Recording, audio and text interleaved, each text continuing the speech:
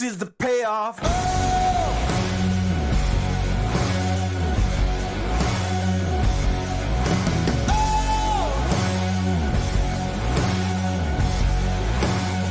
This is the payoff.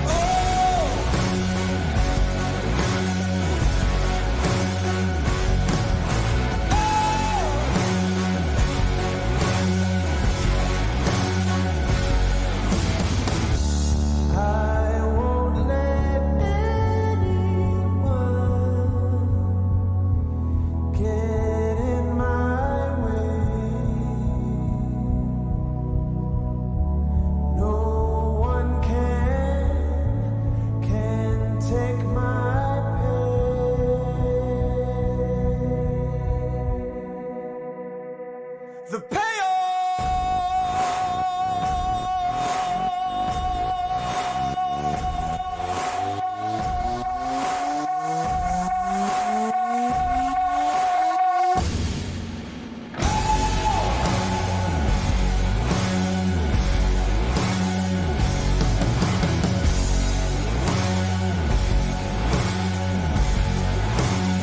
This is the payoff.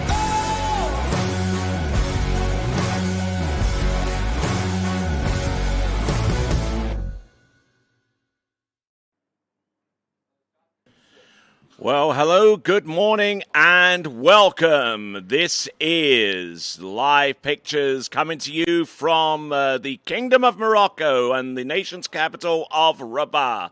On the left-hand side on that picture is the Mohammed the Sixth Tower, as we work our way down the Bourageg River out towards the Atlantic Ocean, which you see very, very clearly indeed in the background there. As we descend down with our drone, you see some architectural elements there that are world-renowned. And this is the city of Rabat on the left-hand side of the screen, and on the right-hand is the city of Saleh, the two twin cities that straddle the either side of the Bourageg River, here for this edition of the Royal Nautique Pro in the Kingdom of Morocco. My name is Tony Lightfoot. Glad to have the pleasure of your company once again as we get ready to throw the schedule up on the screen. And there it is.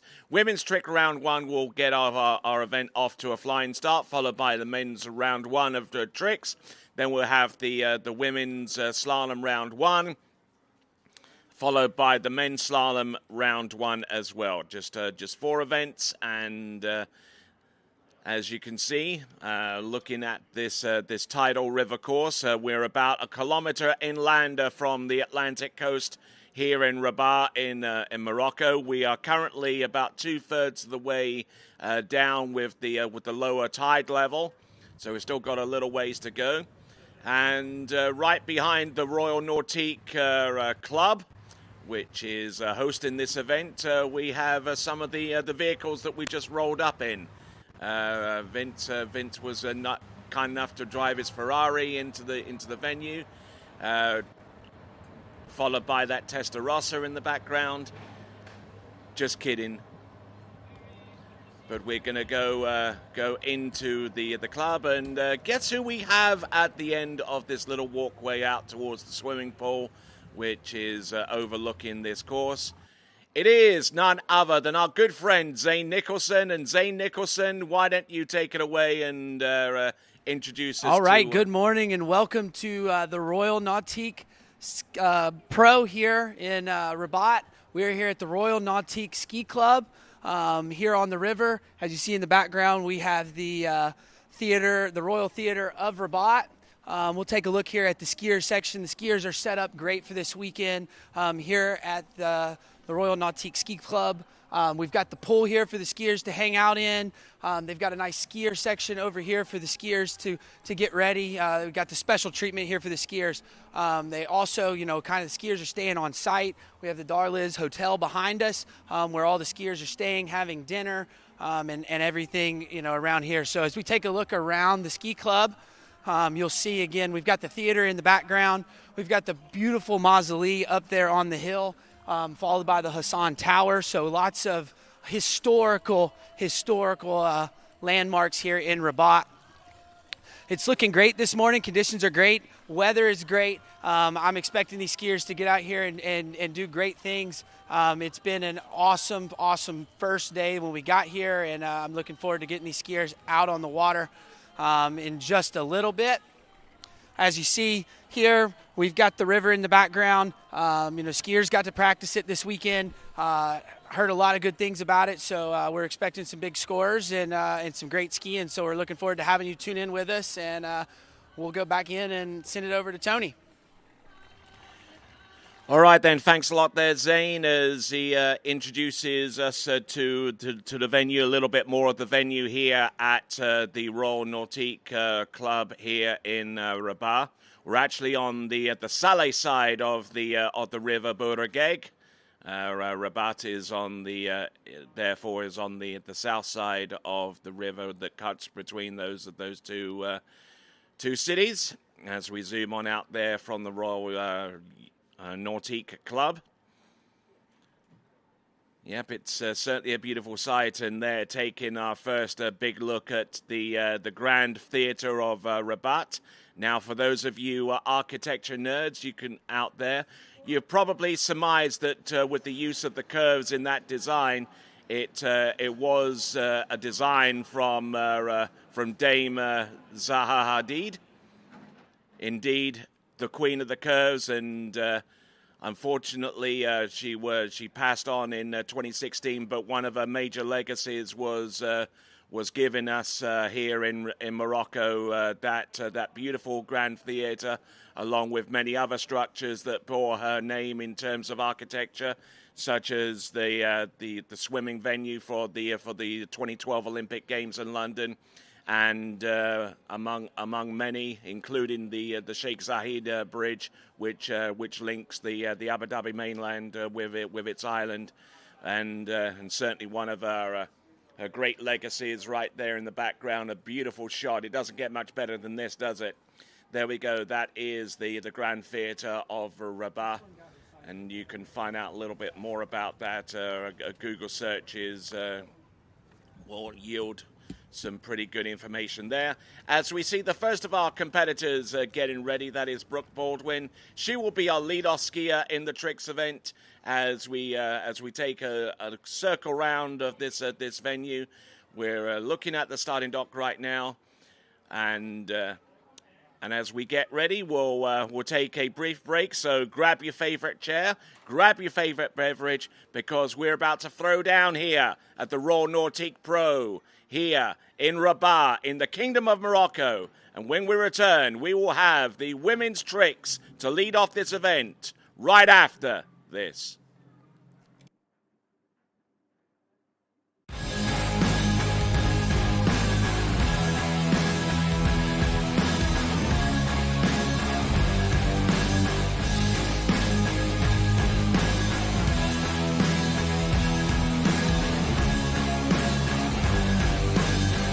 World record ropes masterline.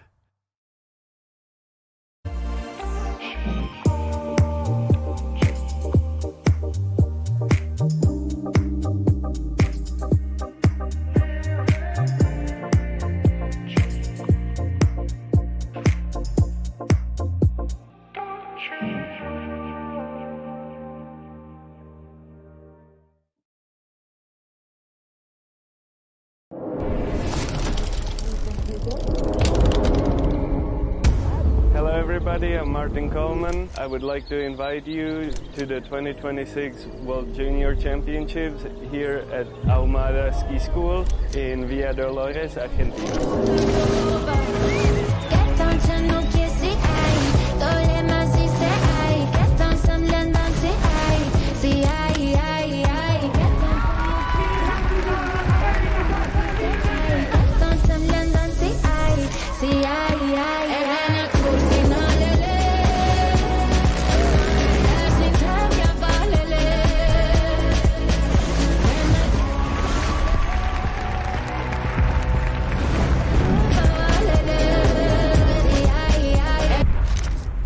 Sí, llevo 15 días acá y 16 asados.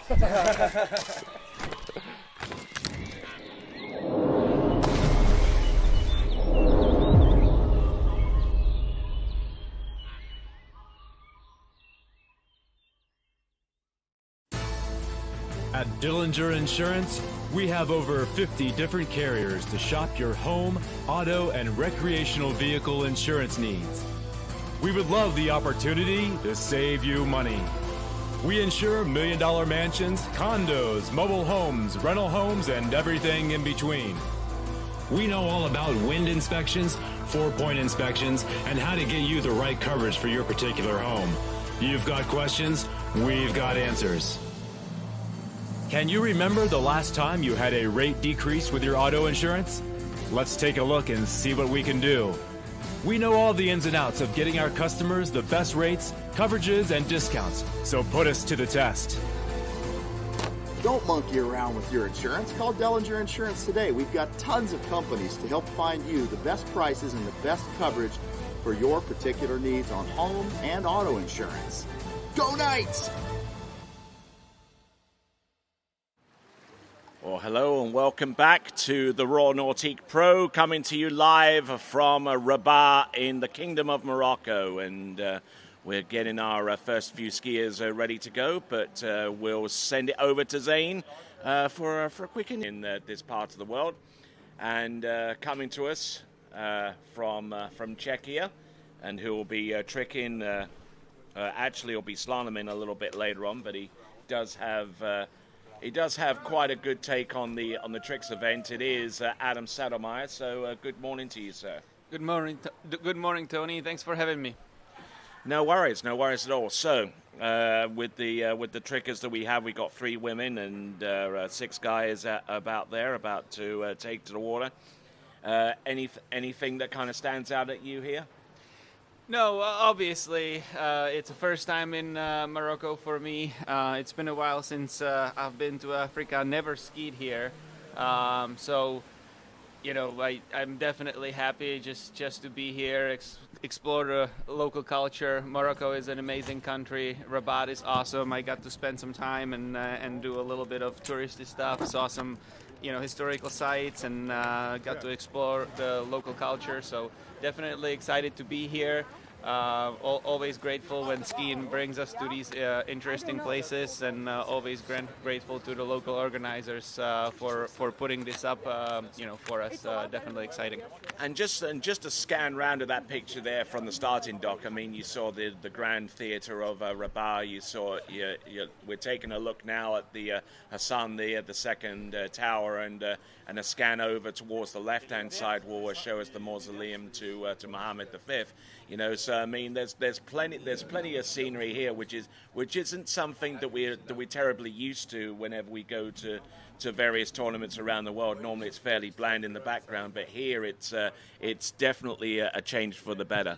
Yeah, and we've seen some posts on social media dubbing this tournament a African Mumba, which it's the case for many reasons, and one of them is the scenery. I mean, if you're out there and you're looking at the video, you're taking pictures, you couldn't ask for a better backdrop.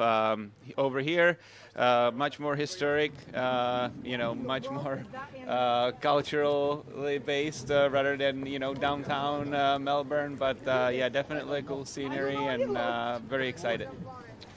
All right, so we're looking at the Grand National Theatre in Rabat in the background there. That building, which I alluded to you before, designed by the world famous architect, the late great Dame Zaha Hadid, and who created a whole bunch of architecture around the world especially with the use of curves and I tell you, we've got some great action about to take to the water. We've got on the water Brooke Baldwin, who is our lead-off skier there, skiing towards the Mohammed the sixth tower, which is actually a multi-use building, but that's not going to be the totality of this area when it comes to construction, because I'll explain a little bit more about that as we continue on. But let's check out who Zane has with him.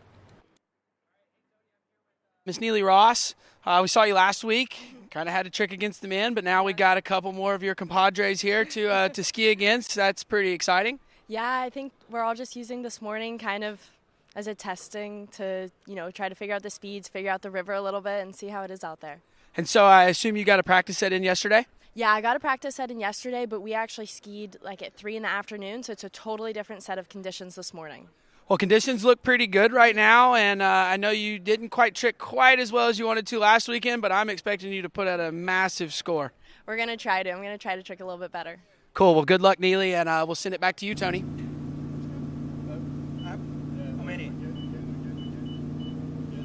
All right, so looking at our first competitor taking her place on pass number 1, toe 5 back, toe 8 back to back. This is Brooke Baldwin going just methodically from one trick to the next. Now she's been relatively absent from the scene in recent times, pursuing a medical degree and stuff like that, But yeah, that fall there about halfway through, not typical of what Brooke Baldwin is capable of, Adam.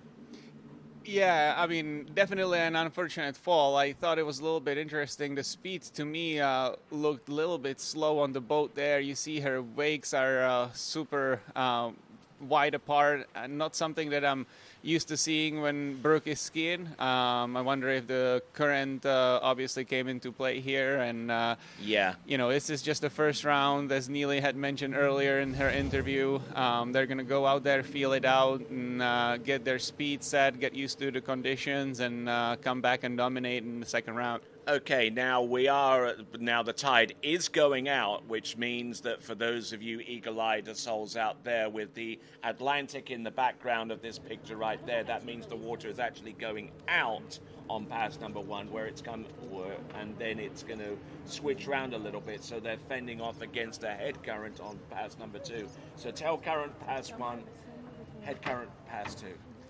Yeah, definitely.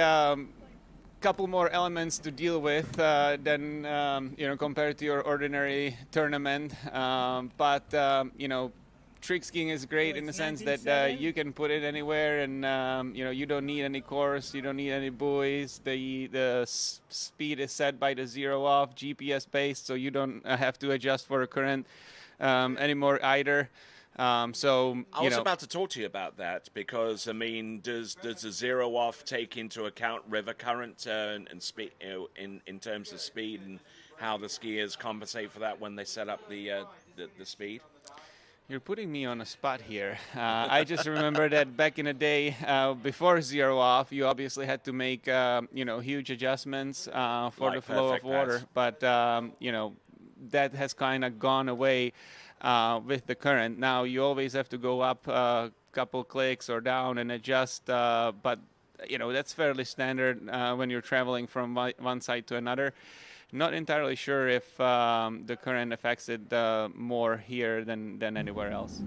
All right then, well, our first look of iTrick right there on the left-hand side of your screen, 1,410 points. And gotten everything that she performed right up to the time that she fell. So 1,410 points, provisional score there for her. Okay. Yeah, and Brooke, she's been missing out for a couple of years. I know she's been going through some knee injuries, and took her a while to bounce back. But obviously, a great overall skier, and not to mention that she's pursuing a medical degree. Yeah, that will throw a wrench into things, right? Yeah. But hey, it looks like she's getting through her flips, and she's doing great. Here comes a half twist. We're going to see a back to front. Back to back. Good stuff there. There you go. And I think she may have run out of time by the time she threw in that Waco at the end. But a good recovery, I would say, from Brooke Baldwin. But she has at least another round of tricks to come before the finals comes around on Sunday. Yeah, so Tony, I tend to live in a la-la land and not to pay too much attention to the formats and how everybody else but me skis. So can you walk me through the format here? Okay, so what was that? So everyone advances from the 2 rounds through to the trick final. So I mean, she's not battling against possible elimination in that regard. So she just trying to set herself up with a pretty good pace at this point, Adam, and looking at this way code at the end, that probably out of time. But the one way we can check is whenever the iTrick scoring comes up on the screen for that handle pass for pass number 2 as she steps out the water.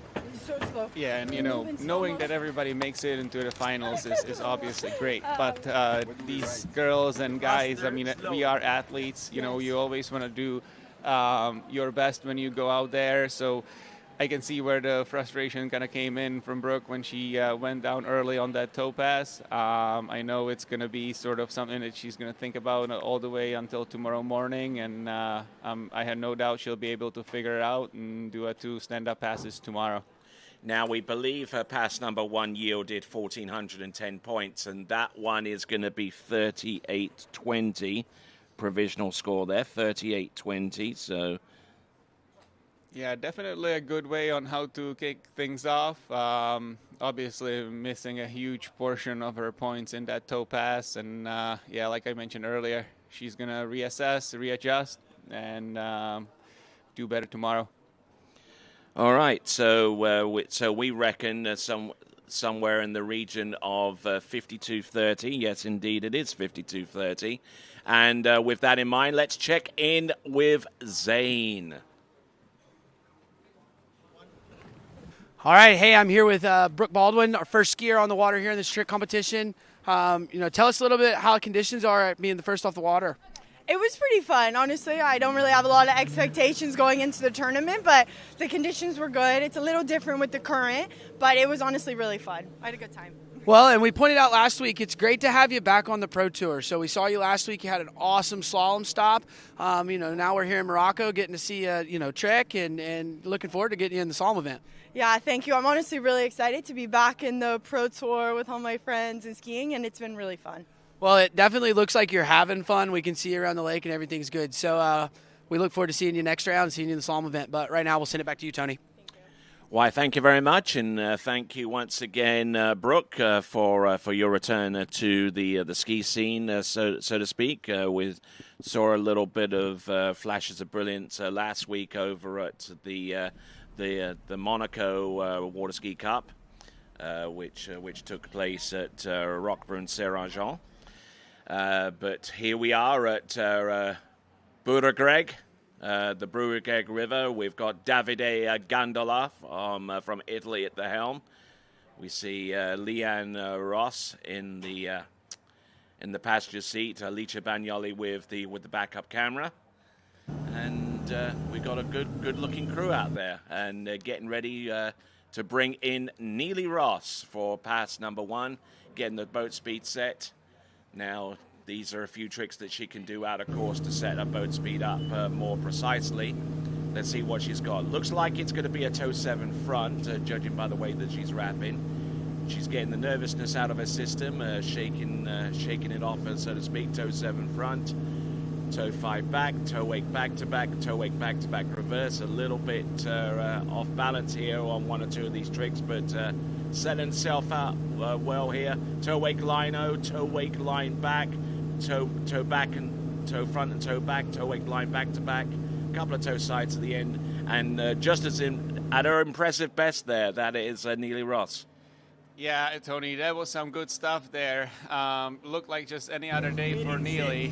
Maybe a little teeny slow at the beginning, but halfway through, she kicked it into the next gear, powered through her toe 5 front, toe O's super fast. Was in a good sync for her toe 8 line O's, and very good pass number 1 for Neely for sure. All right, skiing here on the Bourg-Greg River, looking very cautious in 1 or 2 of those places. She tricks at a very, very high clip typically with her toe tricks, and this run a little not really typical of what we've seen from Neely Ross in recent times. She can trick a lot quicker than this with toes, but being as it's on a tighter estuary and the flow of the water is actually behind her, so she's skiing more into the rope and having to wait for it to tighten before she goes on to the next trick. Yeah, I mean, she was not holding back at the end of her toe pass, right? At the very beginning, this especially being the first round, only second time she's out there on the river testing it out. You know, I can see why one would be a little bit cautious. But then once you get through the first couple of tricks, it flows, you're connected to the boat, you're like, all right, time to turn things on. And we saw that there from Neely powering through her toe 5 front, toe O's, you know, lag in. Great control, moving in and out super quickly. I mean, that's what you want to see from these guys on their toe passes. Absolutely, absolutely. And 45-40. And there's still some timing that needs to be taken care of. But, yeah, looks like that toe side might be out of time. And that being the case, that will probably knock that score down to somewhere in the region. And we are committed to 45-40, which means that in order to take the lead, she would need to trick about 700 or so points, which she can do that off maybe the first 1 or 2 tricks. Yeah, super interesting, right? Neely on her, this is her earlier or easier toe pass. She usually gets the toe slide reverse in, so that caution there at the beginning cost her those 2 little tricks at the end. But again, great stuff, and I'm excited to watch her here on her hand pass. All right, 28.5 kilometers an hour, about 17.7 mile an hour. Having to work hard to recover from that one. Here she comes with the half jack. Oh, lining up a little bit short on the half jack, but she goes in for a flip twist towards the back, flip twist to the front, and activates the trap door and goes in for the ski lines and goes for the 5 back and 5 front. And wow, that was a moment there with the half jack. Yeah, good stuff. You know, that transition from the mob and reverse and then back to back into that half jack is super tricky, right? It's tricky on a normal day, and when you kind of introduce the different conditions and different variable, things get a little hairy. So Neely didn't get as much pop there as she needed to, came out a little short. Obviously, she typically does a half twist right after that trick. Here we go. There's the missing out on the top a little bit, but a great recovery. Yeah, needed to get that second hand on really, really quick. Yeah, skipped on that half twist, right, just to make sure she sets herself up for the rest of the pass. And the rest of the flips and the tricks at the end, definitely a breeze. And again, she knows what she needs to improve tomorrow, and we'll just see the scores going up from there. But it will be a good base for her for the big start of the tournament. Probably not anywhere close to where she typically is with tricking in respect to the world tricking record. The world women's trick record. What is it? It's about 11,550, 11,450. Yeah, I just saw a post last week that Eric. All right, and with that in mind, let's check in with Zane. All right, hey Tony, I'm here with Neely Ross, right out of the water, 2 stand-up runs. So off to a good start. Yeah, I can't complain. It's really fun out there, just trying to figure out the speeds a little bit. You know, it's funny going into each pass. You kind of have to tell the driver up or down to try to get things as close to normal because of the current, but it was fun out there. Well, you looked really good. You know, I took a peek at your hand run. It looked like you found the top of the wakes. I know we were kind of struggling a little bit last week with that, so that was better this weekend. Definitely some big wakes here. I love tricking with big wakes.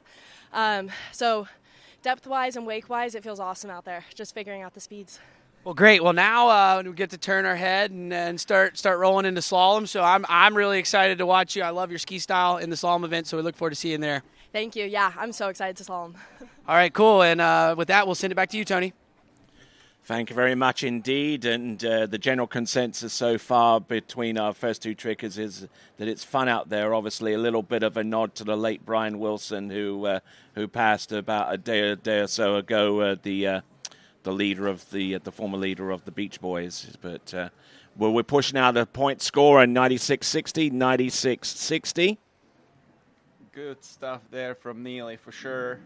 Anytime you get close to that 10K mark, it's a good day. Obviously, you mentioned earlier world records and scores over 11,000 and pushing the 11 and a half, and there's a place for it. Not sure if it's today. Neely just went out there and felt things out, and like I said earlier, a great base and definitely something to build up on. Remarkable stuff there from Neely Ross with the ability to go out there and trick over 9,000 points virtually in her sleep. But we'll see what Anna Hunter has in store for us with the 2:22 passes at her disposal.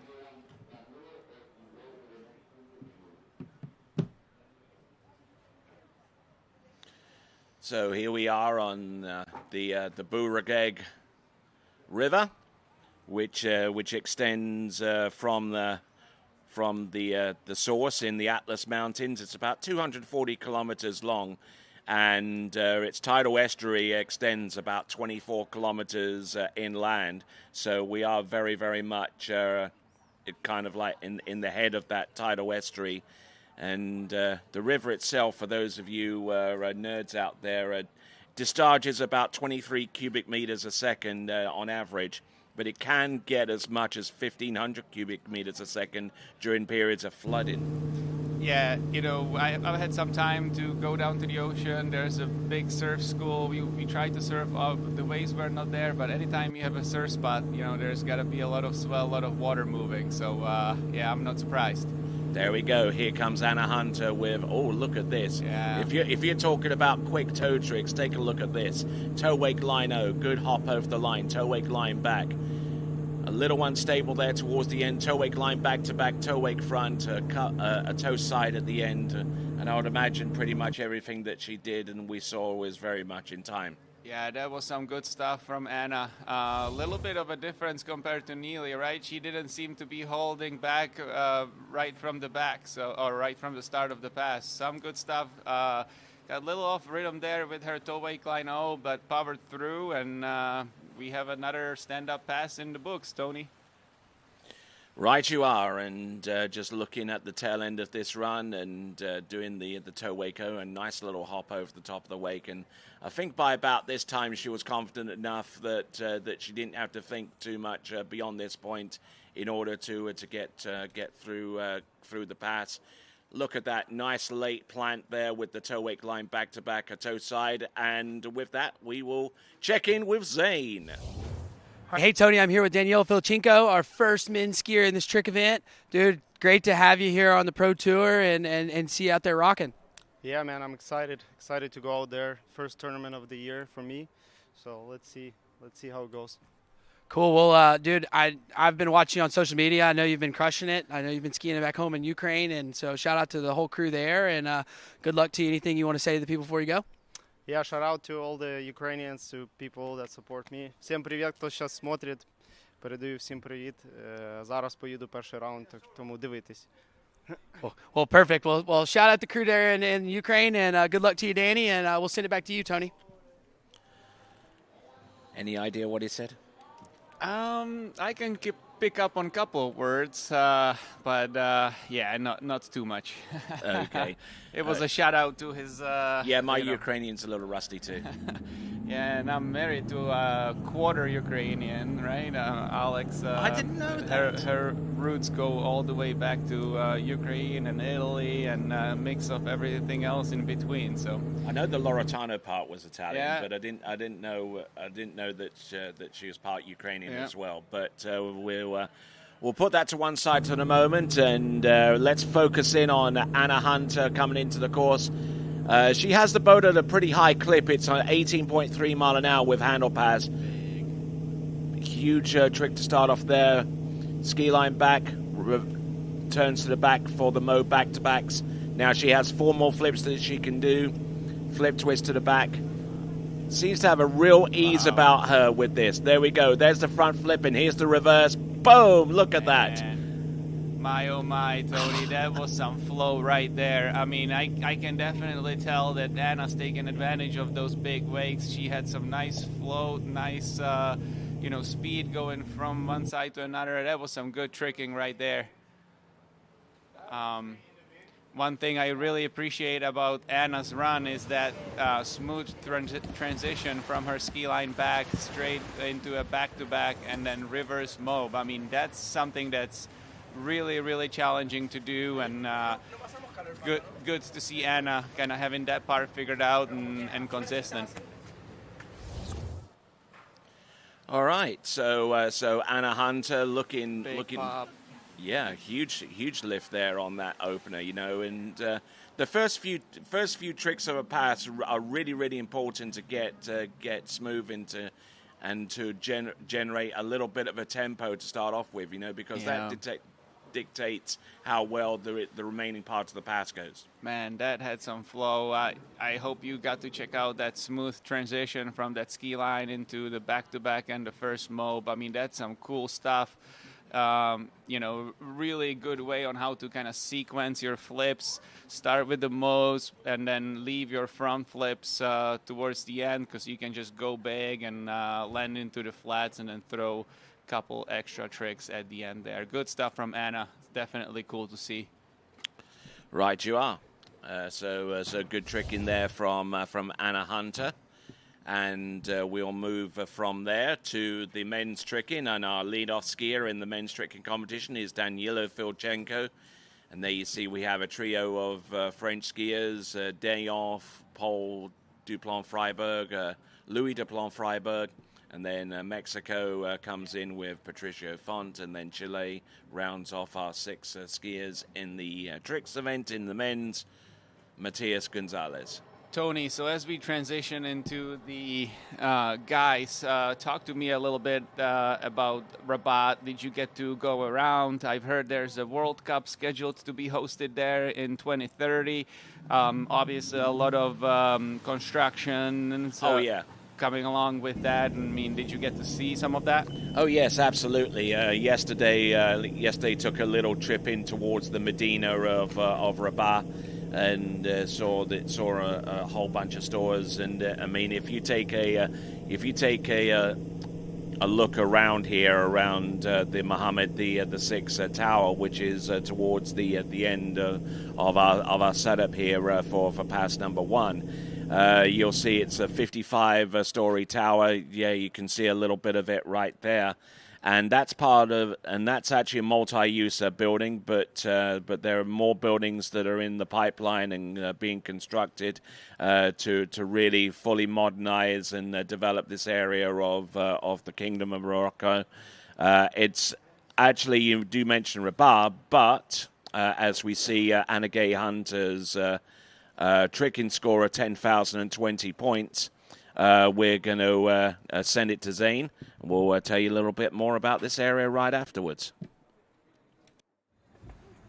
All right, hey guys, I'm here with Miss Anna Gay Hunter, stand-up run. So what's the thought process going into round 2? Hopefully another set of stand-up runs, but I'd like to try ski line 5 as my second trick, I think second round. It's a little bit challenging for me to do in the salt water, so I just kind of decided to do an easier run first round, but really happy with that, so I'd like to try to go for that second round. Well, cool. Well, I'm looking forward to seeing that, and we'll see you back later tomorrow in the second round of this trick event, but great skiing, and we'll send it back to you, Tony. Thank you very much indeed as we continue to roll away along with this event. Oh, nice front flip there from Danilo. There we go. There's a flip twist towards the back. Mo back. Front flip. Good elevation here. Ski line 5 back. Ski line 5 front. Does he have anything more? Ski line 0 to the back. Ski line back to back. Oh, and missing out on the handle pass there towards the end. And one thing I noticed there on that particular run is I didn't hear any kind of change in engine noise to suggest that the boat speed either went up or down. He's one of the few that actually tricks with the boat speed constant. Yeah, it's definitely has become a little bit of a thing in the trick event to adjust your speed up and down halfway through the pass. I've heard that there are some skiers out there that go up, down, and then back up, you know, just kind of depending on where in their run they are. So Not sure if he just missed it or if Danilo's just, you know, a little bit old school in that way and is able to power through. I mean, he's, you know, from Ukraine. He's got that those ski lines nailed down from the pool days, and, you know, definitely clean stuff right there from him. Looks like we do have a few messages coming through, most of them from Ukraine right now. All wishing Danilo the very best of luck indeed as we look at our bow camera on that towboat. And if you want to be informed as to the next time we go live, then the easiest way to do that is to subscribe to the TWBC YouTube channel. And taking a look at another piece of architecture, and that is the mausoleum to Muhammad the Fifth, who was the first king to actually be coronated in Morocco. He was actually a sultan, and at the time of his return back from exile, the Kingdom of Morocco was established, replacing the French protectorate in about the late 1950s. And there is the Hassan Tower, another one of the people instrumental in modernizing this area as the Kingdom of Morocco. Yeah, and that's actually part of a mosque that was earmarked to be completed. I'm glad you downloaded the whole Wikipedia into your brain, Tony, because I certainly wouldn't have the capacity to do so. But I got to go there. I went inside, got to take some photos with the Royal Guards, and definitely a cool sight to see. Yes, indeed, and obviously that mausoleum has comparisons to the mausoleum of Napoleon, which is in Paris. Good stuff from Danilo here. Here we go, going into the lines. Big toe 8 line 5 back and going down hard. Yeah, coming just a little bit short there. Little bit off of the rhythm start, you know, right from that first toe 8 line but let's see the whole pass in a slow-mo. Good stuff, good start. Danilo, one of the few guys that's using that reflex boot for his toes, makes it a little bit easier to advance up on the boat and, you know, get your rope in. Here we go. Here comes the toe wake line. Tip heavy on that one. Yeah, a little heavy. Here's where the issues start to come in. Got a little bit. And that toe foot actually caught in the water there. Yeah, he was actually pretty close, right? I think it was one of those things where he expected to just ride it out and roll into his toe wake line back to back, but you know, his toe lag was a little bit out. The tail of the ski got sucked in, and that's all she wrote. But again, just the first round. Tomorrow's another day, and I think the boys get to ski again, all of them again as well, right? Yeah, they do, every single one. And let's check in with Zane. All right, hey guys, I'm here with Paul de Plan Freiburg, getting ready to get you out there, go skiing. You looking forward to this morning? Yeah, I'm happy. Look at this site, perfect condition this morning. So then let's just go for it, you know. Well, and we know, I know you're coming off of a third place last weekend, so, you know, another weekend, another trick tournament, huh? Yeah, it's going to be tough this weekend, but yeah, I'm going to try, you know. You never know, it's trick, and then everything can happen. Well, if I know anything about you, Paul, you're going to go out and throw it down, and it's going to be huge, and he's going to have a good time, and it's going to be fun to watch. So stay tuned. We look forward to seeing you out there, and we'll send it back to you, Tony. Thank you very much indeed. 94-20 is the provisional score that we've just seen being broadcast, and there it is for Daniilo Filchenko, 94-20. So losing a whole bunch of points as a result of that fall there, Adam. Yeah, Tony, and I just came to a little bit of a realization there that his toe pass was actually into the head current, right? So that's definitely going to throw off your momentum and your rhythm on the toe pass and on your toe lines, most importantly. So I think it probably caught him off guard there a little bit. His skis, the tail of the ski got sucked down, and yeah, that's that's all she wrote. But again, nothing that he can adjust for, and just do better tomorrow. Okay, for those of you curious enough about our tidal situation right now, we are the tide is actually going out, and we're making our way towards low tide, which is at about 10:16 a.m. here in Rabat, and then from there the tide will rise, and pretty much in time for the slalom event. And with that in mind, let's have a look and see what our next skier has in store for us. It is Thibaut Dayan. Thibaut back on the trick ski. Let's see what he's got for us. Tony, you want to walk us through it? Yeah, absolutely. Toe wake back to back, and it's reverse. I wouldn't say as quick or as sprightly as Daniela Filchenko with the same pass, but he's just trying to work his way cautiously more than anything to get from one trick to the next. Toe wake line back to back. Tell you what, he sucked up that line pretty well there with the toe wake line front, which is always very, very difficult to do. Yeah, I'll tell you what though, it's not yet there back to, Thibaut's vintage days of the Worlds in France when he was absolutely dominating in all three events, but it's a huge improvement from last weekend. When I talked to him after his trick ski ride, he was saying that this was like his fourth or fifth ride for the year, just kind of getting back to it, focusing more on the slalom. And hey, sixth ride under his belt for the year, and he's making huge improvements. So by Sunday, maybe we'll see a toe wake 5 back to start things off from here, because that's typically his first trick. Yes, indeed. And looking at this toe wake line back to back, and looking fairly strong, and it's reverse, sending up a whole plume of water towards the end there. Toe wake line front, yeah, so difficult there. Yeah, indeed, and one of the more difficult tricks to produce. And let's go to Zane. All right, hey guys, I'm back here with Daniela Filchenko. Just had your first run out there. Going down, not all the way through the run, but I thought you were looking really good out there. Tell me a little bit about it. Yeah, hands felt great, honestly, better than in practice. Toes, need to find my Moroccan balance, I feel like. Still lacking some coordination. Was a bit bubbly in toes, but got it out the way, like you said. Hopefully next rounds will be better. Well, your hand run was looking great. That massive ski line 5 was really sick. So, if I know anything about you and the Ukrainian skiers, is you guys are rock stars on the trick ski, and you're going to find that balance, and you're going to bring the heat for the next 2 rounds. Yeah, normally we don't need wakes for ski lines, but they were there from the boat, so that's why maybe I wasn't massive. Well, it looked good, man, and we look forward to getting you out there. I'm super stoked to have you here, bud, and we'll send it back to you, Tony.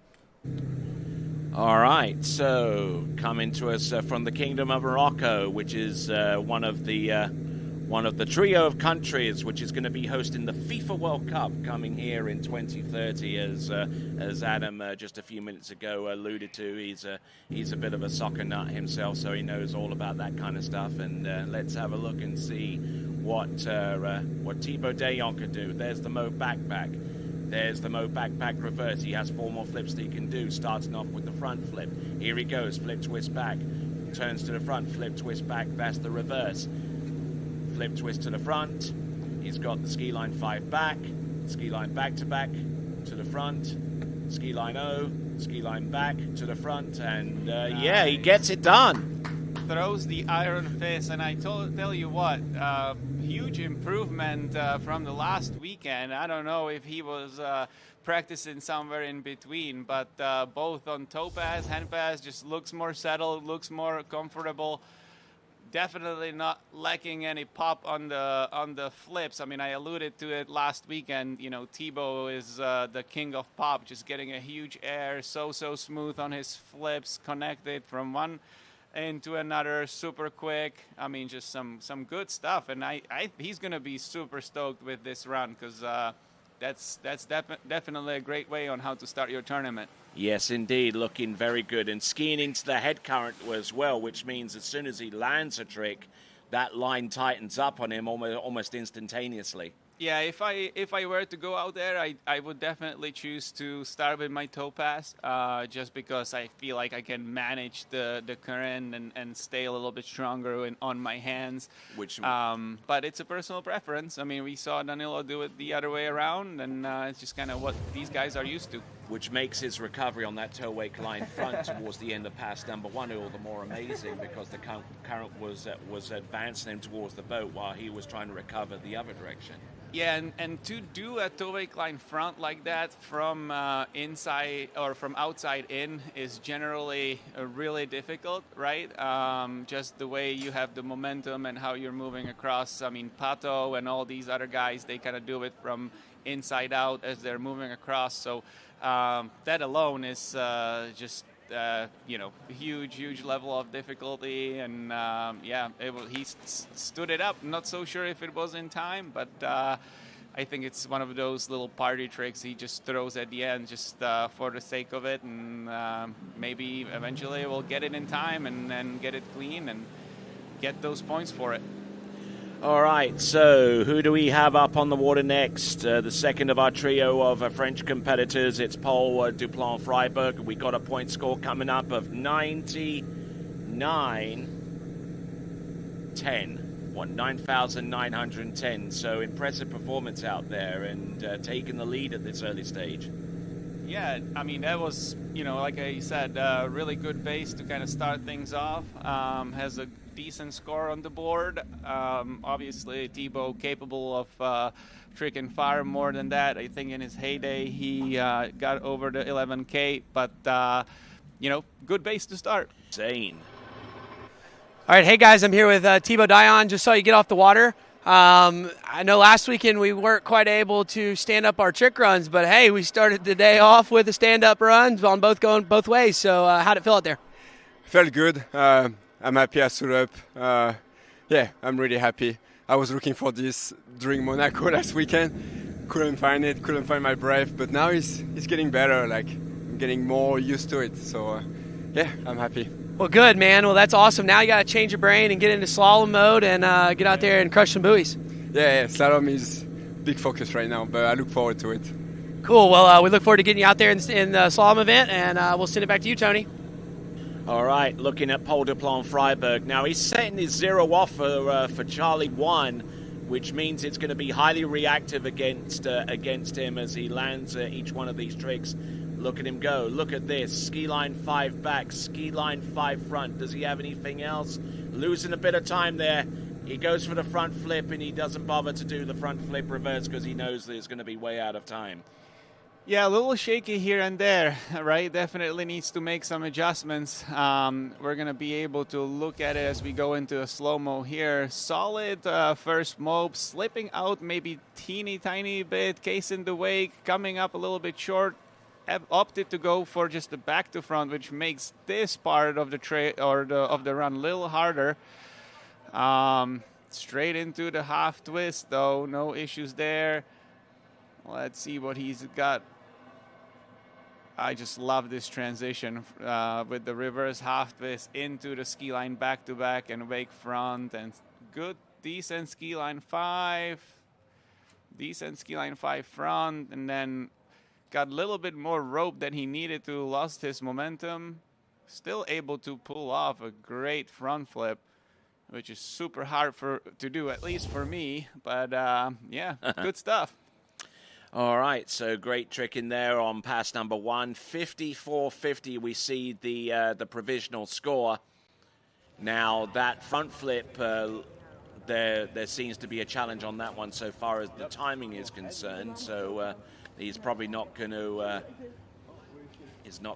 get the points that would otherwise be awarded for the front flip. Now, a front flip, how many points does that remind me? 800. 800 points. So that's a big chunk of points missing from pass number 1. And, when it comes down to flips, having a front flip in your arsenal is one thing, but being able to do it in time and being able to transition from it effectively is key. And, I mean, you hit the nail on the head there, right? He probably knew that he wasn't powering through his first part of the run all that fast, and was running out of time fairly quickly. So just go back to what I've been saying. It's just the first round, feel it out, you know, get yourself through the passes, build yourself a nice base, and just build up from there. Here we go. And all kinds of trouble there with the opening tricks there on pass number 2. Skiing into the head current here, which means that line is going to tighten up on him very, very quickly every time he turns. There we go, toe wake lino, keeping the flow going. Toe wake line back to the front. Toe wake line 5 back. Does he have anything more? I think he's probably resigned to the fact that that his next round is probably going to be a little bit better than what he did in the first. I mean, still very decent toe pass, right? The head current definitely coming into play here. He buried the ski a little bit, and you know, I think he kind of went into it in a full attack mode, and then when that happened, he was like, oh, okay, wait a minute, let me kind of slow down, get my bearings back. But yeah, getting through the toe back-to-backs, no problem. He can probably do that in his sleep. Solid toe 5 front, toe O and reverse. Losing a little bit of a time there. Little bit of a hesitation, lost the rhythm. Little bit on the tail of the ski, out of the toe wake O, but toe wake line O, no problem. Here comes the toe wake line 5, coming up a little bit short, but being able to stand up and, hey, stand up run, you know, no matter what, that's a good day in my book. Yep, not looking bad at all there with that second pass. We're going to get the full score in just a moment as we get ready for Louis Duplan-Freiberg, the current world overall champion. But in the meantime, let's send it over to Zane. I don't think Zane is ready for us, guys. So can we go back to the city of Rabat and the FIFA World Cup? I mean, I'm a huge Marvel fan, you know, and I'm not so sure that these guys discovered a vibranium, and because the modern buildings coming up and all the infrastructure and the architecture. I mean, it's amazing to see. Yeah, you're trying to make some comparisons between Rabat and Wakanda, huh? Yeah, that's right. You know, I mean, just look at the building behind us. I mean, that is straight from the future, you know? Yeah, indeed. And it was designed by the late, great Dame Zaha Hadid, who created a number of buildings. She was known as the Queen of Curves up until the time of her passing in 2016. And there are a number of other buildings across the world, and they all have her signature curves. Not too many straight lines on that building, I can tell you. I wonder what the general contractor thought when he saw the blueprints. I was like, oh, okay, this is what we gotta build. I run into that sometimes in my line of work, but hey, you know, it just makes the part of the construction process a whole lot more fun. And you know, if you have vibranium, things go faster. Indeed, indeed. So let's check in with Zane. All right, hey guys, I'm here with Paul Duplan-Freiberg. Guy just got off the water. You said you were going to send it, so did you send it? Yep. Maybe a little too hard. Well, I heard you came to the dock a little out of breath, but you know, we know you're out there rocking and rolling, and I thought you looked pretty good. So, you know, tell us about the conditions. The conditions were good. I mean, you can ski, trick, and the fact maybe it's a little bit rolly out there at the beginning of the pass, but then after it's fine, it's just you and what you're doing, you know. Well, I thought you did great out there, dude. We look forward to seeing you tomorrow in the second round, and we'll send it back to you, Tony. Why, thank you very much as we look at Louis Duplan-Freiberg. Going across the wake and using that to his advantage. There we go, ski line 5 front. Boom, there's the front flip. There's the oh, look at that! Look at that! Look at that inversion there with that Waco. Yeah, he went for a wake 5 back, which is all that much more impressive. Just kind of throwing it in there. I mean, good stuff. I'm a big fan of this reverse ski line O and straight into another trick. I mean, wasting no time, putting more points on the board. I mean, that's what trick skiing is all about. Kind of an interesting thing, though, here. He had a decent back-to-front flip, but skipped out on his half twist, so a little bit of a point loss there. Not a big deal, though. Into his ski line back-to-back and wake front. The classic French stuff right there from Louis. Boom. Here we go. This is definitely worth to watch in a slow-mo. Look, this is so awesome. Ski line O, bounces off, full wake 5 back to squeeze it in. Let's see where the time is, but good stuff. All right, so we're taking a look at the Muhammad, the six tower as we take a look at the greater area that surrounds Rabat. Now, Rabat itself is going through a period of modernization right now, including a stadium which is actually being built there called the Prince Mulay Abdallah Stadium, which is very close by to the Grand Theatre of Rabat, and Prince Mulay Stadium is going to be a 60,000 capacity stadium built specifically for Rabat's participation in the FIFA World Cup in 2030. Yeah, that's very cool. I love the blend of the history and the modern and kind of seeing both in one place. I mean, doesn't get much cooler than this, that's for sure. Indeed, indeed. Let's have a look and see what Louis Duplan Freiburg can produce for us with his second and final 22nd pass. So we're taking a look at the bow, taking a look at the Grand Theatre and the Muhammad, the sixth tower. Let's have a look and see what Louis Duplan can do. Toe 7 front, toe 5 back, toe 8 back to back, toe 8 back to back reverse. What has he got? Continuing to rock and roll here. That's some good stuff. Here comes some lines. Rivers. Toe 8 line back to back. And not tricking particularly quick here, but about 1 or 2 seconds from the end going down on one of his toe 8 lines. I don't know, Tony. He was powering through the first half of this toe run. Did he take maybe a little bit more time on his toe wake lines? Maybe, but hey, he's definitely got through it, and it looked pretty clean in my book. So good stuff from Louis. Here comes a slow-mo, though. You know, what I really like there is where he does his toe back-to-backs and they straight into toe 5 front, leg in. As simple as it may look, not the easiest thing to do. I think he's a little off axis. I mean, he's trying to lean away a little bit because to basically compensate for the water going out, because we are in a low tide situation. The tide is actually going out, so he's having to make some positional adjustments to compensate for that. Sure, and I mean, I can see on the video, you see like a little bit of a movement on the water. I think you're 100% right, where it probably has something to do with the low tide situation. I mean, looking at the banks, there's a lot of bank exposed, probably the lowest we will be the whole day. So something to keep an eye on, and hopefully the water will start coming in here soon, and things will settle from there. All right, you are, and coming to us from Mexico, that is Pato Font, former world record holder and former world champion.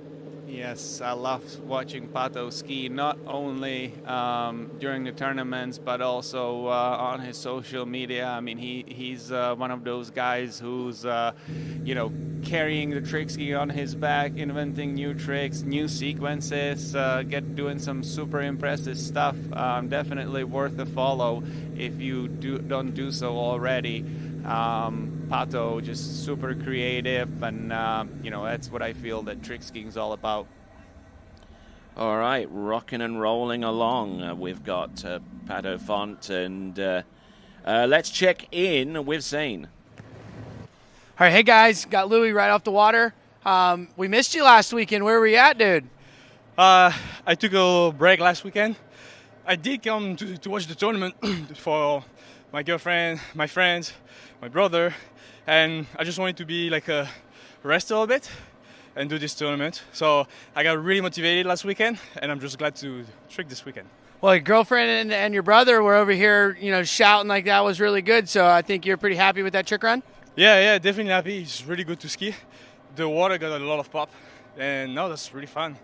Yeah, excited for the other rounds, and yeah. Well, dude, I'm excited to have you here, man. It's great to have you at the lake, and we look forward to seeing you round 2. We'll send it back to you, Tony. Why, thank you very much. As we look at Pato Font go through the motions with these initial tricks on pass number 1. There we go. Toe wake line back. Toe wake line back to back. Toe wake line back to back reverse. What does he have? Toe wake line 5 back. Getting good elevation there. Toe wake line front. Now recovers to the back. Now that's one way that you can get out of this situation that typically happens with the toe wake line front, and that's to flip in a 180 to the back because you're in a far stronger position to take the slack of the line with that. Yeah, it almost makes it easier, right? Because once you kind of turn backwards, you can lean against the line, and you're far less vulnerable as if compared to you facing forward. So. Definitely the right call there, Tony. I mean, good stuff from Pato, though. A little shaky there on the toe 5 front and his toe slide. It's burying the tip a little bit, but recovering good. Throwing in 1 toe slide. Sometimes he does do 2 if he's trying to rack up those points, but straight into the toe wake lines and back in business, just moving through it. No issues on the toe wake line 5. Great toe wake line front, turns back to take the hit. A little bit more rope than we're used to seeing from Pato, but clean toe wake front. Seems to be signaling to the boat that he could use a little bit more speed, but hey, day 1. Just feel it out, go from there. And I thought it was really interesting there from Louis during his interview, right? Skipping out on the tournament just to recover. Obviously, Louis, world champion, looking to compete in overall at the Worlds towards the end of this year. And these overall skiers always have a grand plan, kind of planning their training, planning their tournaments around the ultimate goal, right? Super cool to see. All right, so a few of our slalom skiers starting to get ready. There is going to be about a 10-minute delay between the end of this round of men's tricks and the start of the women's slalom. So not in any big hurry. And coming to us from the direction where the Hassan second bridge is there in the background. Let's have a look and see what Pato Font can do with pass number 2. Comes Pato with his moves straight into the back to front flip, powering through half twist. We saw a couple skiers pull back on that trick. Look at that one-handed front flip. Ski line 5 back, ski line 7 back. Look at that. He's not leaving anything to chance here. Look at him go. Ski line to the back. There we go. No respect there, huh? No respect for the game. That was cool to see. And actually, he did throw it in during the Monaco Pro tournament in the first round. But here it was, much faster, much more connected, much cleaner. So good stuff. I mean, incredibly difficult trick. Requires a lot of power. You have to deal with a lot more when you're here on the river, but none of this seemed to faze him. And yes, really cool stuff from Pato there. Looking in tremendous form out there, and just really skiing well against the head current. The current is actually flowing in front of him, which means that line is going to get tightened really, really soon, and really having to employ some Herculean type strength there to keep the flow going with this run. Yeah, that was cool stuff. I mean, Pato definitely on the roll since the first round. it definitely helps to build the confidence into the round 2 and finals on Sunday. So good stuff to see. I'm excited to see what he's got to say about it. But that, wow, 7,200. Oh, it just got revised. Okay. 7,200, but we're pending time. I mean, anytime you get close to the 7K in hands, that's a good day and a huge score. So good stuff from Pato. Okay, just in case you're curious as to some of the scores that have been posted, we'll give you those in a moment. But let's check in with Zane.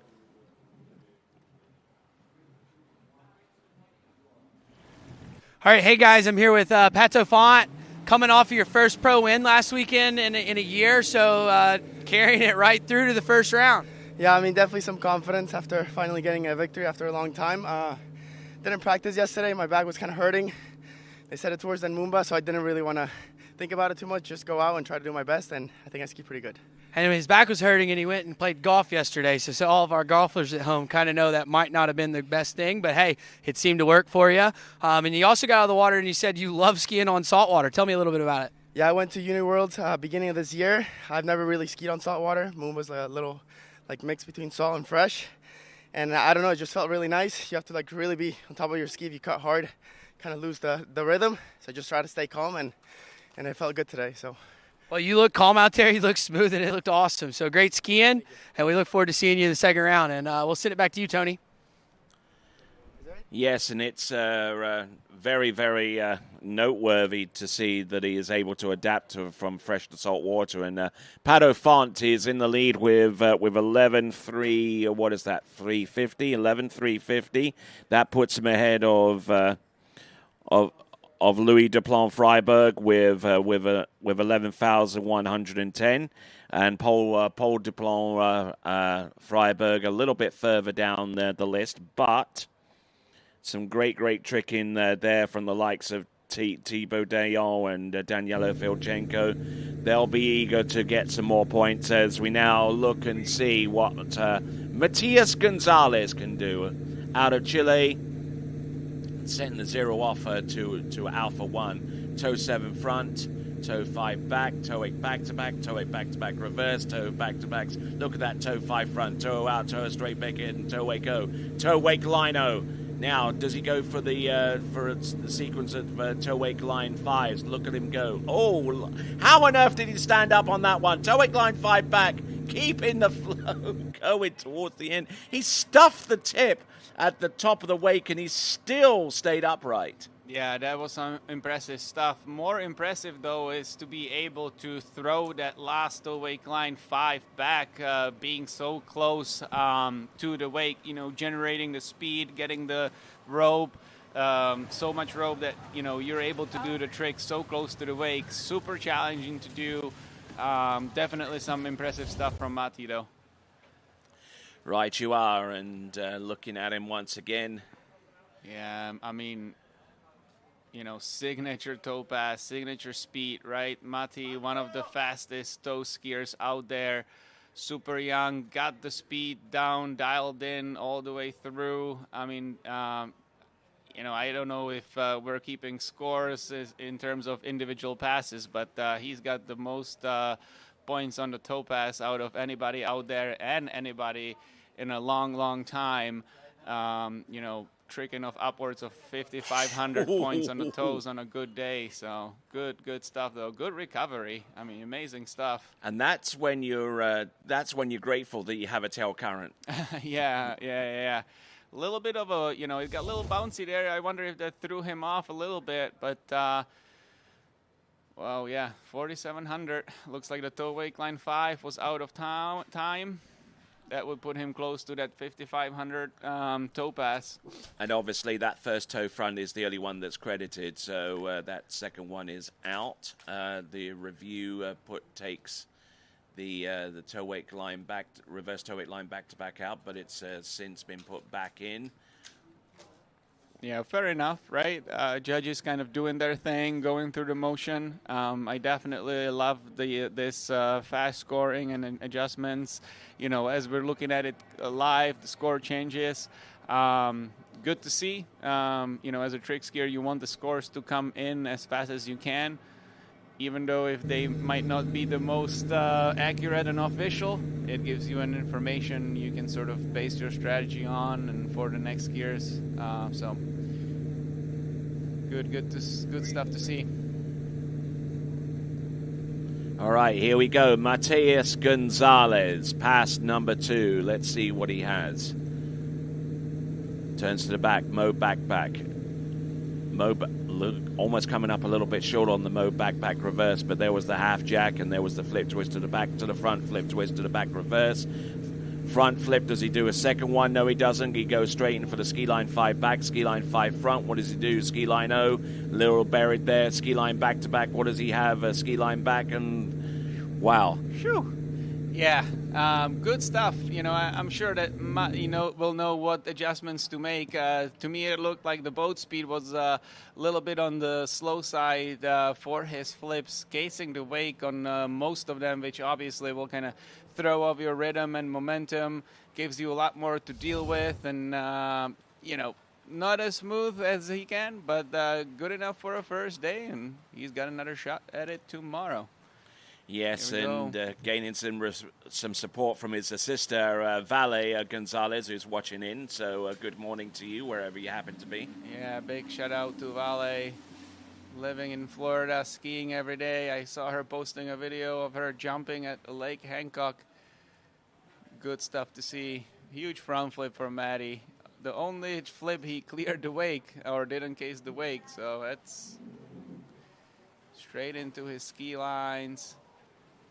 He's one of the only 3-4 guys out there that's able to do the 6 flips and 5 ski lines after. Not sure if he's going to be able to get it in today, but we'll see. All right, then, with that, let's check in with Zane.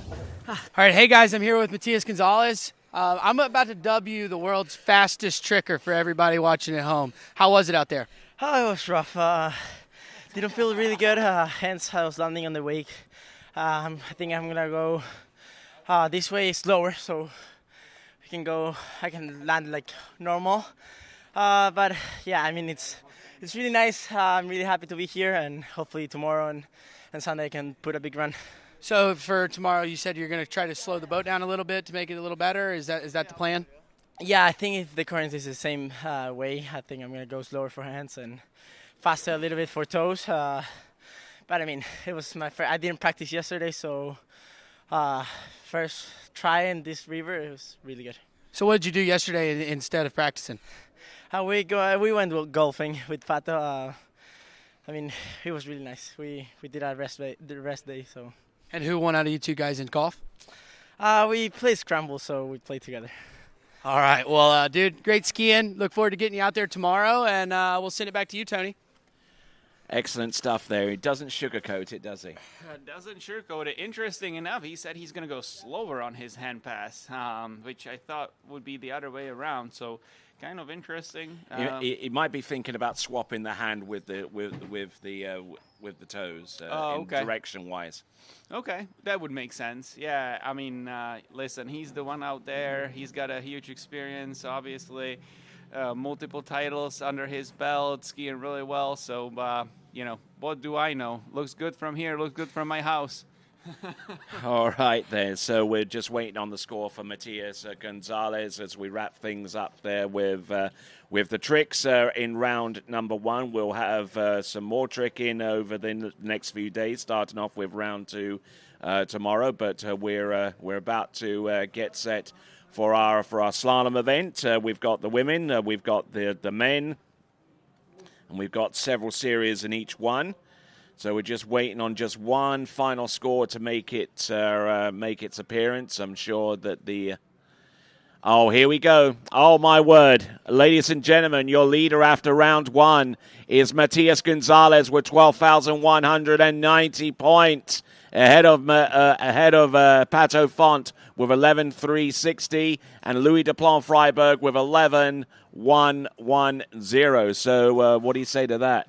I mean, that's impressive, right? I think we both kind of picked up on a couple things that, you know, Matti can improve, but the score is still over 12K. So, you know, when you look like you're not, you know, you're at 90% of your best, not necessarily, you know, 100%, and you still can get this, such a huge score. I mean, that's some impressive stuff right there.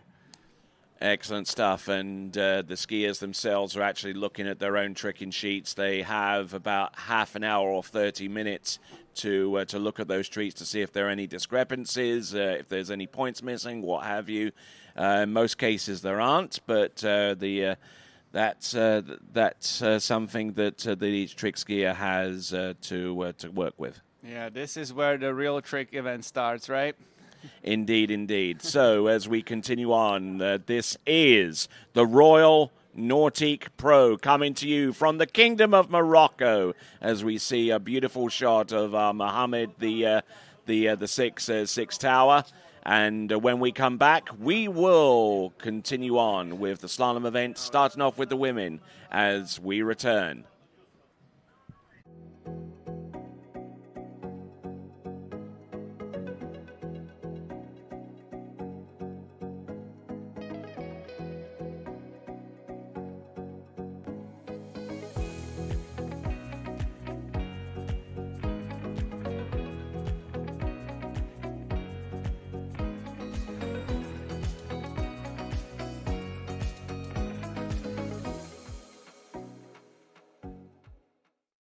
My name is Thibaut Dalen and I'm the broker of Dalen Real Estate. And today I want to show you some of our special listings located in Florida's world famous Waterski hotspots.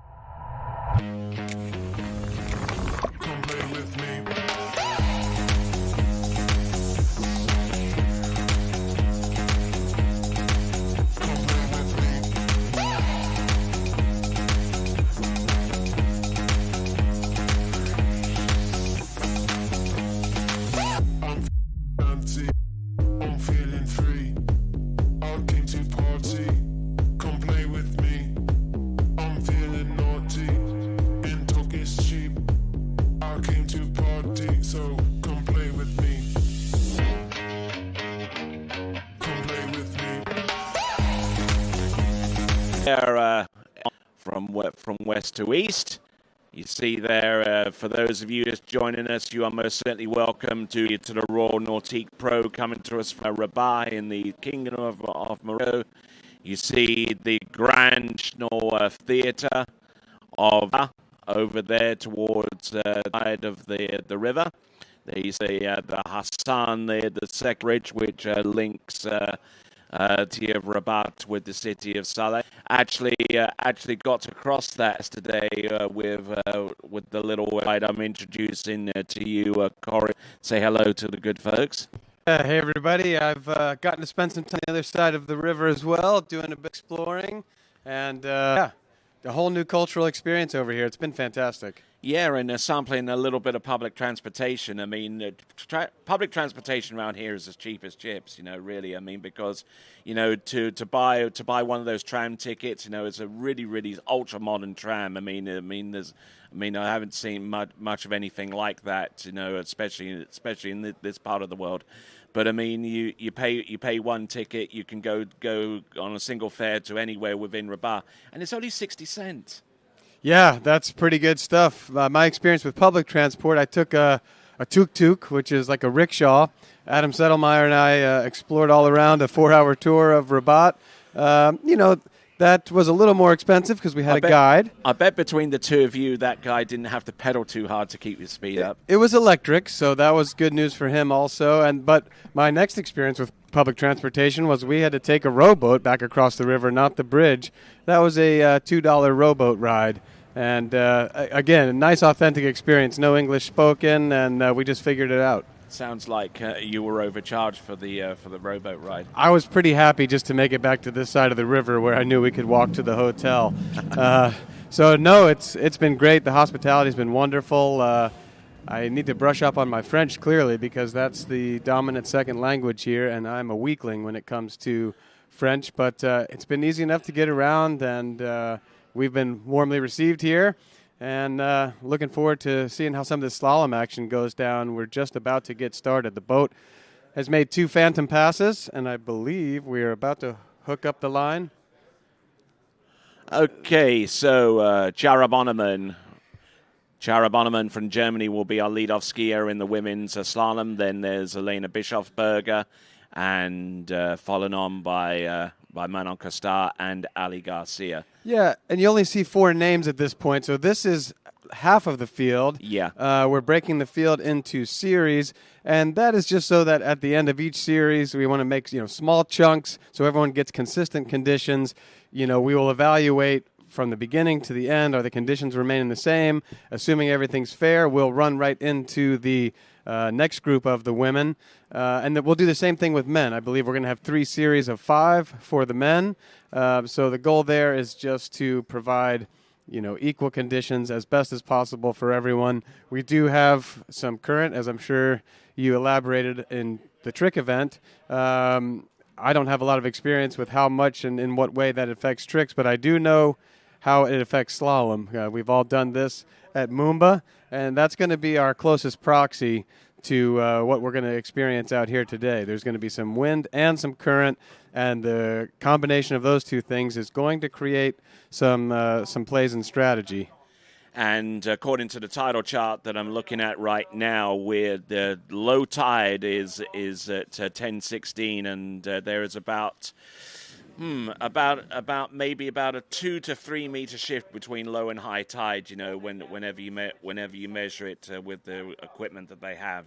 So I mean, we're about half an hour away from low tide. So probably that had some influence in terms of creating the series and the timing. Yeah, that's right. And for the American audience, what you just said, up to a 3 meter shift, that's 10 feet that the river level can change, and that's considerable. You think about go looking off your dock, and then go think about looking at that 10 feet higher.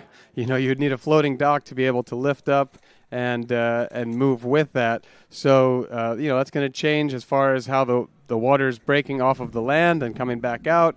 It's going to change somewhat the tension on the course, and that just means that there is a very, very steady flow of water that's going to be coming in with the tide here. So the river will be rolling. Everyone's going to have that in mind. We're going to kind of start from, we'll call it the far end. It's away from the ocean.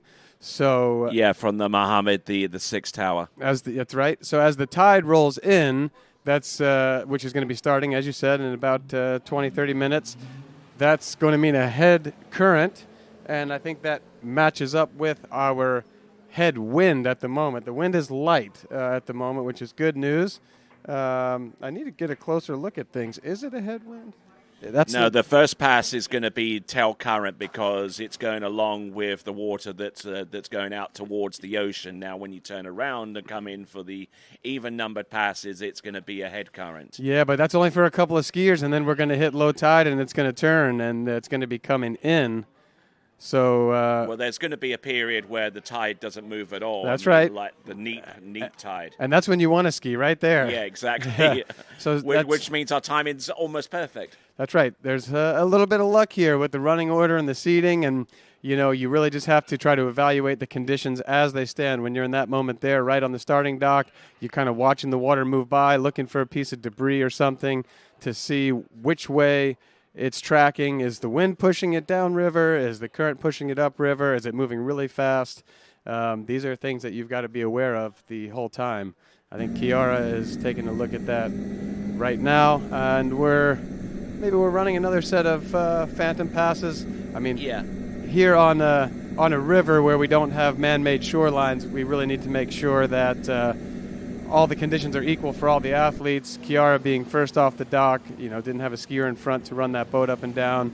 Need to make sure that she gets equal conditions as everyone to follow. Mm-hmm. But I believe when that boat comes back here, then we're going to hook up the line.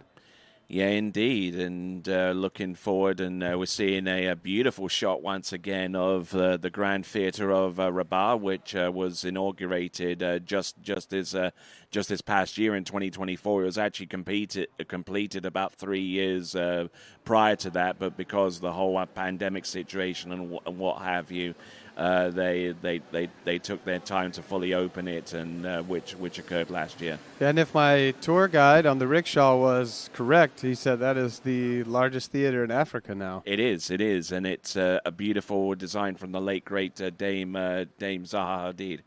He was explaining to us that there's a lot of construction going on here in Rabat. It's the capital city, and Morocco will be hosting the World Cup of football soccer in 2030. So they're going to be ready to welcome the world, and that's why you're seeing, I think, some of this modern architecture and construction all over. They're co-hosting the World Cup with Spain and Portugal, so there's that whole three-country group there, and they're building a 60,000 capacity stadium right now, not too far away from the National Theatre and from the Mohammed VI Tower.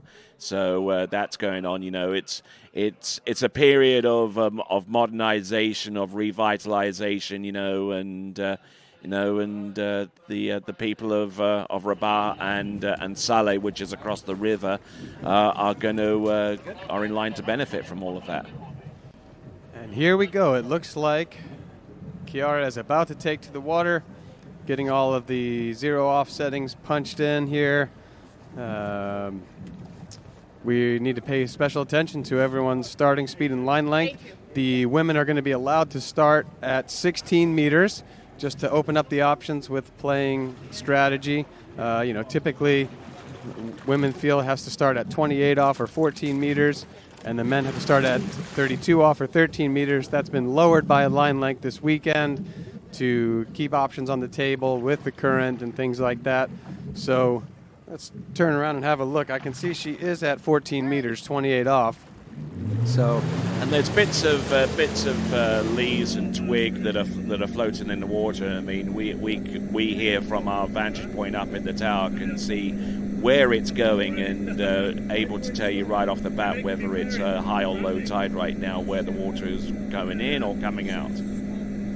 Yeah, and so the story here is everyone's starting, sort of mid-course at the starting dock. We're right here at the hotel, the clubhouse. We've got a very comfortable area for athletes and officials and crew to hang out and take a breather. Then we're going to start everyone from the dock, run down to the far end, drop for just a quick 30 seconds.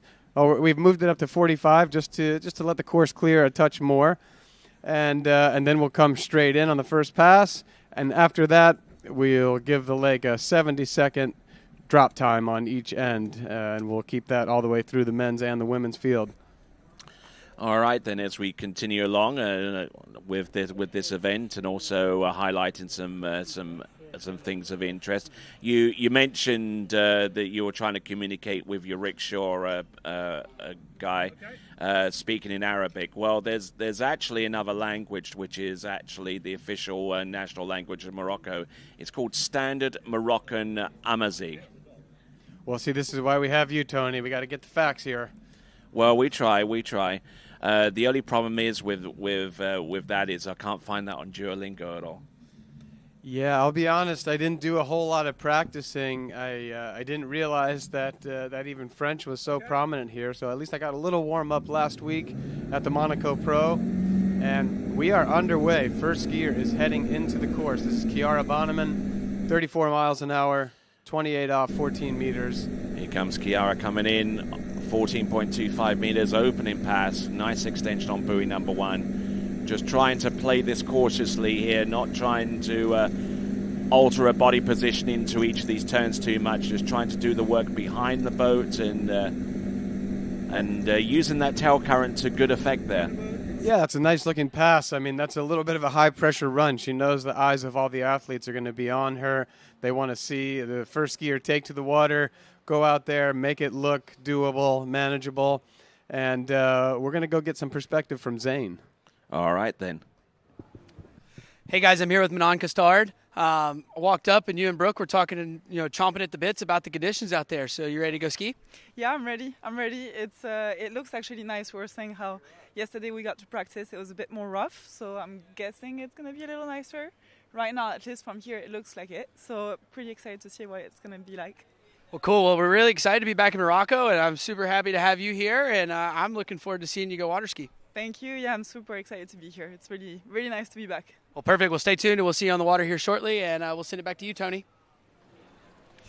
All right, and we see our first look at Alana Bischofsberger from France. She'll be our second competitor off the dock in this women's slalom round 2. Actually, Series 2, Round 1. We've got 2 rounds at least for each of our competitors in the women's and men's competition, and they're kind of sectioned off into series, into each series, as we look and see what Chiara Bonneman can do. Yeah, second pass, 32 off. Nice gate shot there. That warm-up pass did look very cruisy, and she's looking solid so far here at 32. We're really not seeing the conditions play much of a factor, it seems, for her so far. And I think that's going to put the whole field a little bit at ease. First skier goes out, 2 nice warm-up passes under her belt, and I think she's going to feel pretty good about this third one. She's going to have, I think there's not much wind. The past couple of days, we've all been looking at the river. We've primarily seen the wind direction being coming in, from that far end, kind of a headwind from this end that she'll be skiing right now. But right now, wind is down, current is down, so Chiara has a good opportunity to make her mark here and send a little pressure to the remainder of the field. Yesterday when we were in these drops, the boat and the skier were getting, you can kind of see it now, the boat's kind of being pushed back behind the skier, making the rope tight in the opposite direction. That may be a little bit easier to manage than once the current flips, then basically the boat and the skier are always being pushed towards the course. I was kind of doing the backstroke yesterday to give myself the longest run in, especially from the ocean end. It's a little bit of a short setup anyway, and so when you start getting pushed towards the course, I was trying to preserve all the space that I could. All right, and we're about 2 kilometers inland from the Atlantic Ocean. You see the beautiful blue water out there where a number of our skiers have visited. Some of them even tried to do a little bit of surfing there. But coming in on this pass, Chiara Bonneman, 12 meters. Oh, a little loose off number 1, but needing to really, really get across course. Good 3. Now she's back in it here. Now she's back in rhythm. Very good. Very good. You're right, Tony. A little slow to start there at 1 and 2. She made up a little ground there at 3, a controlled turn, but bit off a bit more direction, and that set her up to finish out that pass pretty nicely right there. So, 3 passes to the good. We're through 35 off 12 meters, and I think this is where there's an opportunity to start separating the field. I think we expected the cut line most likely to be somewhere at 38 here, 11 meters, depending on conditions. And Chiara is going to get the opportunity to make her mark, set the standard for everything to follow. All right, not bad.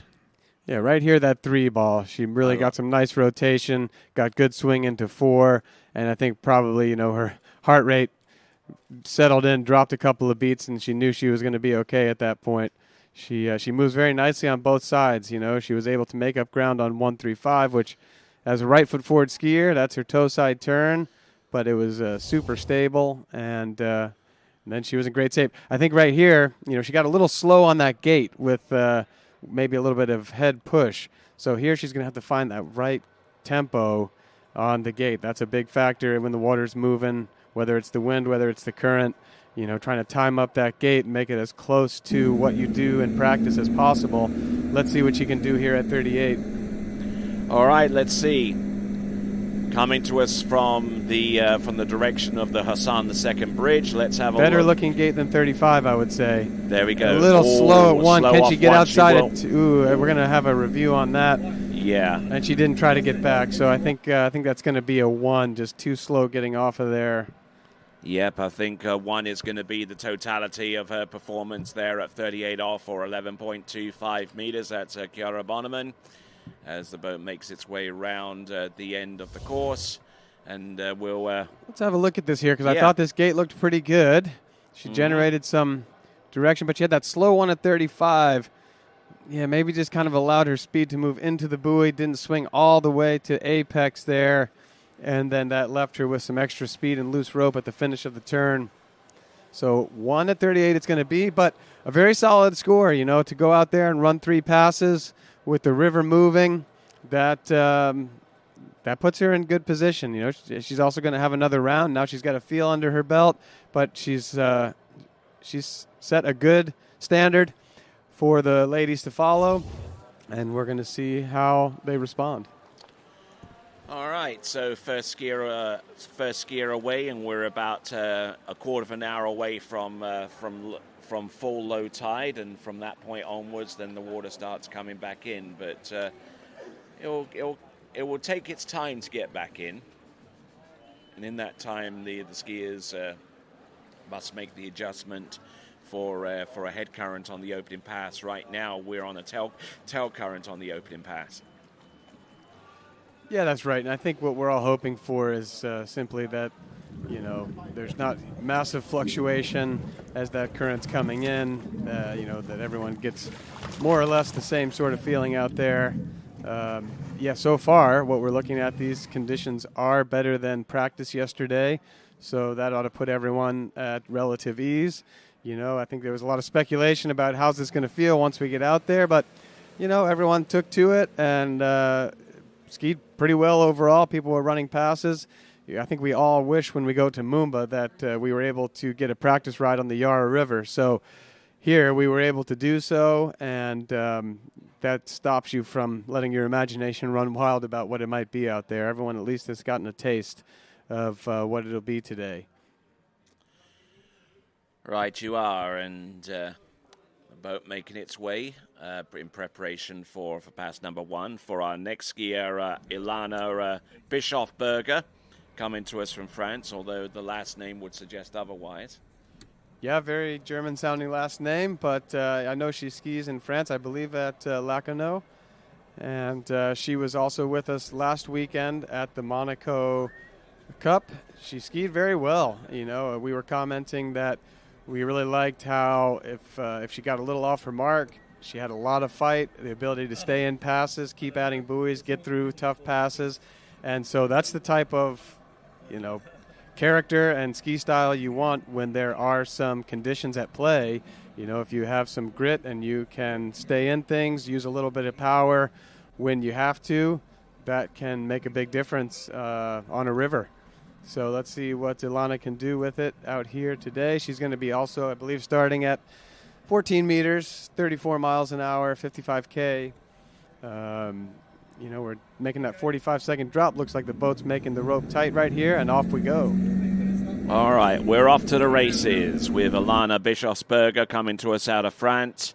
Let's see what she has on the opener. Probably the last bit of tail current we'll see from that direction for a good few hours as the tide switches around about the same time that we transition from our skier. So in this competition, we have 8 skiers in the women's competition, and all eight go through to the final on Sunday. But with that in mind, let's check in with Zane. All right, hey guys, I'm here with Chiara Bonneman. We just saw you go out there and got things rolling real quick. First score into 11. So how were conditions out there? Yeah, so it was much better than yesterday. Like, the current is way less. It comes the other direction right now, but still, like, it's way less than yesterday. It's way, like, less windy. So it actually felt quite nice. I think I was just, like, not quite trusting it. So, yeah, but, like... Yeah, I mean, you got lucky. You kind of started timing it up with as we were hitting low tide. And, I mean, yeah, conditions are great. And, you know, big score to set out for, you know, these next couple girls to kind of chase. So, great skiing. Thank you. Well, perfect. Well, we look forward to getting you in the second round. And, you know, anything you're going to change up for the second round? I'm definitely going to trust myself more. I think that's the key. And then I'll ski better. Well, there you have it, Tony. Big thing in slalom is you got to trust yourself. And we look forward to seeing you second round. And we'll send it back to you, Tony. All right, and we see in the boat there our driver for our women's competition. That it's Nathan McGarry. Yeah, and what Zane and Kiara were saying there, I think is true. It's a strange dichotomy where you have to both trust what you're doing in practice, try to make this ski as much like practice as you can on the gates, in the course. Don't change your recipe entirely. However, you also have to be very aware of what the conditions are. You've got to be watching which way are things moving, how's that going to affect my gait.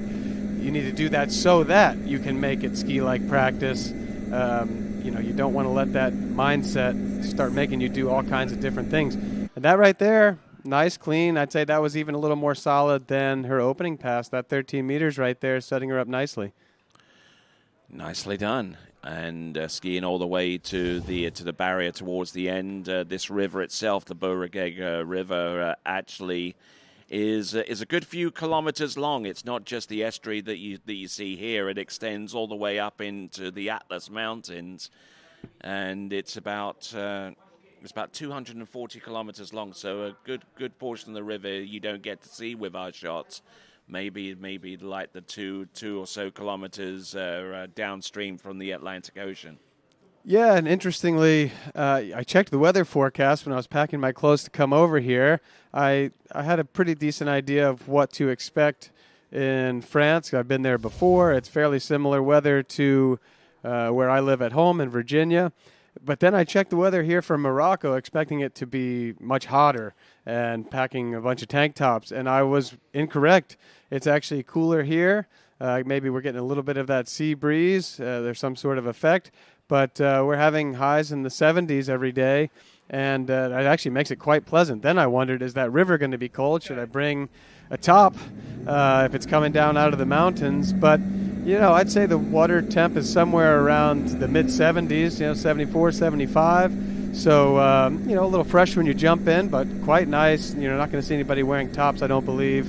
And here we are already at 12 meters, a little pump there at one ball. But, look, she's back into things here at 2.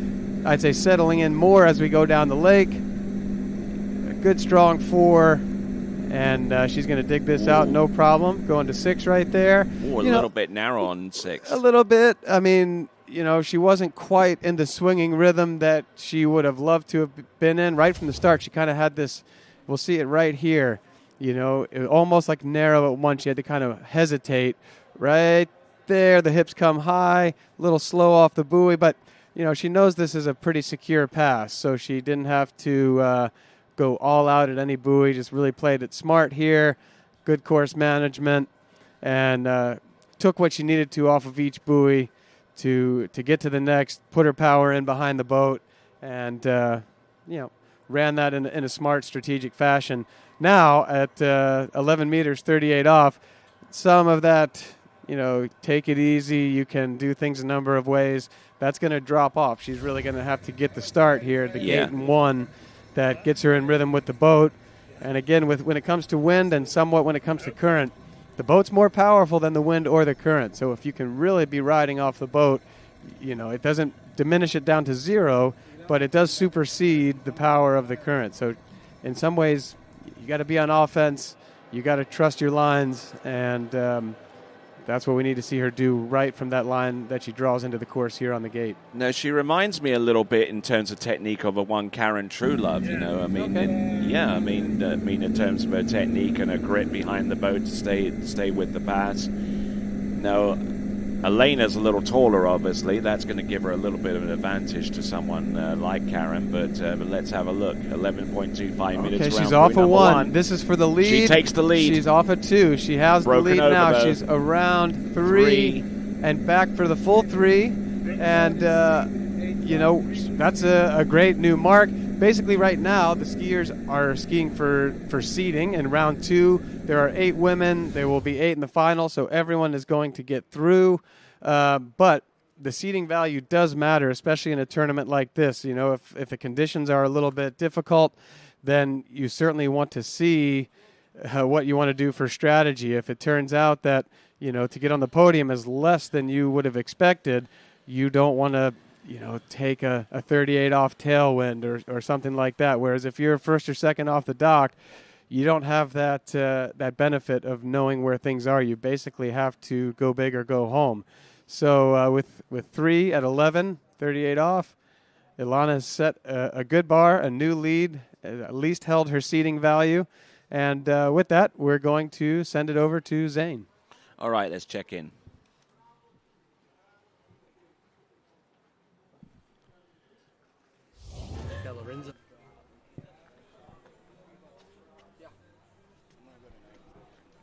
Yeah, Zane maybe doesn't know that he's on camera. They're all framed up. We're good.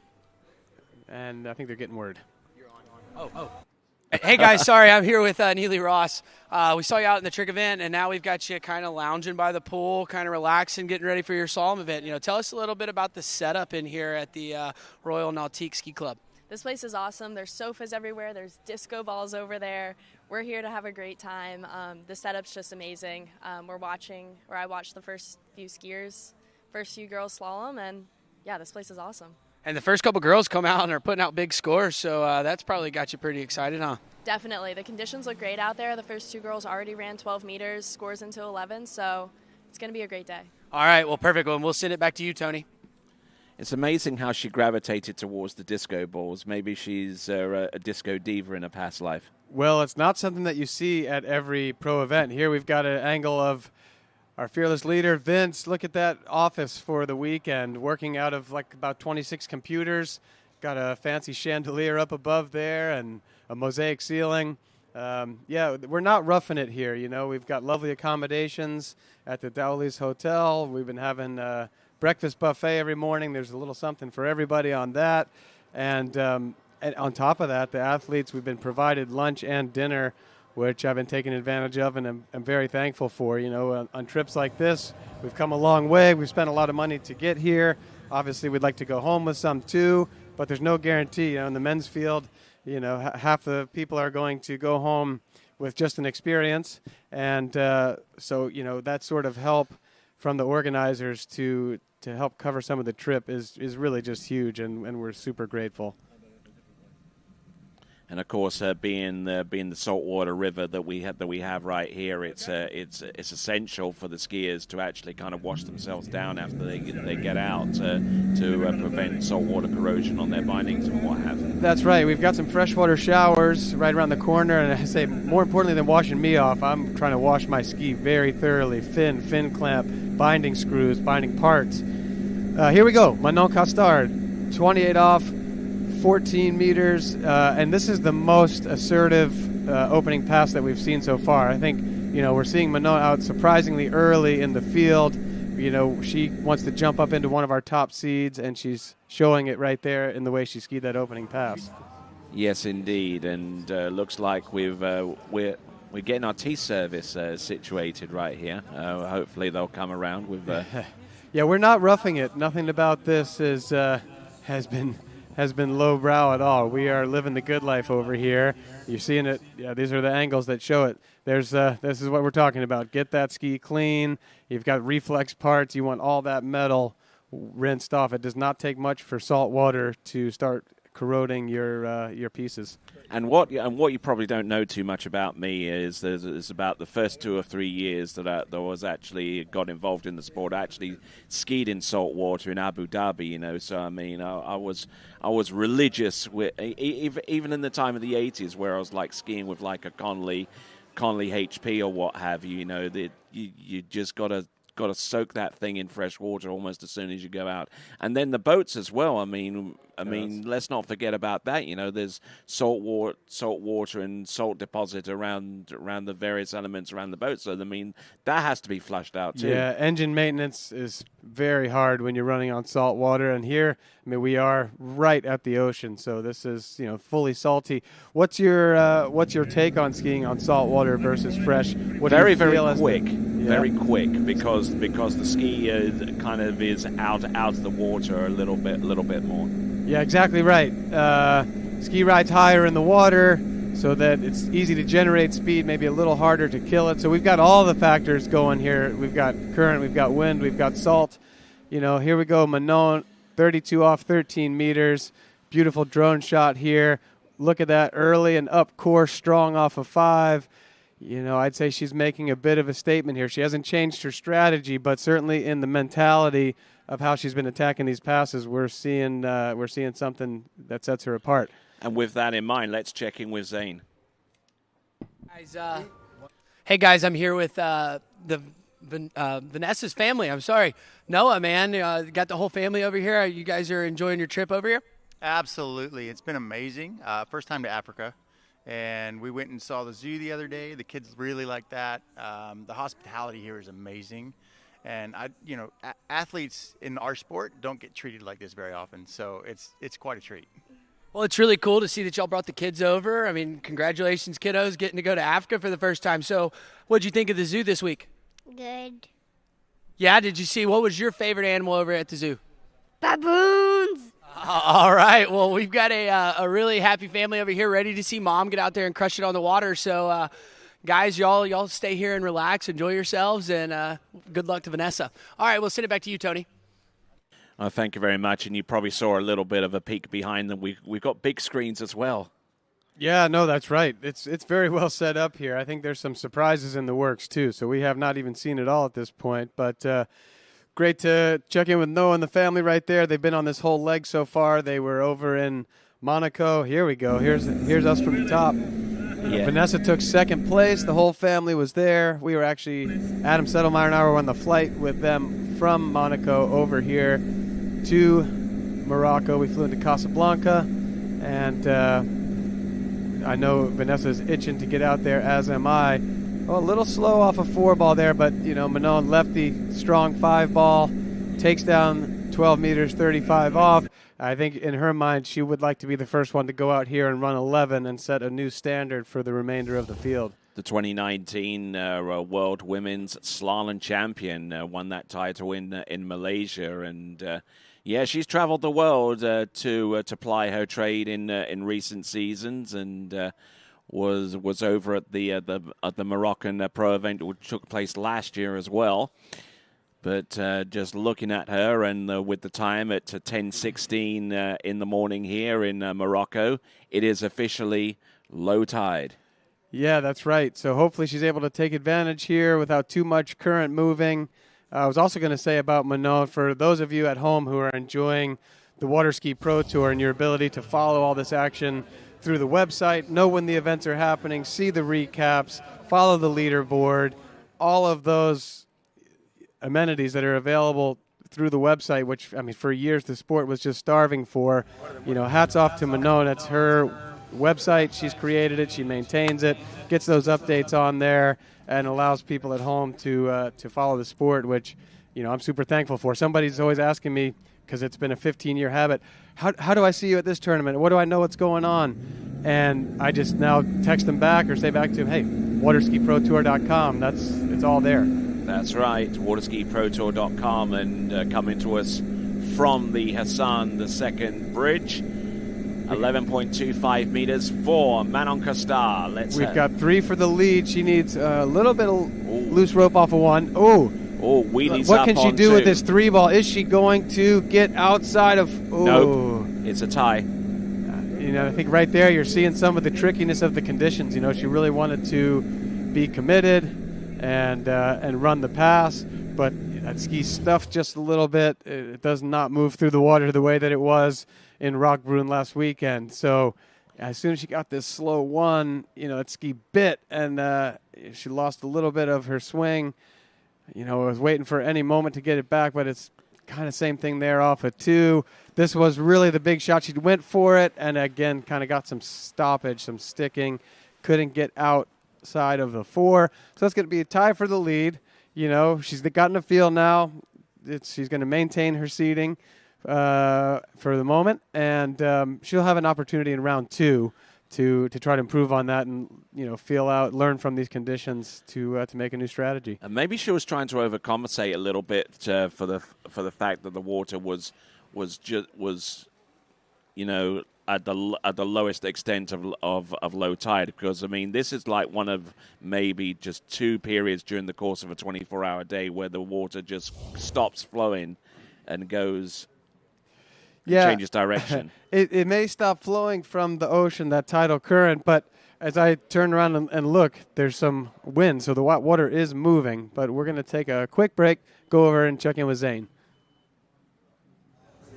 All right, hey guys, I'm here with Carolina. This is Camille's girlfriend. So tell us a little bit about, I know Camille has had a huge hand in setting up this event and worked really hard. So can you tell us a little bit about that? Well, yeah, he's been working hard for a couple of months. It's every single day. He's put in a lot of effort, a lot of time, and a lot of energy. And I'm very, very proud of him, and I'm extremely excited to see how he's going to do today. And so I assume he's been working hard, but he's still been skiing as well? Absolutely. Well, perfect. Well, we're looking forward to getting him out there, and we'll let you kind of enjoy yourself here by the pool, and we'll send it back to you, Tony. Why, thank you very much as we continue to roll along, and skier is on the water. Our next skier is already out there getting ready for pass number 1. It's Ali Garcia. Yeah, I saw Camille right after he practiced yesterday, and he ran 38 off 11 meters, which is kind of on par with what most of the field was doing. So, he's maybe studied this river a bit more than the rest of us with all the setup work and getting things dialed in. So, he knows it. He kind of has the spirit of it. And hopefully that will play to his advantage out there. He's going to be out on the earlier side of the field trying to set a mark for everyone to chase. But meanwhile here, we've just reached the top of Series 2 in the women's slalom group. This is going to be Ali Garcia. And, we were just left off saying the current may be at more of a standstill at the moment, but we are seeing a bit more wind on the water than we did at the first skier. So, nothing crazy, the type of thing that we see in events all the time, little fluctuations that come with an outdoor sport. But she is going to have to take that into account. She's starting at 28 off, 14 meters. She's going to be coming into a headwind to not speak anything of the current so far. All right, not looking bad there off the first couple of buoys. A practice yesterday didn't start off auspiciously well, but she managed to find a rhythm a little bit better towards the end, and producing something more or less along the same lines as this. 14.25 meters opening pass there for Ali Garcia, who comes to us out of Horizon West, which is in Central Florida in the Winter Garden area. There's a whole slew of lakes and facilities there in that area. Well, with that, let's check in with Zane. All right, hey guys, I'm here with Manon Costard. Just saw you off the water. Put yourself into the lead. We're over here rinsing our skis off, but great skiing. Yeah, I'm happy. It felt so much better than the practice yesterday, which is what I was expecting, but you never really know when you go out there. You're still worried about what you're going to feel and all of that. Still super challenging, obviously, but there's a lot of work to do in your head really to stop. When it's like this, it's definitely skiable. I'm sure they're going to run 11 and do a few at 10. It's actually really good. So happy with what I did. We'll see what the conditions are tomorrow, but if it's like this, I need to get out of that little bit of a safe skiing mode and hopefully do better. Well, you timed it up. We got low tide with you, so I think we'll see you go out and crush it in the morning tomorrow. So great skiing, and I look forward to seeing you tomorrow. Thank you. We'll send it back to you, Tony. All right, here we go. We've got Nate McGarry at the helm of that towboat, and on a line length 13 meters further back is Ali Garcia. Yep. Nice start here with the 1 and 2. Ali's making this pass look pretty good. You're not seeing a whole lot of struggle with any sort of the conditions, that's a lovely pass right there. I think she did a good job doing what we talked about earlier, really swinging off of the boat and using its power, not letting herself become subject to a bunch of wind or anything like that. I notice a lot with Ali Garcia, the movement that she makes on top of the ski, comparatively so between the odd side and the even side. She kind of jumps up almost on the tip of the ski, a little bit onto a 2-4 side, and she kind of rocks on the back on 1-3-5. Yeah, Ali has a unique style that's all her own, but I think what you're seeing there, if you were to go through the field, it may stand out a bit more for her. However, most skiers, she's a left foot forward skier, so 2-4 is her offside or toe side turn, 1-3-5 is her heel side turn. Most skiers are going to need to really be over the ski, over that front foot on the toe side turns, and can afford to be a little bit more back on the onside. So, that's consistent with what you're going to see from a lot of the people, perhaps a little bit more so in Ali's case. But, right here so far, she looks dialed in. I mean, this is kind of what we like to see from Ali. That pass right there looked pretty on par with her 32 off 13-meter passes in Monaco. So can she do it the same here at 35? She's going to want the start. Great one ball. Looking good here. Nice and on the attack there at 2. Early for 3. Look at that. Nice and up course. Skis moving well. And right there, solid pass for Ali. Very, very good there from Ali Garcia, and not too much movement on the ski from one side to the next, and, taking advantage of the fact that it is low tide right about now, so there's hardly any movement from the water current-wise. I mean, you do mention the wind, but, in terms of perfect conditions, she has them right now. Well, and I turned around and looked, I'd say the wind is actually down just a touch from 5 minutes ago, so, that's you, again, as a skier, you got to try to have your awareness on the changing conditions, and that will happen. I mean, we're not surrounded by a forest and big trees and a lake that's cut down deep into the land. We are a little more open and exposed here, just a walking distance from the ocean. So, if we get gusts or a little wind direction change, you want to try to sense that as it happens and be paying attention as you're getting ready to take to the water. But right there, very commanding 35 off pass for Ali. All right, and we see there getting prepared. That is Vanessa Wieck. Just trying to think a way through what's coming up. And we also see Brooke Baldwin. We've got the next series of women's slalom in round 1 coming up very, very soon after the conclusion of our skier that we've seen on the water at this time. This is Ali Garcia. Heading in. All right, for the lead. Right now we've got a tie of 3 between Ilana and Manon. Ali, deep off of that one ball. Horrible number 1, and that will give her just one solitary buoy on 11.25 meters. That one ball from the far end there does not seem easy. We've seen, I guess I'd say the majority of the field so far have a little trouble getting off of that one the way that they want to. I'm not sure what that is.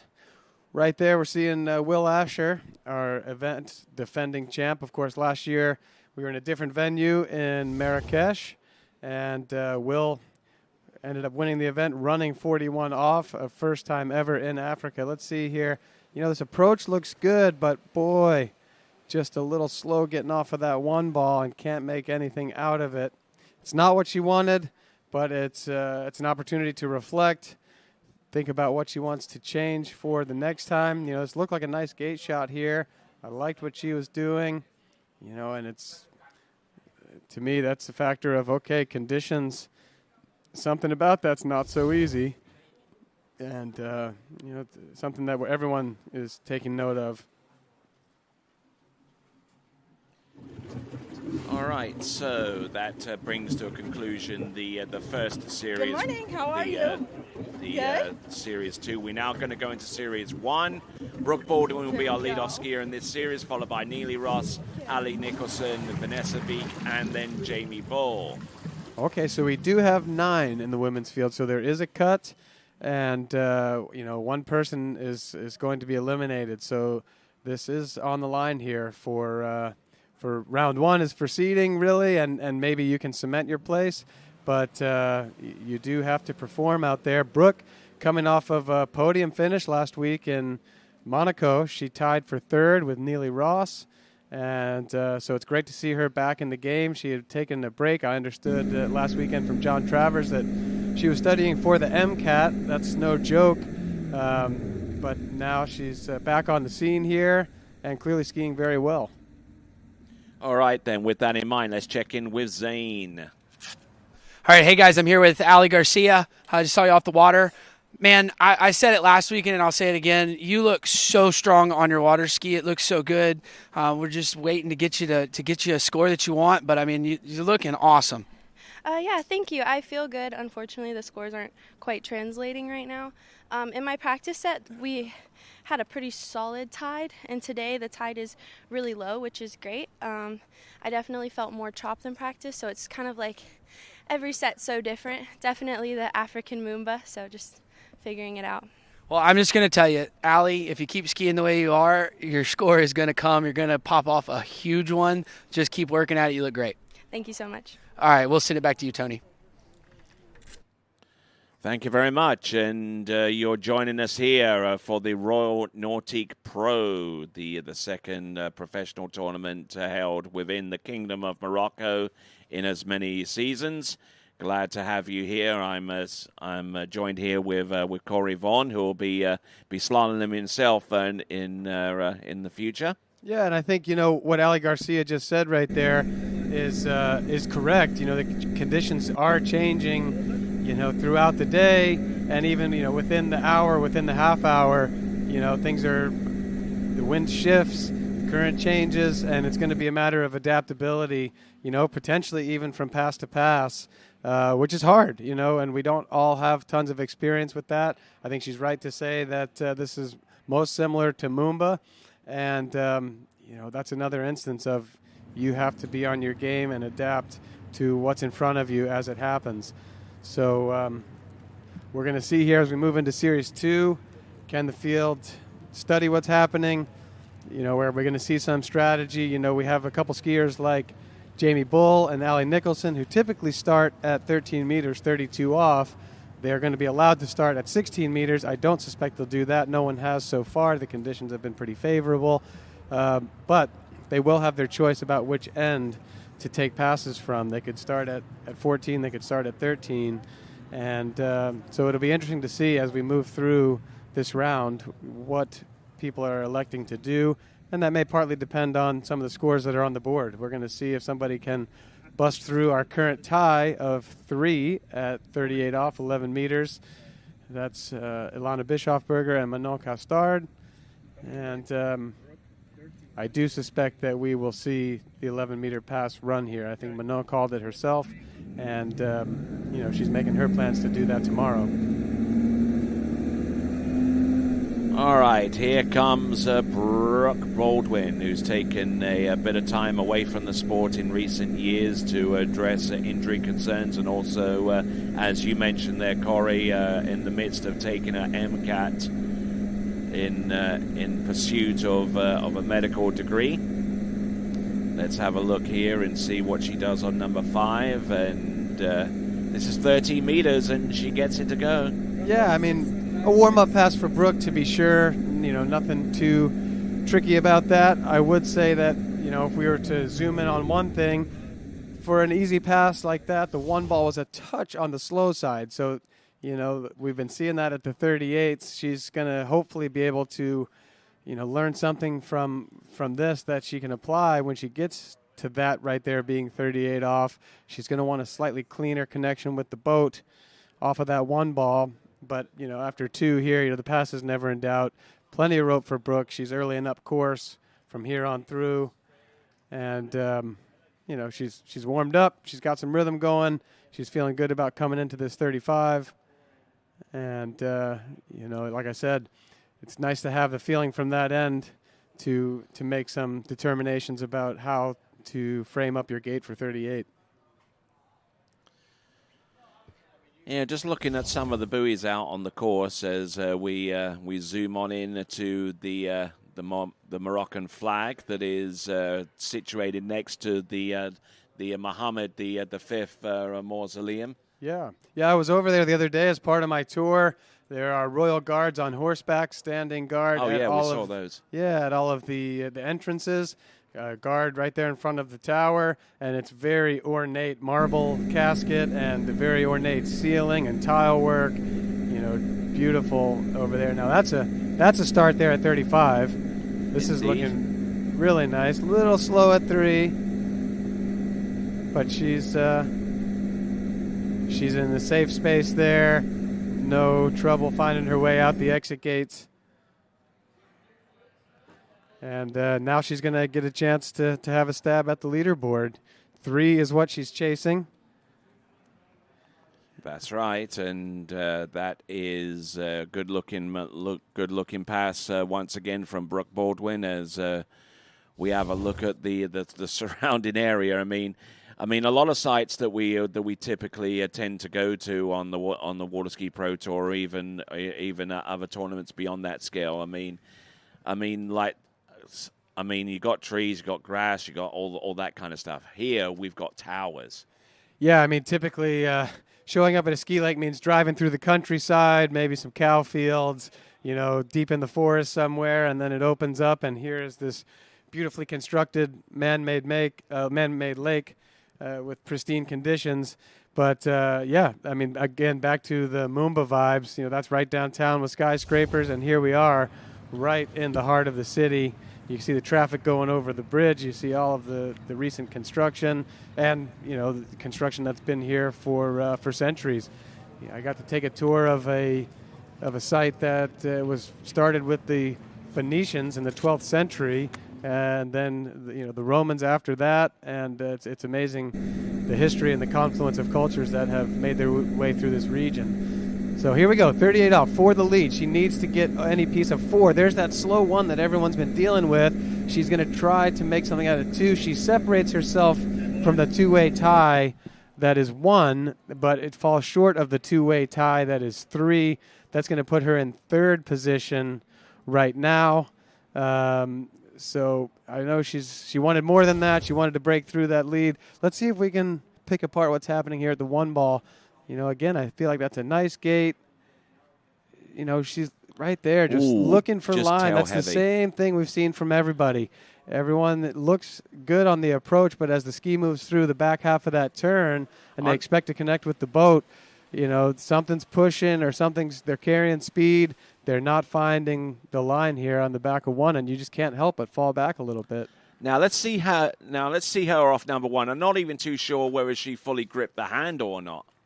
Well, it's hard to tell from that angle, but that could be the case. When all of a sudden you're in a much different position than you typically are, the handle's higher and your hand's coming back to it differently because you fall into the back of the ski because you don't have that pressure from the rope kind of holding you over top of it. It's hard to say exactly what the story is here. It's going to be interesting to see who can figure that out, but there is a consistent pattern here with that start being very tricky at 11 meters, 38 off, and so much so that no one's been able to get over to 2 and start to rectify things with a 2 and a 3. That 1 has kind of dug a hole that the skiers haven't been able to climb out of. So, we're going to have Neely Ross here getting ready to take to the water. Can she be the first one to figure this out? I believe she is going out at 14 meters, 28 off, so it's the same direction we've seen from everyone so far. No change in strategy. She's just going to have to figure out what it takes to put together that gate 1 from the ocean end.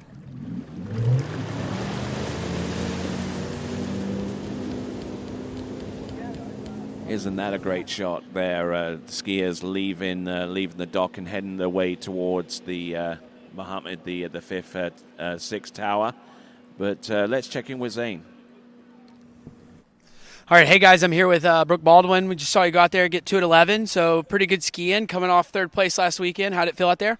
It was fun. Very different than yesterday, but it was really fun. I'm just having a good time, honestly. Well, and I got to point out to the viewers at home, she doesn't go out water skiing. She goes out and has water fun. So that's pretty huge. Can you tell us a little bit about that? So that is my boyfriend Louis' little company with his coach, and yeah, just in support of them. Well, cool. Well, I hope everybody at home today that's getting ready to get up and go do some skiing has some water fun, and look forward to seeing you trick tomorrow and in the second round of slalom. But right now we'll send it back to you, Tony. Thank you. Yeah, excellent right there. That's it's great to hear Brooke just out there having fun. We talked about it last week, and that tends to be when your best skiing happens. And so, that makes Brooke a little bit dangerous right here. If she's just out there having a good time, skiing loose, we know she's capable of all the big scores. Podium last weekend. I think she's still the youngest female skier to have run 39 off 10.75 meters. So, she's well capable, and if she can find the right moment, having some fun out there, it's all possible for Brooke. Right now, we've got Neely, opening pass, one-handed gate, 14 meters, 34 miles an hour, 55K, and Neely attacking the course right off the bat right here.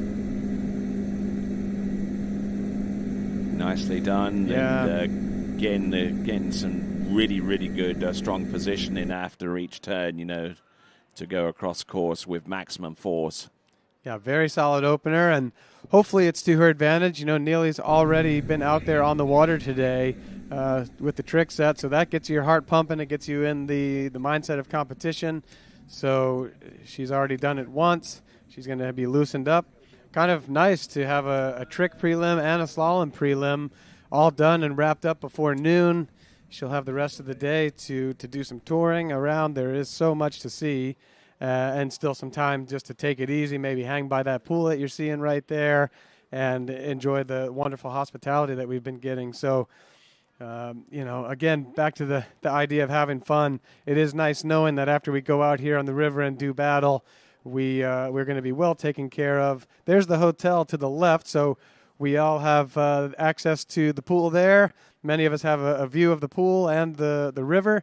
And then, we just have to walk right over here next door. This clubhouse is all ours to use for the entirety of the weekend. And that's just so nice to commute to the dock with your ski bag, have a safe place to keep everything.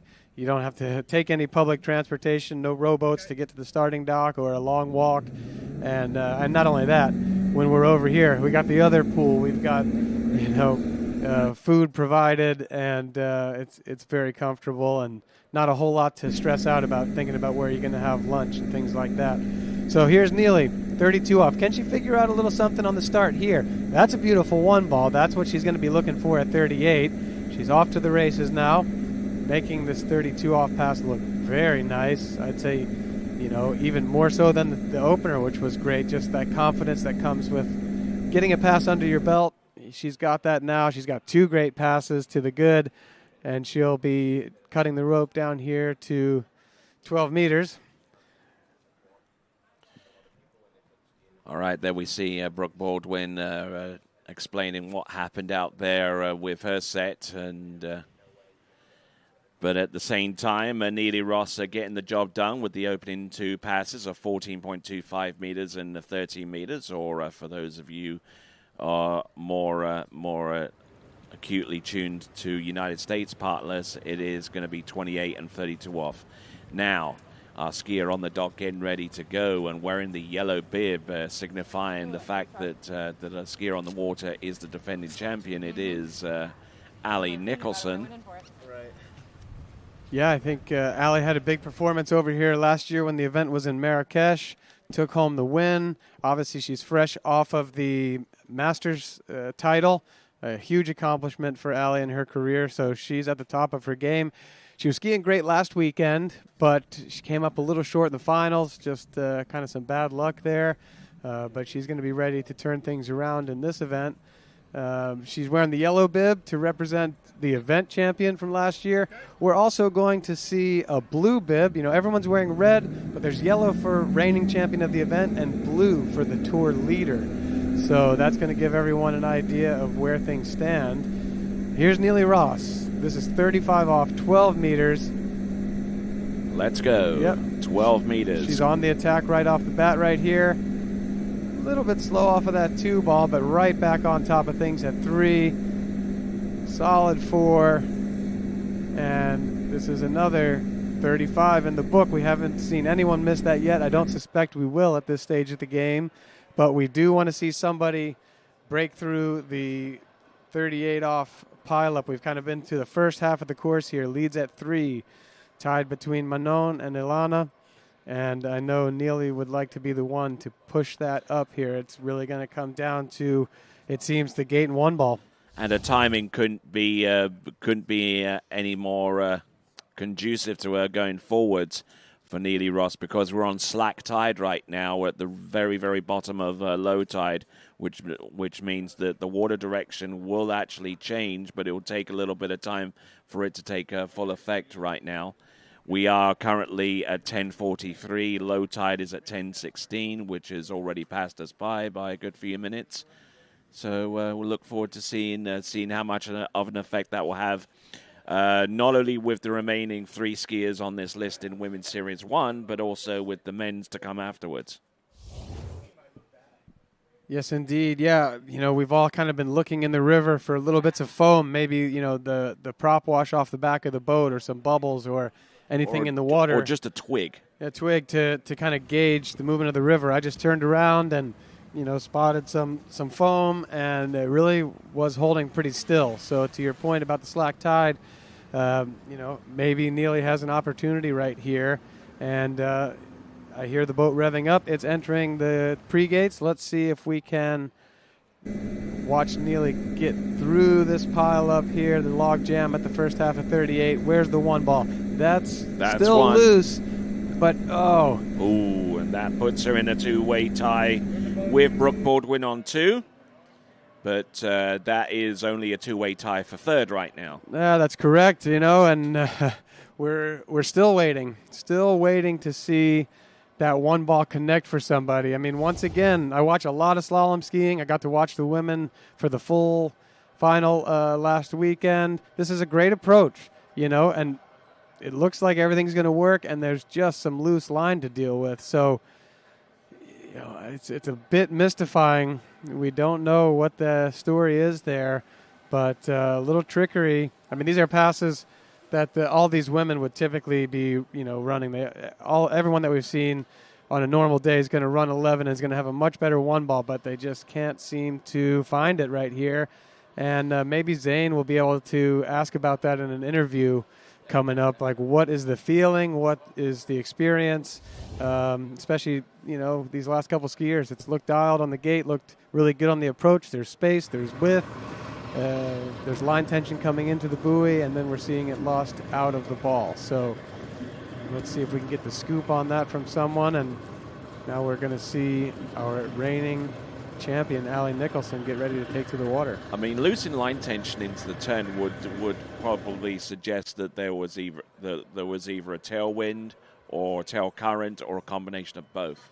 Yeah, I mean, that's what we would typically think of. That's what common sense says. But as you put forward, Tony, the tide's going to be the lowest that it's been. We're in a pretty good window overall for all these ladies. And there is some wind. There's no question about it. But we certainly see all the ladies do it in more wind than this. So my suspicion is there's a little something more that is going on, and haven't been able to put my finger on it just yet. Maybe Allie will. And I guess we should pay attention here to her starting line length, but we are going to go and get that word with Zane. Indeed. All right, hey guys, I'm here with Neely Ross. We just saw you get off the water. She told me off camera you felt like you skied a little timid, so what was up with that? I definitely skied too timid. It actually feels pretty nice out there. Like, the current's pretty settled. If anything, there's only a little bit of wind, and I definitely just went way too soft. I left some on the table, so I'm definitely looking forward to another round tomorrow before hopefully finals. Well, if I know anything about you, you're going to come out, you're going to fix that timidness. You got that one out of the way, and you're going to crush it in the next 2 rounds. Yeah, definitely first round. I feel like people always ski a little bit soft and timid, and I feel like I left some out there. So looking forward to tomorrow. Well, we'll get you back out there tomorrow and, get you a few more buoys under your belt. But right now we'll send it back to you, Tony. Thank you very much, and you're rejoining us here for the Royal Nautique Pro, coming to you from Rabat in the Kingdom of Morocco. Glad to have the pleasure of your company once again. I'm here with Corey Vaughan, and we are about a little over halfway down the list in Women's Series 1, Round 1, and the skier that we have on deck.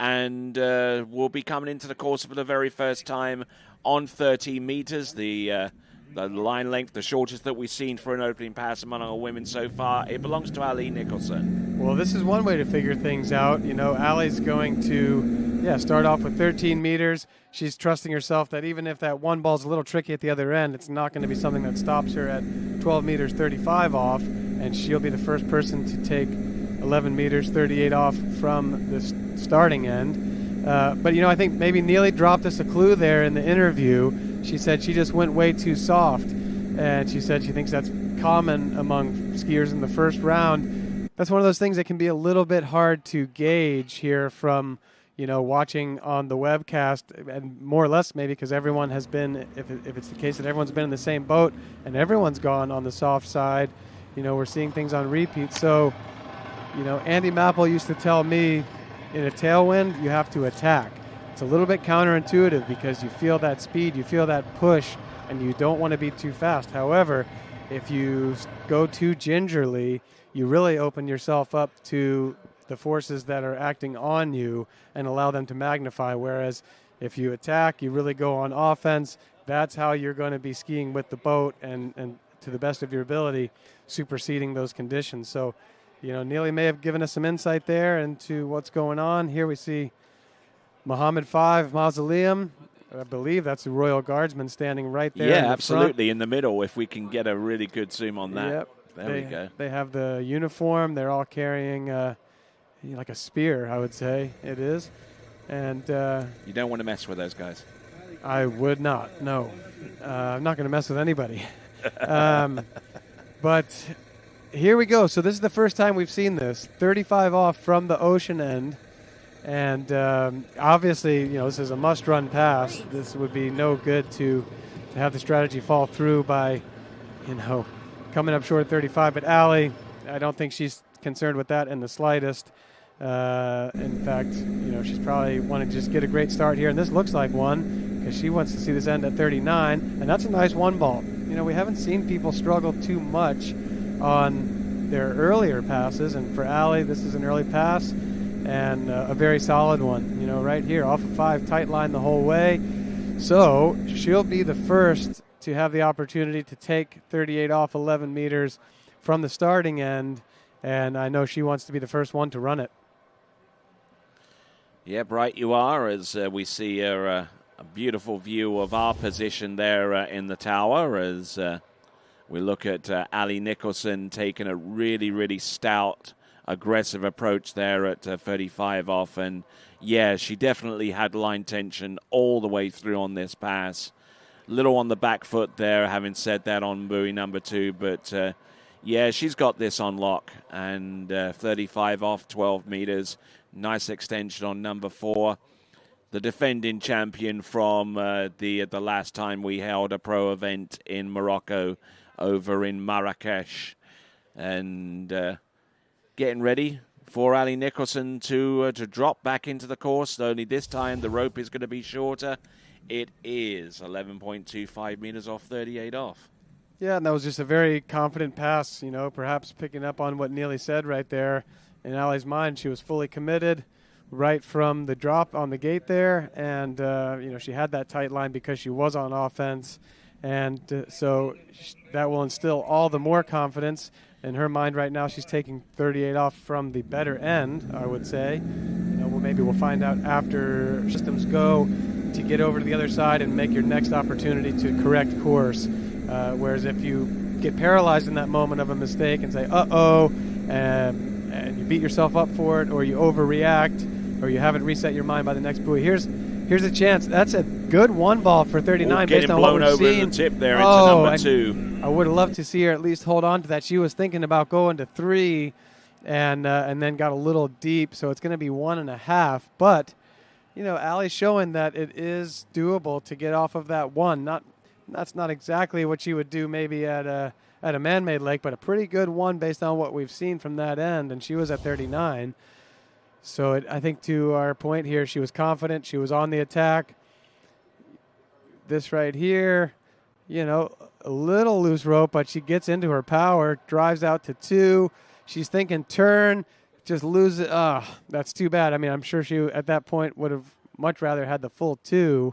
But she was in decent enough shape to be thinking about 3. So, but what was that expression towards the end? Well, I think she really, you know, is thinking that she wishes she held on to that rope and kind of struggled, even if it took some wrestling with the boat to come away with the full 2 here. She was committed, and then it came tight, and she wasn't ready to straighten up the ski and take the full 2. And she's like, man, that could be the difference of a seating. You know, if somebody else gets not a great 1, they don't have to commit it to. They can get the full 2 and get in front of her for the lead. So she feels like she left the door open a little bit in that way, but also, you know, she jumped way up there and just raised the bar from 3 at 38 to 1.5 at 39. So she can't be too disappointed with that performance. Her strategy paid off, and we're going to have the top 2 now to follow, Vanessa Veek and Jamie Bull, to show where they can stack up in this women's preliminary first round of qualifying. All right, just another reminder for you to subscribe to the TWBC YouTube channel. You'll have access to the live chat and also to notifications, like when we will be next live. So, there's our little nest down there. Yep, that's me waving right there. Not such a bad office for the moment. Here we are. Yep. Not such a bad view. And a great view in the background there. We've got the grand theatre of Rabat in the background. An absolutely inspired design by the late, great Zahir Hadid, who also was the architect with the swimming pool at the 2012 Olympic Games. And we'll have more details of that in just a moment. Let's check in with Zane. All right, hey guys, I'm here with my favorite women's slalom skier of the event, Allie Nicholson. Great skiing out there. First girl to take down the 11. Yeah, thanks. I mean, it felt pretty good out there. I mean, I think it felt a lot bumpier today than practice yesterday, but the start at 38 there was a little rough, but I felt like once I got out of 3-ball, I was cruising and in pretty good shape. So happy to put it down, feeling a little bit more confident. Hopefully we get good skiing like this for the next few days. Well, you are the defending champ, so what's gonna change anything up for second round? I don't know. I mean, it's all going to depend, you know, day by day what it's looking like. Today I was looking at it. I thought the current looked good, just dealing with a little bit of wind. But, yeah, it's going to be I'll put myself in a good position, kind of sit and watch, be able to determine what it's looking like based on the other girls. But, yeah, that'll be kind of my strategy moving forward. We'll see. Well, cool. Well, great skiing. Look forward to getting you out there tomorrow. And shout out Mom and Dad who's watching at home in bed. Yeah, shout out Mom and Dad. Thanks for watching. All right, back to you, Tony. Yeah, great. Congrats to Allie right there. New lead, new mark on the board. I didn't turn around and check what Vanessa's leaving the dock at to see. She usually starts at 14 meters, 28 off. Round 1, she may just want to stick with that, although she did see it pay off for Allie. Yesterday in practice, Vanessa was the first skier off the dock. 13 meters. Oh, she is going 13 meters. Okay, well, so she's taking a page out of Allie's book, and she's going to play the same sort of strategy here. And I think that's a wise move. You know, she's skiing great, second place last weekend. She's going to feel confident about, you know, taking 35 off from this end where the start may be a little more difficult, and she wants to secure the full pass at 11 meters, 38 off, and try to steal that lead from Allie at 39. Do you think any of the skiers will be tempted to make changes to the zero-off settings between one pass and the other? And I think that really depends on the skier. I'm the wrong guy to ask because I'm very boring, and I don't mess around with the zero off settings at all, so it won't be me. I think if we had Adam Caldwell here, shout out to Adam, we miss you, I can guarantee you he'd be switching him around because he has experimented a lot with that and kind of understands what the difference is going to be, and he wants to search until he finds it and use the prelims to do that. I can't speak for what anyone else does, but it's a possibility. The skiers are free to ask the boat to change the zero off setting, and that could come into play.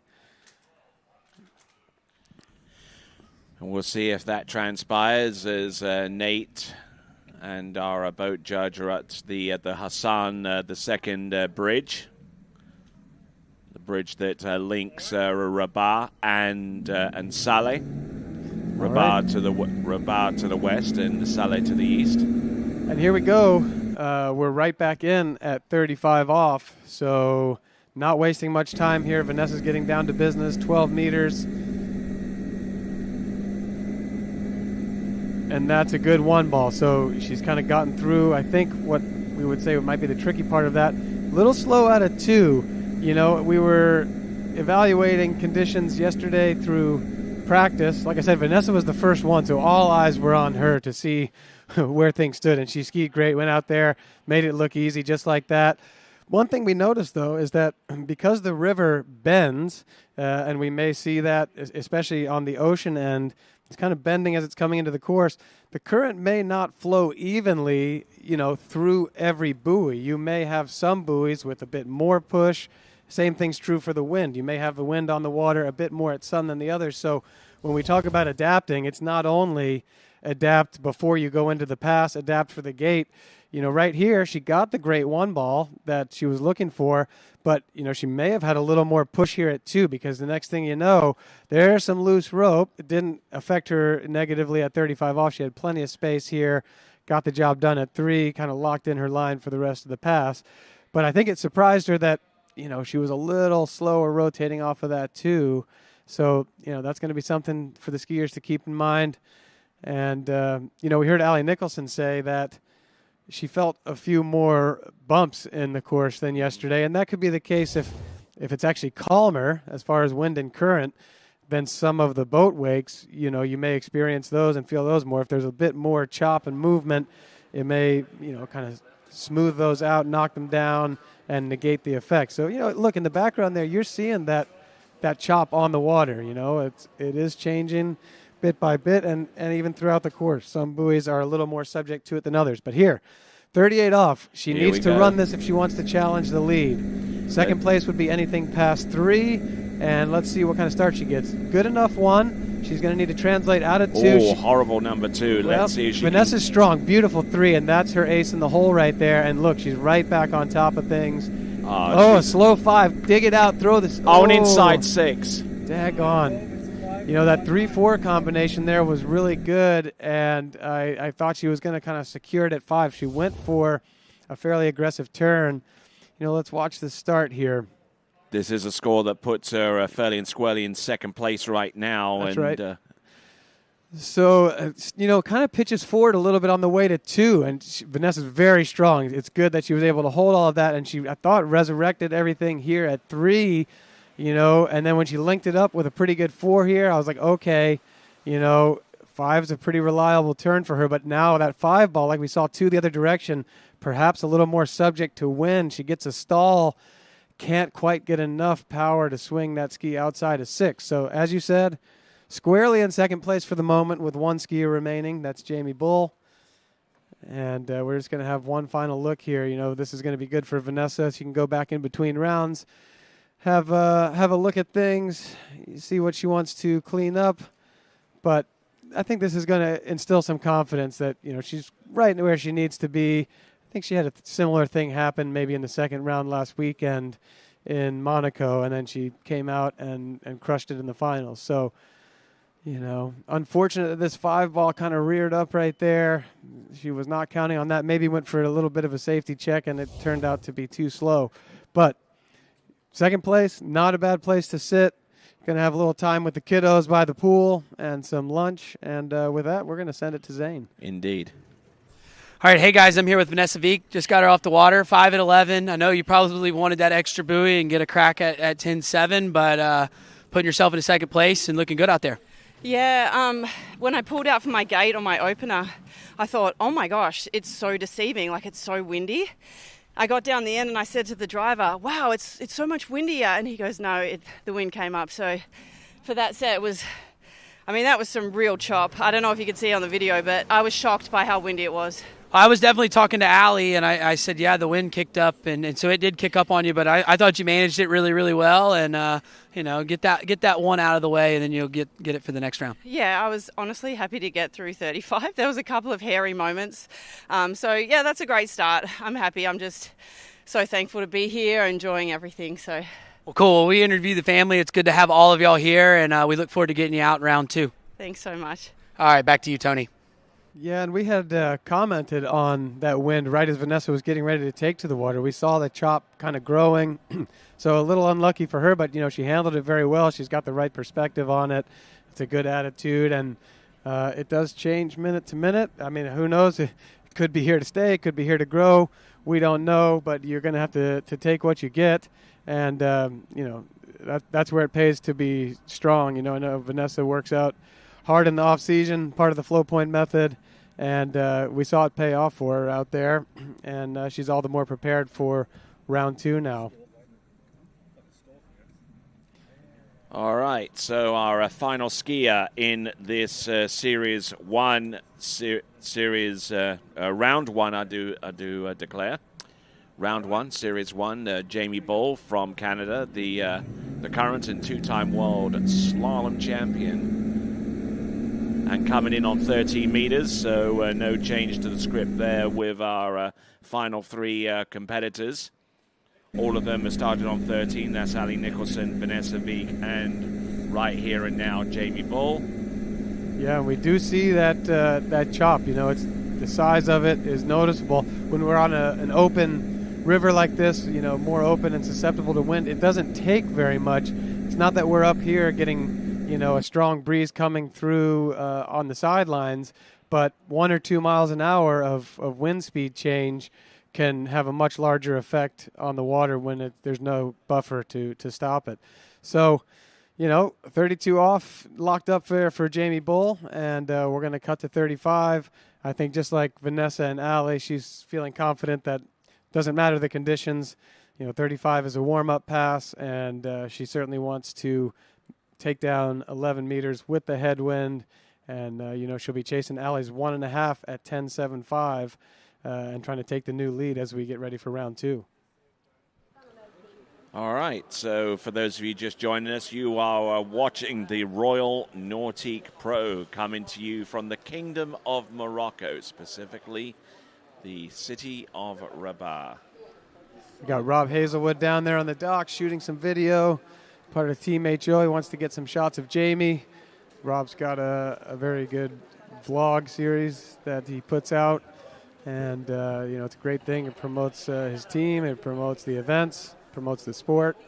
I'm not exactly sure where to find that, but if you kind of search hard enough through Rob Hazelwood's social media and so forth, I'm sure that you will find it. Oh, that's a good shot of my car right there. Which one is yours there, Tony? It's the Testarossa. Okay, I don't even know what that means. I'm sadly not a car guy. It's okay with me that I'm not. But anyway, Jamie Bull, 35 off, 12 meters. And there's a great looking start. Okay, I mean, and when we talk about being on offense, skiing with confidence, using the power of the boat, not leaving yourself open to the whims of the wind, that's what we mean right there. That's a tight line, 35 with some tailwind. Never in doubt right from the start. And they have about how many seconds? 70 seconds of drop time on each end? Yeah, that starts when the boat comes out of the gates at the end of the lake. The 70-second timer starts. So there'll be a few seconds to get down there and drop. Take a moment to shorten the rope. The skier can take a breath, run through their keys, kind of get the head right for what's coming up. And for Jamie, that's going to be 11 meters, 38 off with a headwind. And, I guess soon we'll start experiencing some more current. I'm looking at the foam from behind the boat at the moment, and I'm not seeing it kind of go whooshing down the river. So we're not seeing a lot of current just yet. I think the real factor, we got salt water, as we mentioned, and we got some wind. And tell us about this one, Tony. This is out of my pay grade as well. I'm not into those types of vehicles. It's an ATV or something like that. I guess a Polaris. Yeah. And I'm guessing that thing can probably run through some desert and all sorts of conditions there. Or do what they typically do around these parts, and that's do some waddy bashing. You're going to have to explain that a little bit more too, Tony. Yeah, it's basically a waddy is like a dried up piece, riverbed, that type of deal, and you just like drive rip through it? Yeah, just absolutely rip through it. All right, well, here we are, 38. Jamie needs to run this to take the lead. She's certainly planning to. You can see it on her ski right there, that chop. It's moving that ski a bit. She had to pull out strong, and there she is, strong off of 1, strong off of 2. There we go. I'd say that Jamie is in command of this pass. Look at this. And there she takes it home. Pretty solid skiing right there. That was not a big sweat at 38. But here at this end, we've seen some issues with the gate 1.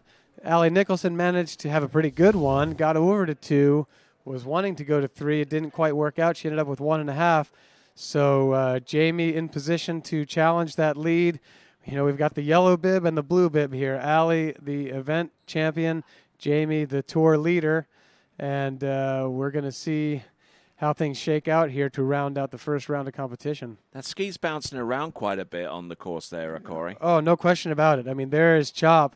Just when you're moving cross course with such speed and such power, the ski is going to move through that stuff. That doesn't mean you don't feel it. That doesn't mean that it's not ideal for your balance or your timing and things like that. But Jamie ran that pass with so much authority that it just wasn't able to knock her off her game.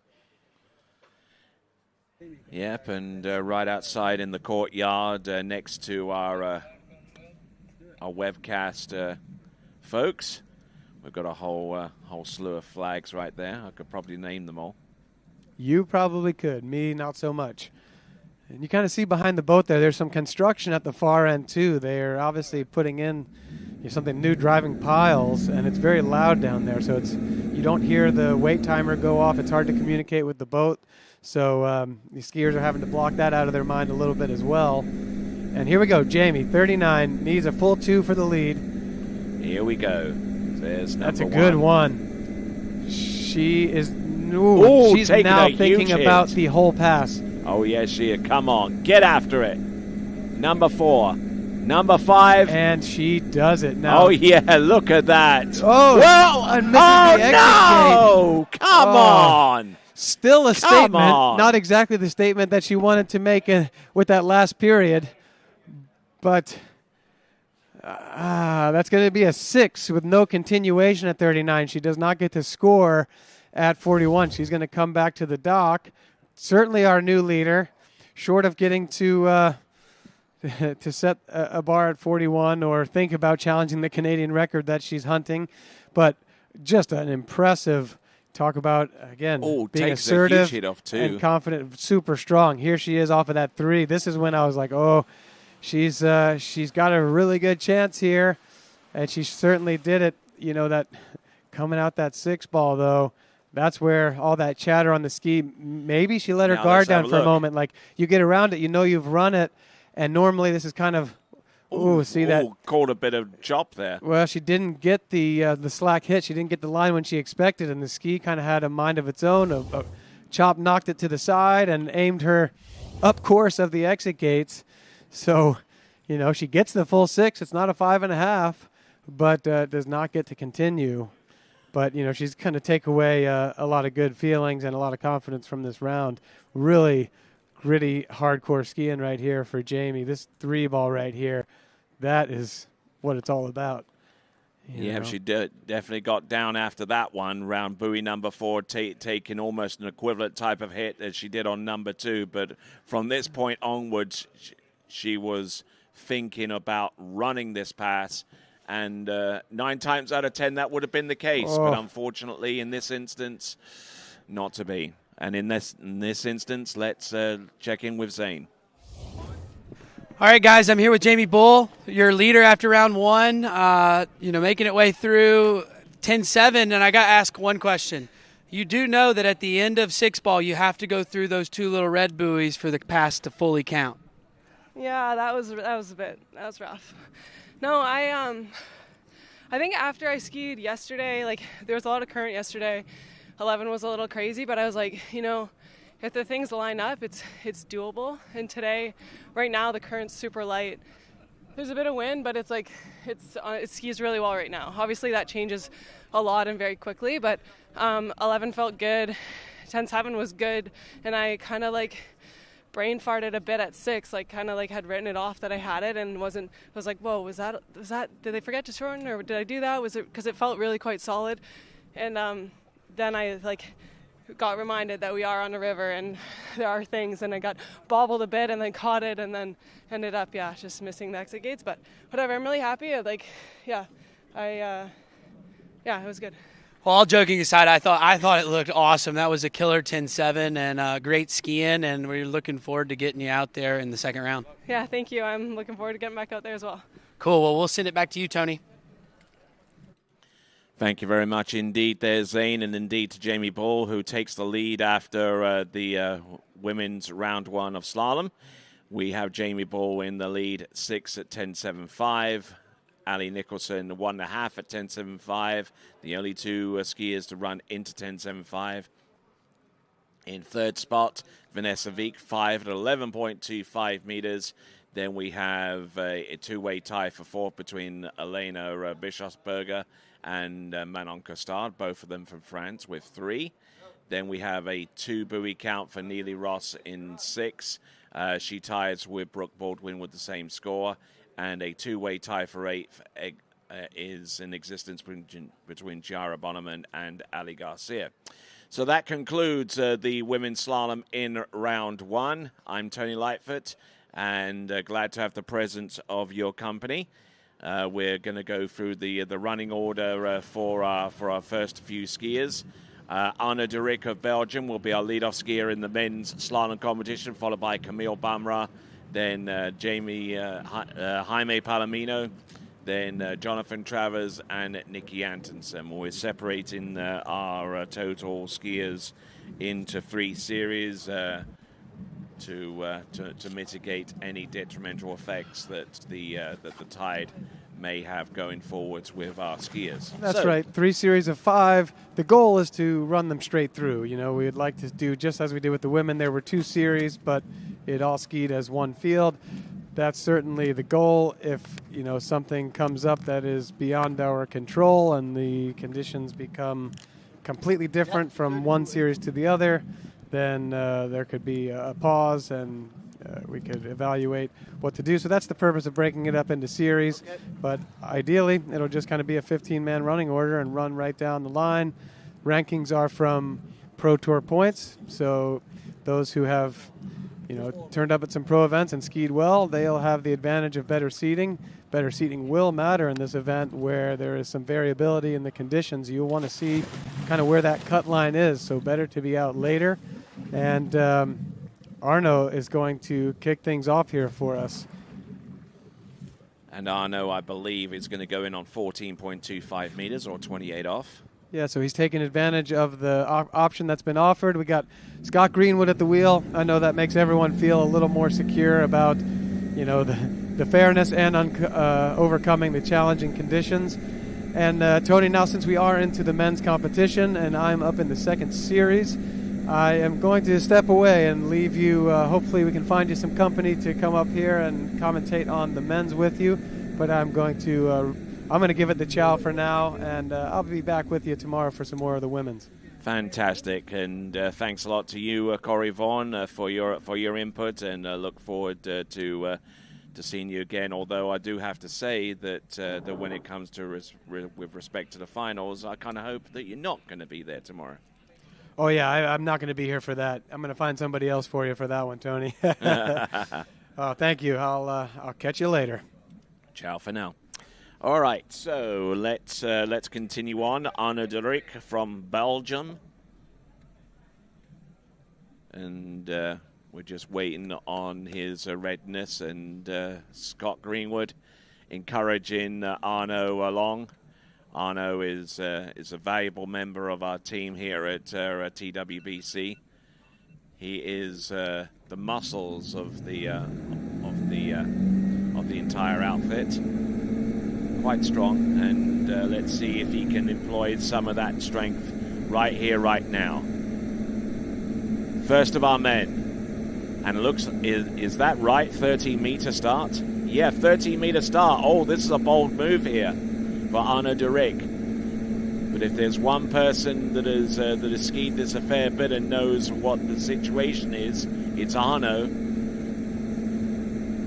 There you go. Good skiing there from Arnaud Derick in on 30 meters. And with that in mind, let's check in with Zane. All right, hey guys, I'm here with Jaime Palomino, Mexican boy wonder over here. I know last year at this event you had the top score from the U25 skiers, so we're looking to replicate that today? We definitely are looking to replicate today. I mean, in the end, we skied yesterday. It was, I think, rougher than now, so it should be fine. And this is just exciting. It's fun, and I'm definitely we're young, you know, we don't really, it's whatever we can do. We're trying to prove something out there. And if not, it is what it is. So, yeah, we're trying to replicate that and ski good today. Well, Jamie Bull just took down 10.7, and that ought to get you thinking that it's skiing pretty damn good out there, huh? It's possible. It definitely, just that wind looks good, not a lot of current. So we go out there and we risk it all, man. Well, I am ready to see you get out there and crush it, and good luck this round. And we'll send it back to you, Tony.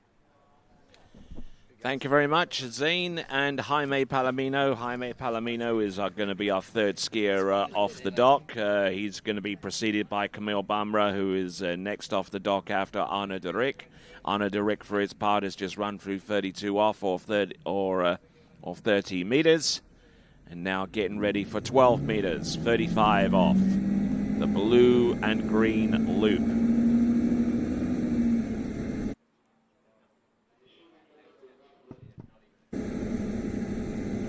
So let's see what we've got here. Arnaud Derick.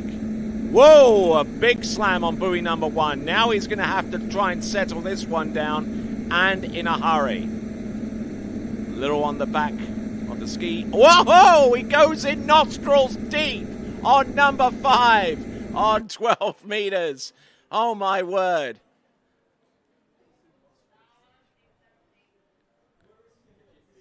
Wow. Some interesting skiing there, courtesy of Arnaud Derick. And if his sinuses ever needed a saltwater flush, then I think that he's done just that, especially towards the tail end of the course. Not a bad number 1 on reflection. He got the angle and he was there ahead of number 2. He's a left foot forward skier, which means that the onus is upon him to try and get as much out of that side turn as possible to set himself up for a neutral side turn. And then, boom, oh, taking it right in the mush. And there you go. That is a 6 buoy count for Arnaud Derick. That is the 12-meter line.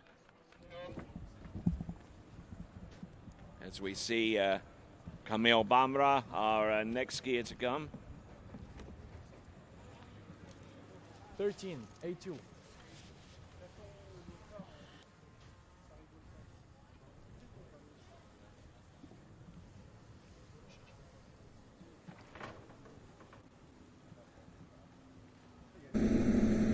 All right, so let's continue on. This is Arnaud Derick.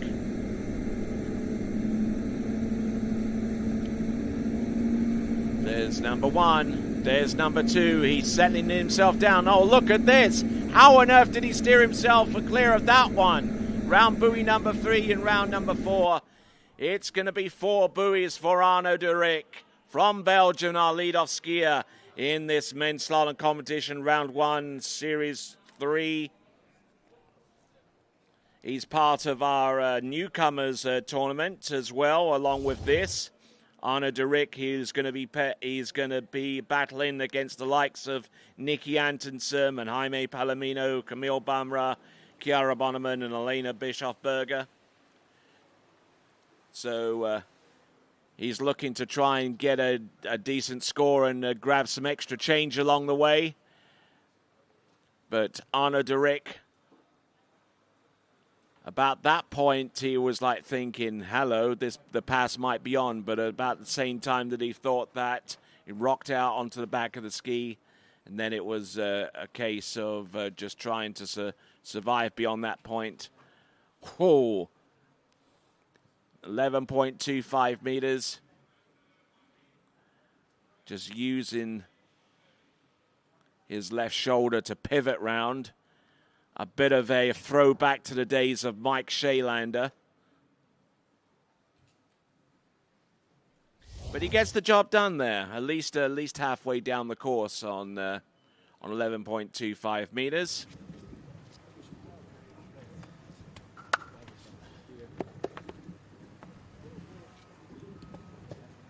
A few of our competitors getting ready.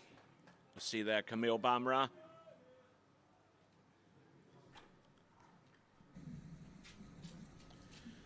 And there you see our boat driver, Scott Greenwood.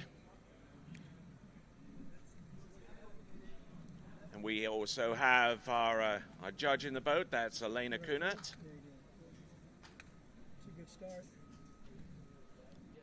We're just waiting on the signal to go.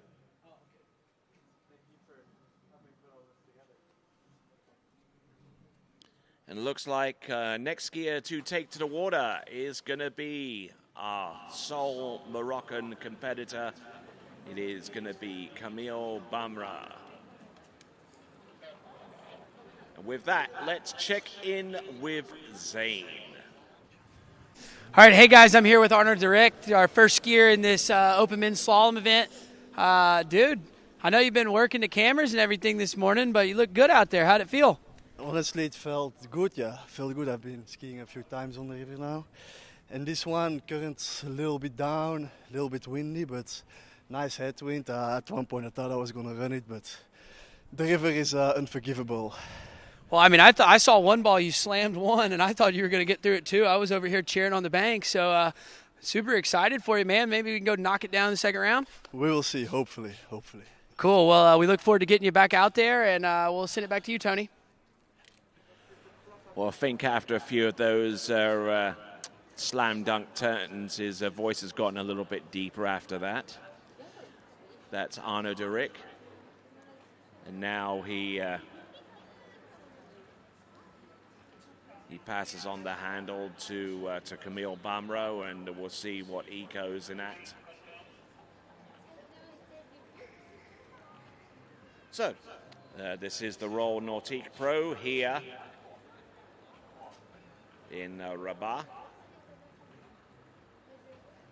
And just waiting on the boat to make its way into the course, and here it comes. The boat speed is at 58 kilometers an hour, or 36 miles an hour. Skier on the water at this time is Camille Bamra. 13-meter start. One of our taller competitors in this event doesn't have any problems getting the ski on outside the buoy line to make the turns, and gets round all 6 buoys at 32 off. That is Camille Bamra, as he now makes his way towards the Hassan II bridge and drops into the water and gets ready for 12 meters.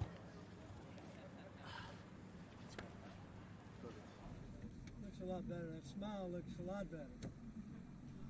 Good. So, continuing right along, the remaining skiers in this series consist of Jaime Palomino. He'll be coming up next, and Jonathan Travers, and round off with Nikki Antonsen.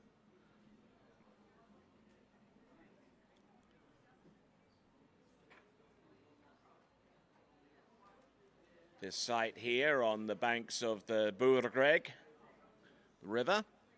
We're about 2 kilometers away from the Atlantic Ocean. Hence the reason why there is quite a bit of saltwater intrusion at this area of the river. And the river itself actually is about 240 kilometers long. Its source is in the Atlas Mountains.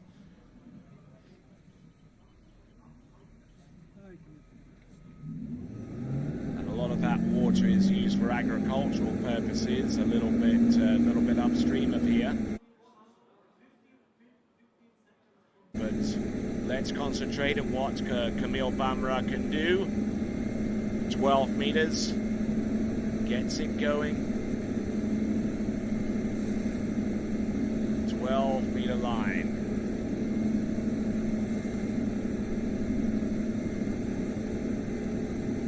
All right, gets it going again. Running 2 passes back to back. It's 13 and it's 12, and it's Camille Bamra competing in his home city of Rabat, as that towboat makes its way towards the Mohammed VI Tower end of this wonderful facility that we have access to.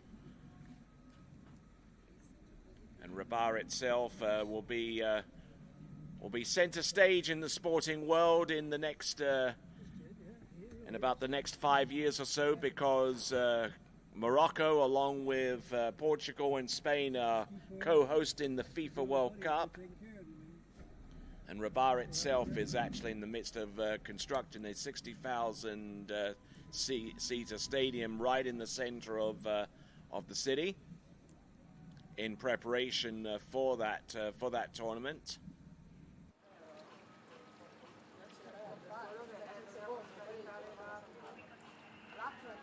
The remaining portion of our start list you see up on the screen there for this series, Series 3, then we'll go on to Series 2, and then on to Series 1. All said and told, about 15 skiers. All right, so Camille Bamra, 11.25 meters.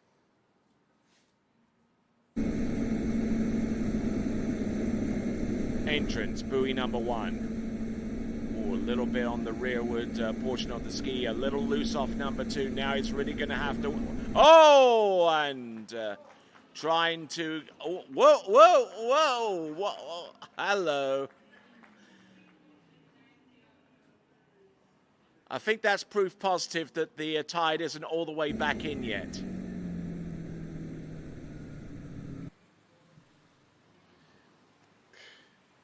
Well, ladies and gentlemen, Camille Bamra there with his score, I believe, at 3 at 11.25 meters. Yeah, he's going to have to wash off that ski. Let's have a look and see where things started to go a little bit pear-shaped there for him. Number 1 wasn't too bad, although he was on the tail of the ski. That certainly wouldn't have stopped him from getting a good turn on number 2, considering he's right foot forward. But then he caught just a little bit of chop there, and the ski got behind him.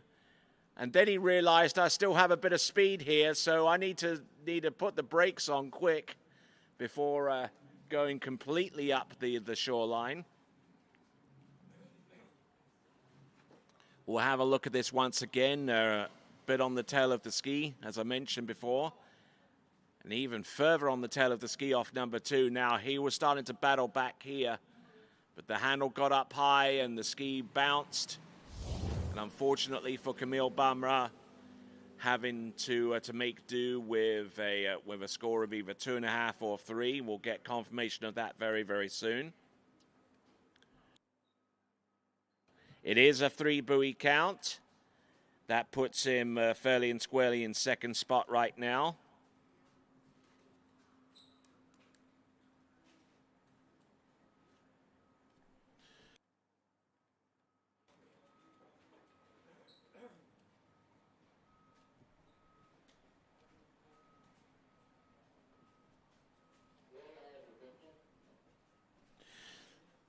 So the two scores that we've seen so far, Arnaud de Rick from Belgium with 4 at 11.25 meters, and Camille Bamra from Morocco, from the Kingdom of Morocco, 3 at 11.25 meters.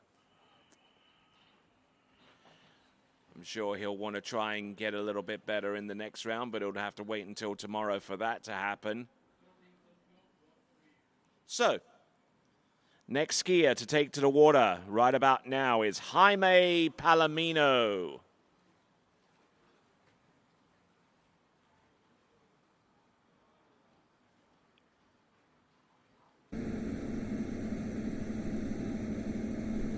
A 13-meter start.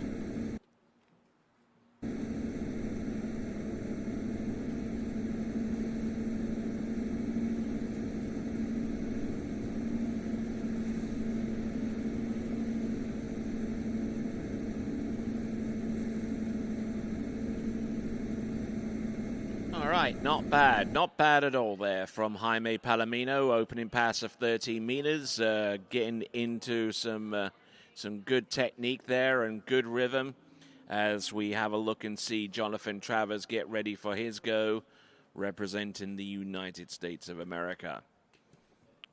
So, with that, let's send it over to Zane. All right, hey guys, I'm here with the hometown boy, Camille Barra. Dude, I know that probably wasn't what you were looking for, but you looked really good out there today. Thank you. Actually, it wasn't the score I was looking for, obviously. I wanted to do more. But there is still this great event here to warm my heart.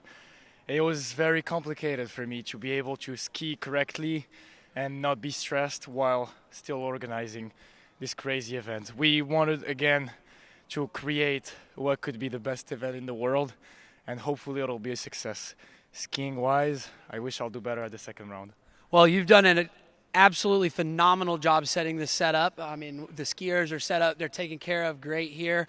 It's skiing well, and, I mean, I got to give you props for the best dismount of the day. Thank you very much. All right, we'll send it back to you, Tony. All right, then. Thanks a lot, Zane. Thanks a lot, especially there to Camille.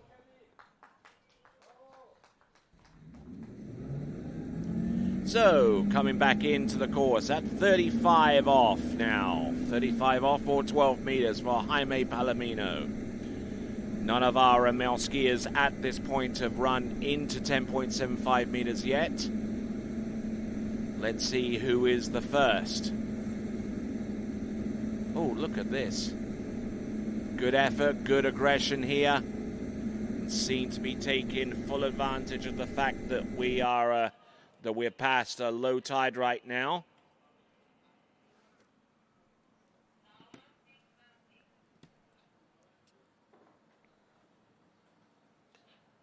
So a 6-buoy count there for Jaime Palomino.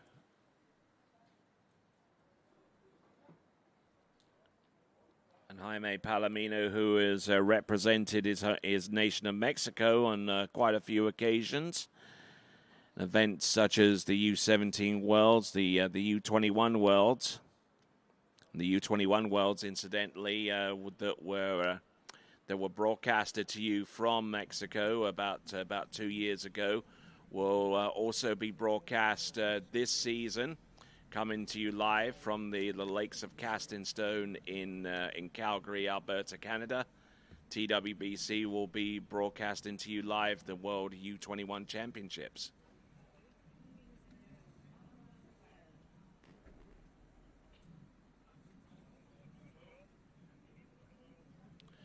All right, so just getting things situated there at the tower end, the Mohammed the sixth tower. Mohammed VI, for those of you wondering, is the current monarch here in the Kingdom of Morocco, who has sought to modernize the kingdom, as well as provide outlets for arts and culture across the entirety of the kingdom, especially here, where you see in the background the Grand Theatre of Rabat being the centerpiece of that. Jaime Palomino, 11.25 meters. Oh, does he get round number 6? Yes, and he takes the hit. All right, so now we've had one skier through 11.25 meters, and that is Jaime Palomino.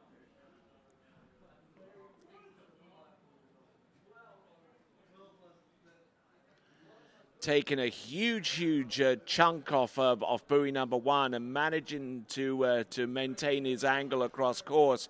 Got rid up off buoy number 2 and off number 3. So anything that he does from this point onwards, you know, is delayed significantly. And he just managed to let the ski slide down enough and get a little bit of angle, just enough needed to ski into a little bit of slack line round number 6 and through the exit gate. So there we go. That is Jaime Palomino.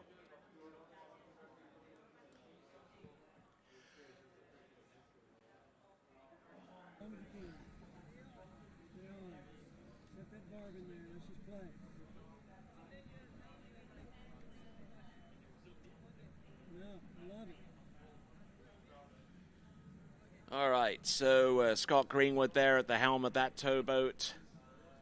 Looking pretty chuffed, looking pretty happy. And I'm sure even happier back there is Jaime Palomino, who has gotten through 11.25 meters. This is certainly going to help his cause going forwards.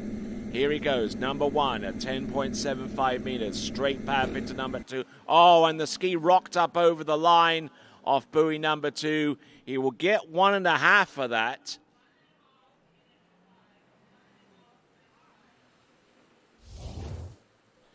He'll get 1.5 for this effort, Jaime Palomino, but could this be enough to send him through to the 8 skier final? It's a little early to tell yet, but certainly he is our first and only skier thus far to get through 11.25 meters, so he has that going for him.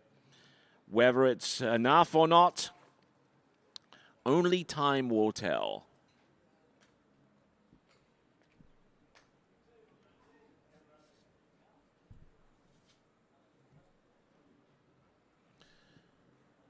So Jaime Palomino has the lead with 1.5 at 10.75 meters ahead of Arnaud de Rick on 4 at 11 and 3 buoys on 11.25 meters. 3 at 11.25 meters for Kamel Bamra, currently in 3rd place after 3 competitors. There you see a view of our venue here, the Royal Nautique Club. We've got sofas, we've got umbrellas, we've got people serving tea, we've got big screens, we've got a bandstand over there that will be playing a little bit later on for the amusement of our guests. And we've got an absolutely scintillating view of the water ski action that's currently taking place on the water. Continuing on, we've got Jonathan Travers, who comes to us from Groveland in Florida.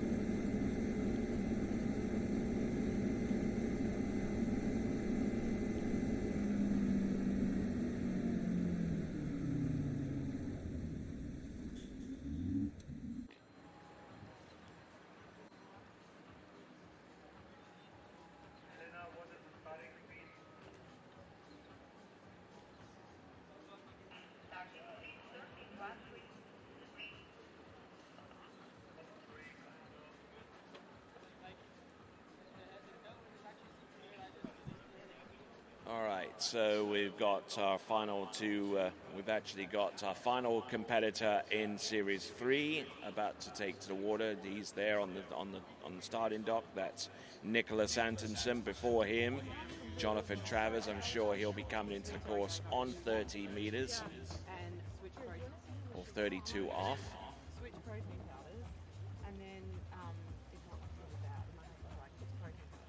Beautiful facility here at the Royal Nautique Club of Rabat.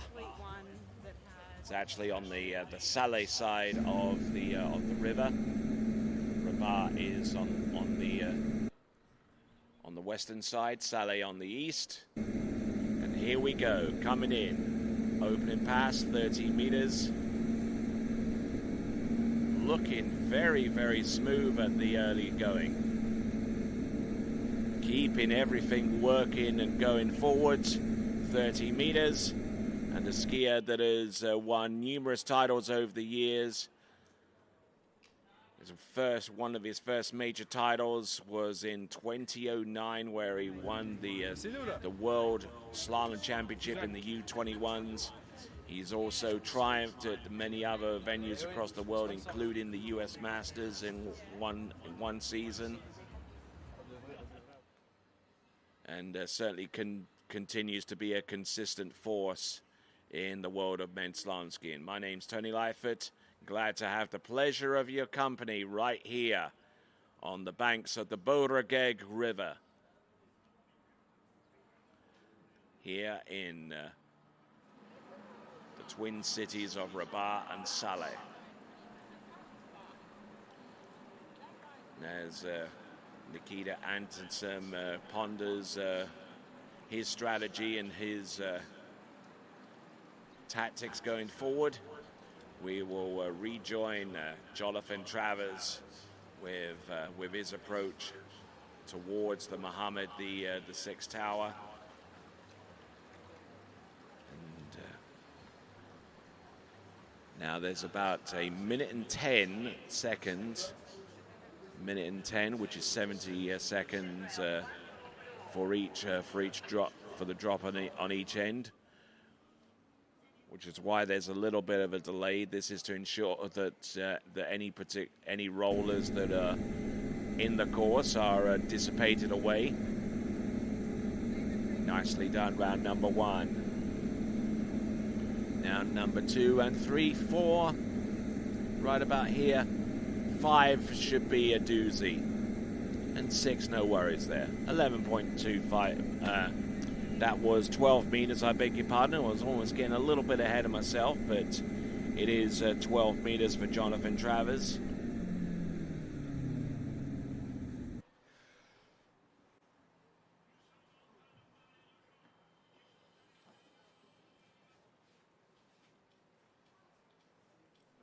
So, as we continue right along, let's send it over to Zane. All right, hey guys, I'm here by the pool with Jaime's mom. Jaime out there crushing it, didn't he? Yeah, he skied well. The conditions are a little bit complicated, so it's good. Yeah, but he did good to hang on that 6 ball and get into the next pass and looked great. Let's see the back tonight, how it is, but it was very good. Well, we're excited to have you here and excited to see Jamie ski well, and we look forward to seeing you around for the rest of the weekend. Yeah, such a nice event. Very happy to be here with friends. Super nice. Well, perfect. Well, enjoy yourself by the pool, and we'll see you later. Thank you very much. Back to you, Tony. A view there of Manon Costard doing a full length without breathing. I'm sure that her friends will be most impressed as Nicky gets himself ready. Maybe he's putting the cart before the horse a little bit, knowing what we know about Jonathan Travers' capabilities going forward.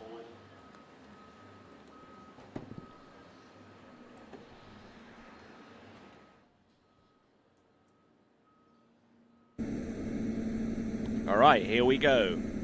Jonathan Travers. Oh, and going down early off buoy number 2. I don't know what happened there with Jonathan Travers. He's more frustrated than anything else. But if there is one thing that's going for him, it's the fact that there is another round of skiing to go. So he'll probably be starting among the first of our skiers in that round. But he got the good turn and he got the good approach into number 2 that he needed. But there you go. That is Jonathan Travers, and probably skiing and overcompensating for conditions which occurred earlier. The tide is coming in now. Not too much at this point. It's a little too early to be at full stretch tide. But unfortunately, he brought the handle up and they popped the ski. And Jonathan Travers, I'm sure he'll be doing his best to get back up to scratch as we see a beautiful shot there of both the Grand Theatre of Rabat and the Mohammed VI Tower in the background. It's part of a complex which includes a construction on a 110 hectares of land, which will include malls, residential shopping areas, a national archive, a new archaeological museum, and a business district complete with skyscrapers on the Saleh side of the river. So what you see is only the tip of the iceberg as we now go to Zane. All right, hey guys, I'm here with Nathan, the driver for the women. They all said you felt great out there. How was it out there? The conditions were great this morning, so definitely skiable, and the scores were really good, so I think everyone's happy so far. And you've had a pretty big day. You've been on the jet ski, been in the boat, and now you're sitting here lounging by the pool. I got roped into safety this morning, so yeah, make myself useful. Why not? Yeah. Well, we were glad. I know the triggers felt safe, and I look forward to hanging out with you after the event and going and hit the market. Absolutely. Let's get there. All right, back to you, Tony. Thank you very much, and I might want to join you as a matter of fact.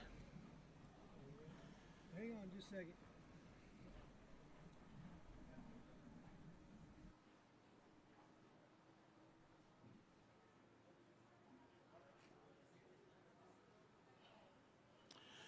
All right then, so let's continue on. This is the Royal Nautique Pro, coming to you from Rabat in the Kingdom of Morocco.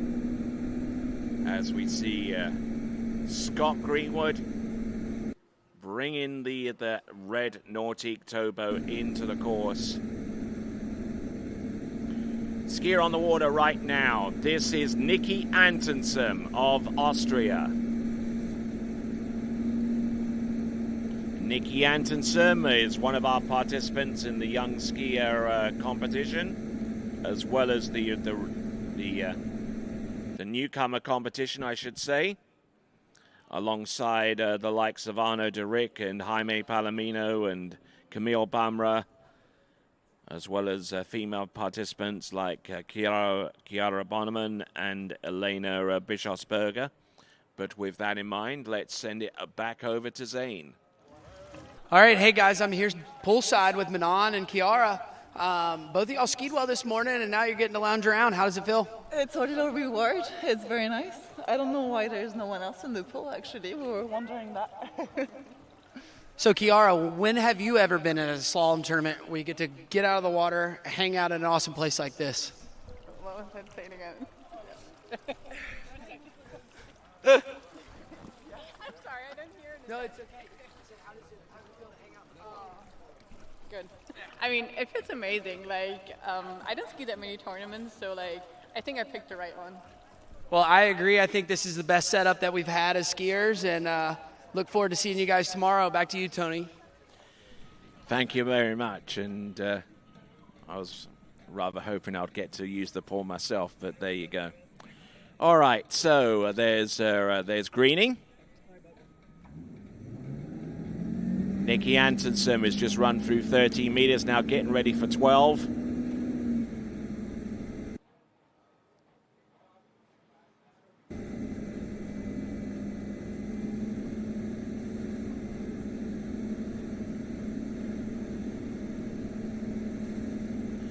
So 12 meters, the blue loop.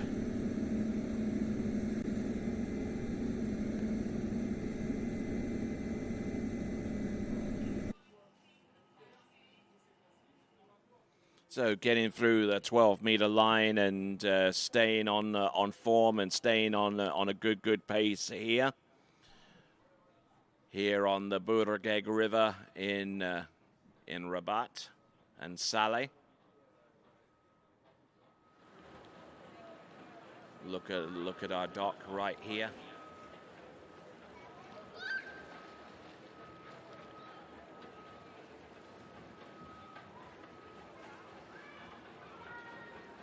So just waiting for the wash and the rollers to dissipate before we bring in our skier Nikki Antonsen, who has triumphed at a European level in the European Under-21 Championship, to the best of my knowledge.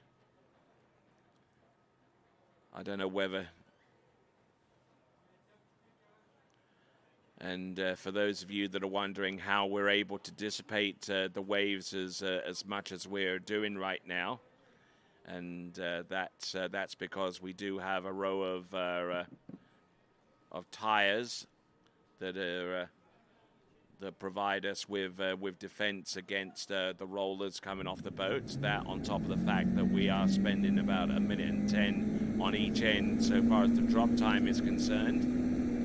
That generally helps too. So only one skier has run through 38 off so far, and that is Jaime Palomino. Let's see if Nikki can become the second. At this pace, probably not, but here he comes, round number 4.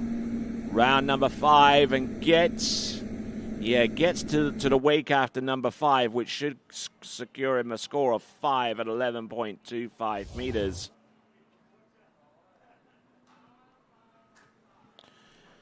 So, Nikki Antonsen didn't get a particularly auspicious start. He was on the back of the ski, and he was really having to fight the boat mostly.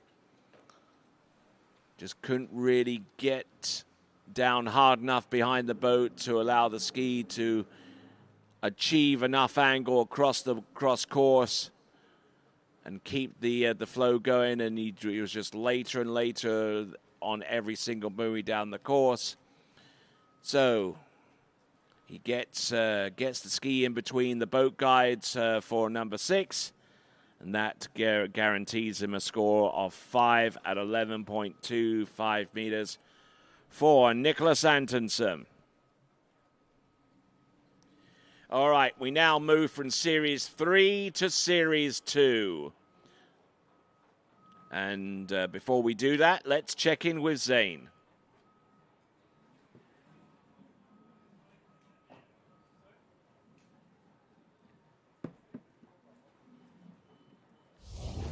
Tony, I'm here with Jaime Palomino. First guy through 11. Obviously, conditions are a little bit different for the women, but dude, you making it way through that pass and put yourself in the lead. Yeah, no, it was a rough pass, man. Like, I didn't really turn any buoy. Big slack, but I managed. Current starting already, and it just comes under the ski so fast, so it's complicated. Sure, the big guys are going to put up some really good scores, but at the moment I'm happy to run it, and I think it's tough. Even if it looks good, it's pretty rough. Well, don't discount yourself, because you're one of the big guys, and you put up a big score to start, and they got to chase it. So good skiing. Thank you, Zane. Good luck to everybody. Well, it was great to see you, and it's great to have your mom around. We talked to her a little bit earlier, so good skiing. We'll see you in the second round tomorrow. Perfect. All right, back to you, Tony. All right, so let's have a look at the men's slalom leaderboard. Jaime Palomino is your lead skier with 1.5 at 10.75 meters. Nikki Antonsen in second spot with 5 at 11.25 meters. Arna de Rick in third with 4 on that same line length. Camille Bamra in fourth, 3 on that same line length. And Jonathan Travers with 1.5 on that same line length. Corey Vaughan, Series 2 gets underway with him. Corey Vaughan, who won his first ever professional title last season by triumphing in the Oxfordshire Pro-Am, skiing under nighttime conditions, and a whole set of other conditions are working against Corey Vaughan at this time, and we'll see if he can continue to excel here after getting through the opening pass of 13 meters. Skier about to take to the water next. That was actually a 12-meter start there for Corey Vaughan. I want to make that clear. Not 13, but 12 meters. So Corey Vaughan grabbing the proverbial bull by the horns. So 12 meters it's going to be.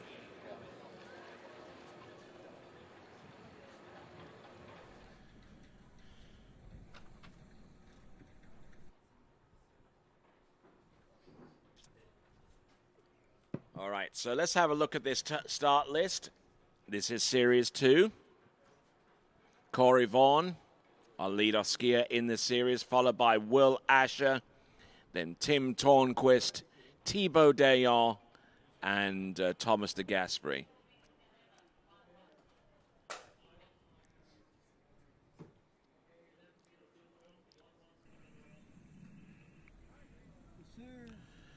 So here we go, folks. For those of you that are watching us online on the TWBC YouTube channel or elsewhere, you are most certainly welcome.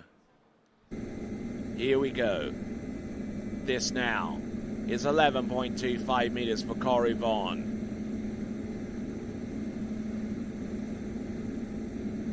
Good power, good precision behind the boat. Keeping everything on an even keel here.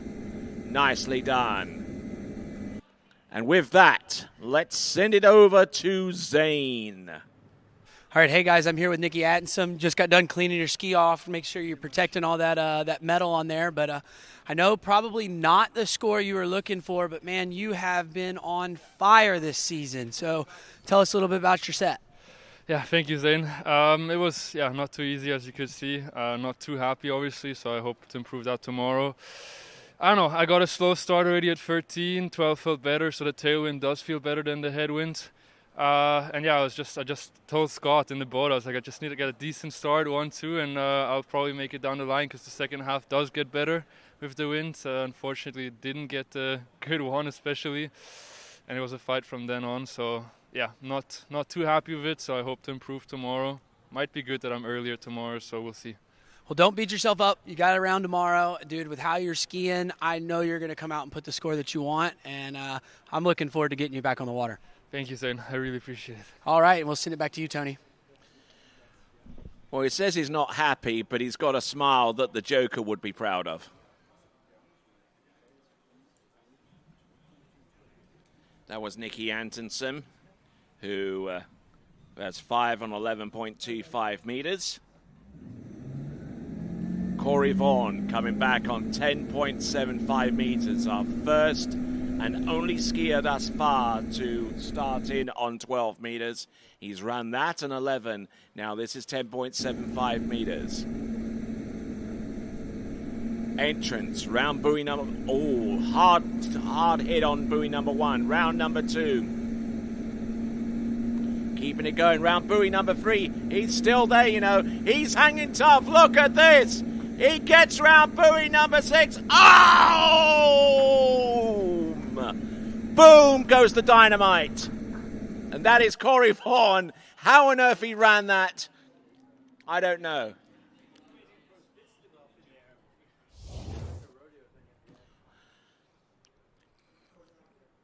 Well, suffice to say that this is a course record.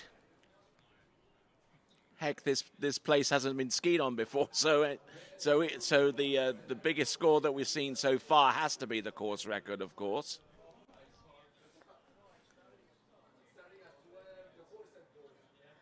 Takes a huge hit off number 4 and almost got himself rolled over shoulder-wise. Round number 4, 5, and eventually number 6.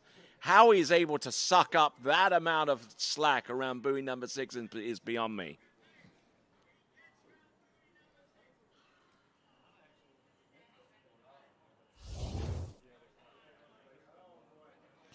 So, Corey Vaughan, 41 off, 10.25 meters.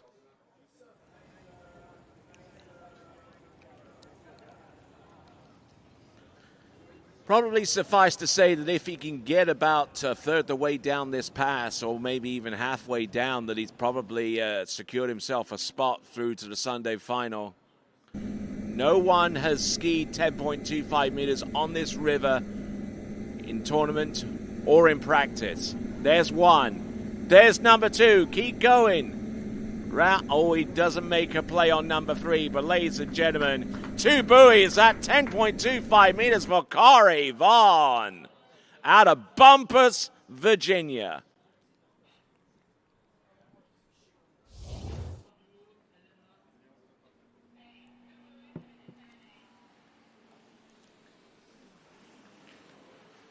So there you go. Corey Vaughn around buoy number 1. A little bit of an aerial edge change into number 2. But managing to take a bit of a hit there. And, yeah, well inside buoy number 3. But I tell you what, a 2 buoy count at 41 off. Ladies and gentlemen, skier about to take to the water. Former world men's slalom champion of the world. It is Will Asher. Confidently gets behind the boat. I'm joined here by Jonathan Travers. How you doing, sir? Yeah, great, Tony. It's such a pleasure to be back here in Morocco, to be in a new town, a new city. And, you know, I didn't ski that well, but I ran 12 and I was talking to Greenwood, and I was just like, man, it's so awesome to be here. And honestly, it felt really good when I was skiing, and all my mistakes were myself, so I'm pretty pumped to be able to go back out there and prove to the world that I can do something a little bit better than I did. Well, there you go. So look forward to seeing that in round 2, which will be tomorrow, and hopefully you'll get back up to snuff so far as putting a score out there into 10.75, or maybe as it turns out into 41 off at this juncture. Yeah, you're right, Tony. That current out there is a little tough right now, and it's maybe going to get a little bit worse, but Corey had a really good plan there when he left the dock. He was smart. He knew if he could get through 39, that tail current and that tail wind's a little bit easier than that headwind head current. So great skiing to Corey. That's the first one to ever try 10.2 here, so that's amazing. All right, let's see what we've got here. This is... Yeah, he's got that. Good skiing there from Will Asher on his opening pass.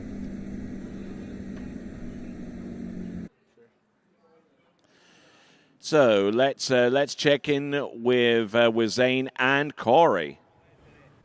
All right, hey guys, I'm here with Corey Vaughn. We just saw him take the lead, 2 at 41. I know last weekend weren't super stoked with your score, but I told you last weekend, dude, you look great riding your water ski, and you're about to pop one off this weekend. How'd it feel out there? Yeah, thanks, man. I feel good on the ski, and I kind of love stuff like this. I mean, whoever was watching, you saw that 39. That's no textbook work there, but you know, it's being gritty, staying with it on the river. That's my wife says that's my daddy CV mode. So thanks to my son for making me a dad. The dad strength had to come out, and you know, I started with 35. That was the head wind and head current. For me, I felt the most comfortable with that. We'll see. Will Asher's out now. He started with 32, so we'll see what people do with the strategy. But you know what? Felt better out there than in practice, and it's definitely doable. Well, you look good riding your water ski, and I know I've seen on the live chat the Bumpus crew has been in the chat, so shout out to them. Yeah, good morning, everybody. I love you all. Looking forward to being home, but first we got some more skiing to do. Well, awesome, dude. Way to crush it this round. Looking forward to getting you in the second round tomorrow and hopefully into the finals, and good skiing. Thank you. Love you, Seth. Love you, Amelia. Mwah, mwah, mwah, mwah. All right, back to you, Tony. You got to love that, haven't you? All right there, so skier on the water right about now. This is Will Asher, who started at 32 off, has decided against going at 35 off. That has been the case for at least the last couple of skiers. But let's have a look and see what he can do on 35 off, going in the opposite direction to look at that. Good skiing. Great skiing. Aggressive as you like there, Jonathan. Yeah, he's my training partner. I'm rooting for him now after I'm on the sidelines. He's insane on a slalom ski. He's probably more powerful and more balanced than anyone I've ever watched. And, you know, I'm rooting for him. He knows what he needs to do. He knows how to ski in this. He's a Moomba Masters champion. A lot of World Cups where the conditions aren't great. He's done very well in his career. So if I had to put some money on someone to be in the top finals or in the finals, it would be Will. All right, so Will Asher at the end of the lake, getting ready for his attempt at 10 point, at actually 11.25 meters. Almost got lulled into thinking that he started in at the same line length as everyone else at this point, or at least the last couple of skiers. But here we go. This is Will Asher wearing the yellow bib, which signifies the fact that he is the defending champion from the Moroccan Pro Tournament prior to this one. Became the first ever competitor last season in 2024 to record a score into 9.75 meters, or 43 off in the continent of Africa. So here we go. This is Will Asher. I hear the toe bone. It's making its way back into the course. Tony, this is where it's critical. It's getting a good gate, good one. That head current's pushing him down, slowing his ski down into the buoy. He's looking really good out of 3, coming into 4. He's on it. He's looking good. Nice. A little slow out of 4, but he's going good. Going to 6. Here we go. 10-7 next. Gets to a position, holds on to it, and just off to the races in each instance. There we go. That's Will Asher. He gets the job done.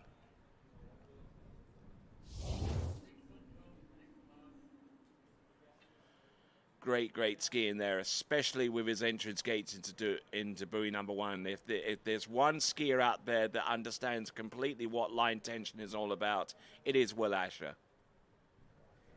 Yeah, that gate at that end, coming back in on your first pass gate with that head current is very challenging to keep your speed up and get that rotation. That current is pushing your ski underneath you, and it's very hard to keep it in front of you, driving into the wakes or trying to get out to the buoy.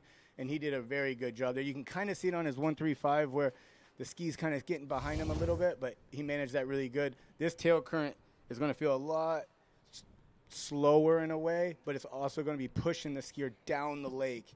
So it's going to be harder to get to the buoys, but he's going to feel like he has more time off the wakes. But that's when you get in trouble, is when the water is pushing you down the lake.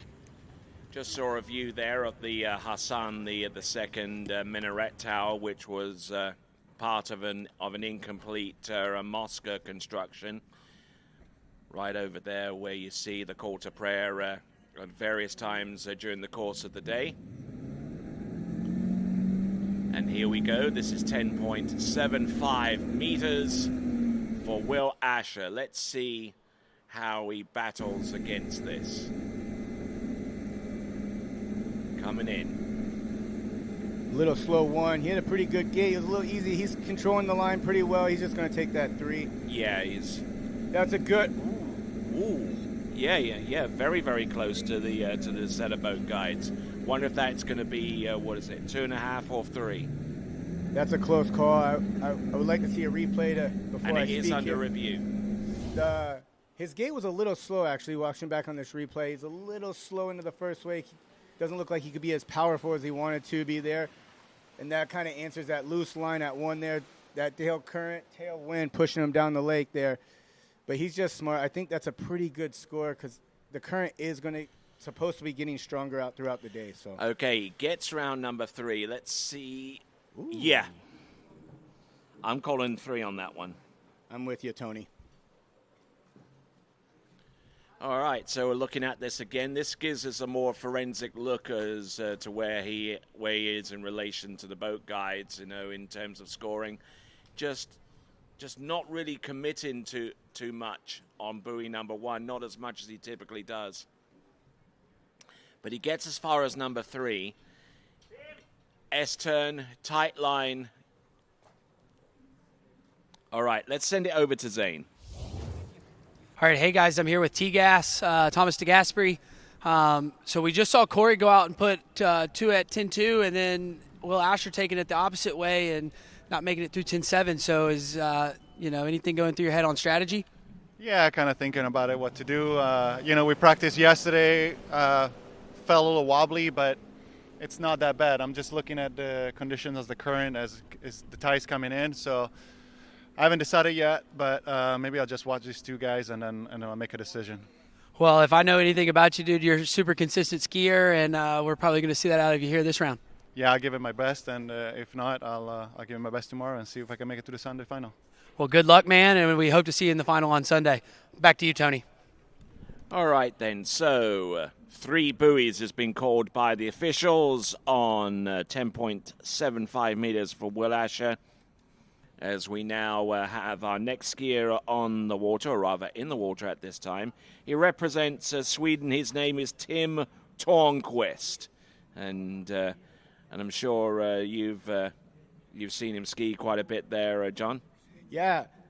I was just talking to him. He came all the way from LA Night Gym, where you were, actually. And he actually had a small fall, he said. And he went out the front jumping. So he said he's little bit beat up, but he says, hey, it's slalom. I can get it. Yep, they breed him pretty tough in Scandinavia, whether it'll be Finland, Norway, or even Sweden. And you might want to add Denmark and Iceland into the deal. But we're talking about a Swedish skier on the water right now. It's Tim Tornquist. Let's see what he has. Opening pass. I believe this is going to be 32 off. 13 meters. Yes, indeed it is. This is Sweden's Tim Tornquist. Ooh, a little slow there at 2. Horrid turn on number 2. That was a bit better there. He's just trying to feel it out. It's a little bit different than when we all skied yesterday. It's a little bit lower tide, a little bit less current. So it's just, that's why we start at 13, get a few warm-up passes there, and we're going to head it over to Zane now. Indeed. All right, hey guys, I'm here with Will Asher. Conditions have come up way different than when the ladies skied. So, what's it feel like out there? I mean, I think it probably feels a little bit how it looks. The current's definitely picking up, and it's kind of interesting. I equate it a bit to like skiing at Mumba. It just gives you the visual perspective, but then really what's more powerful is what's happening on your feet and how the ski reacts to it. It's really hard to be intense enough, So I was just trying to up intensity and just see, I guess. You just don't know. Like, maybe it's a great score, maybe it's not. Corey went out before me and, he did really well. So, yeah. So is there anything that you might do strategy-wise different in round 2 tomorrow? I think it's going to be a different playbook every time we ski. So I think we're going to learn more as the weekend goes on. And, hopefully we get to a point where we feel comfortable with the decision and then we just kind of live by it. Well, I know tomorrow you're going to come out and you'll make some adjustments and you'll kill it. So look forward to seeing you tomorrow, and we'll send it back to you, Tony. Why, thank you, and obviously Will Asher making a very valid point.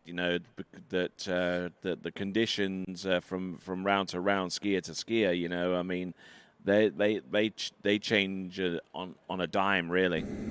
Yeah, totally. Just you watch when Jamie skied versus when I skied. Even the tide came up and the current was pushing a little bit more, and from skier to skier, it's going to happen. We have Tim here at 12, looking nice and strong, nice and smooth. Just trying to feel it out, trying to understand what Will was saying about the visual and the pressure under your feet and what's happening underneath your ski.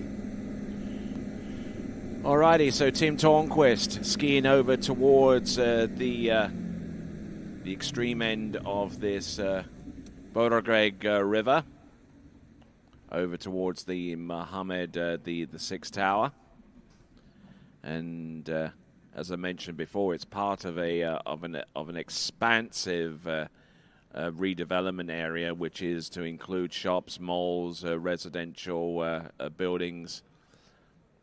So a lot going on construction-wise, not only in this part of Rabat, but in most other areas of that city and Salé as well, as they get ready to welcome the world in about 5 years' time for the FIFA World Cup, which is co-hosted by Spain and Portugal and indeed Morocco.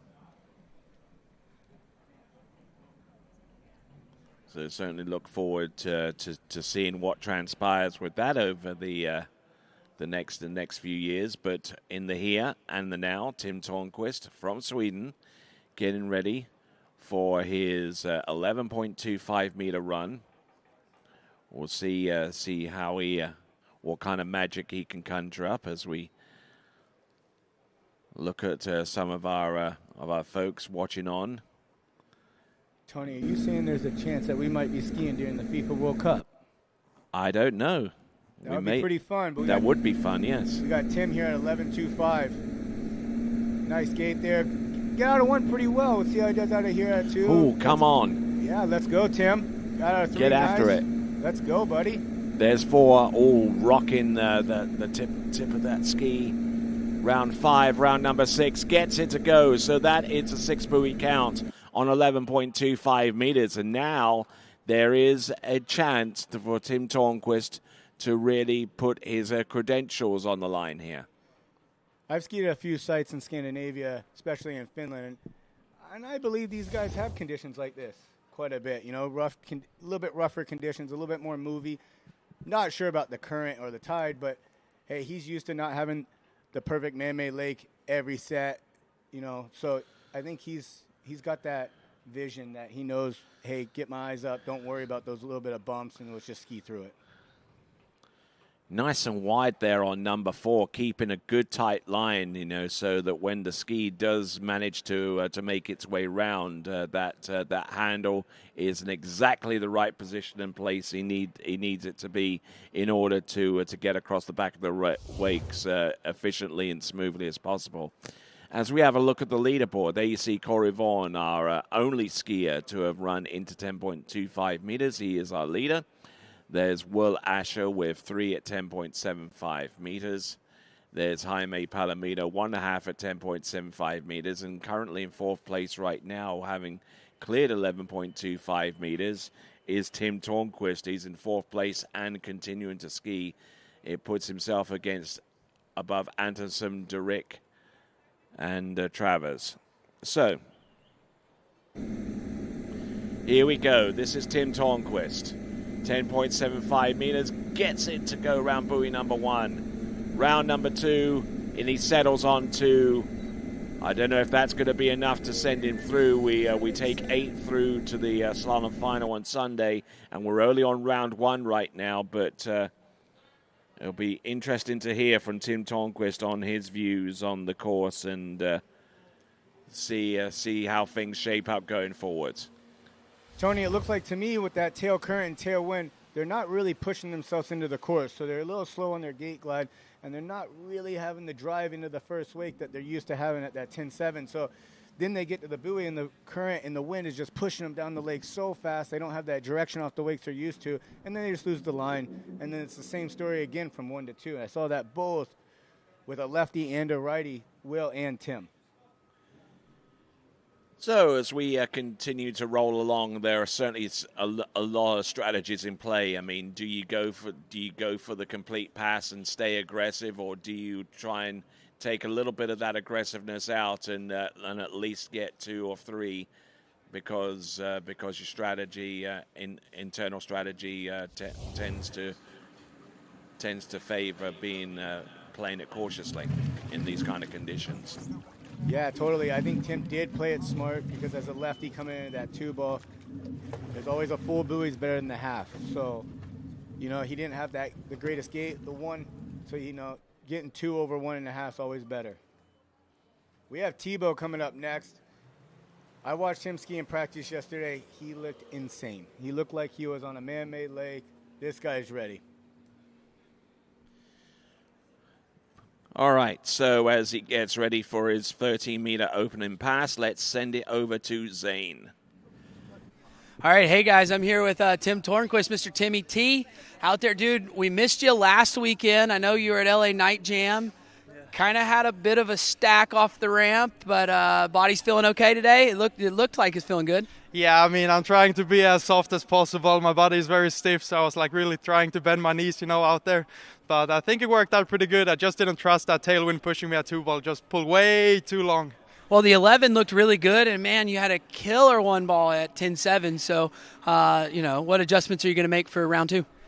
Do the same thing. I just need to trust the ability to ski on this water. So I think it skied way better today than practice yesterday. And to be honest, felt kind of like home. Well, I mean, I know you've been crushing it already this season. You got a score of 4 at 10.25, and I think that's a new Swedish national record. So congratulations on that, and I'm looking forward to seeing you tomorrow. Yeah, thanks. Thanks, Zane. All right, back to you, Tony. And thank you once again. Thibaut Dayon is about to make his way back into the course, or rather just straight up into the course for his opening pass. It is going to be 13 meters or 32 off. Good crowd of people are showing up here on site and also online as well. Thank you very much indeed for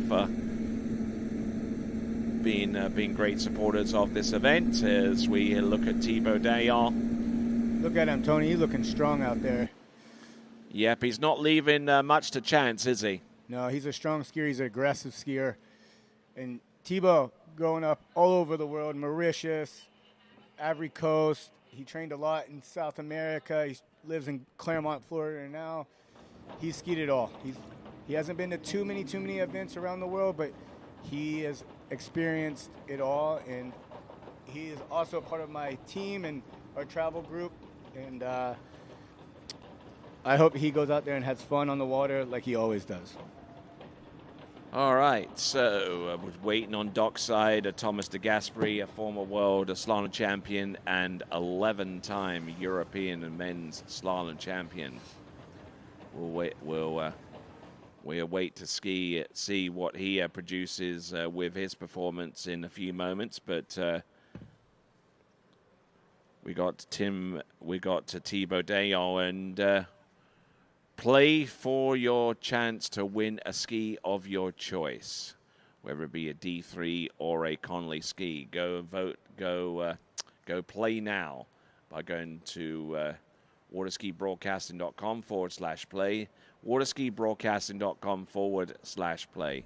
And also don't forget at the same time, subscribe to the TWBC YouTube channel to be instantly informed as to when our next live event is live, and also to be a part of the live chat as well. So let's have a look and see what Thibaut Dayon can do as he comes to us from the Hassan II bridge end coming in. Not looking bad there. Looking powerful, strong. Little bobble there out of 3, but he's in it. He's controlling that himself and controlling the line very well. Nicely done, I would say. Very, very well skied, very well composed right from the get-go. And that is Thibaut Dayon.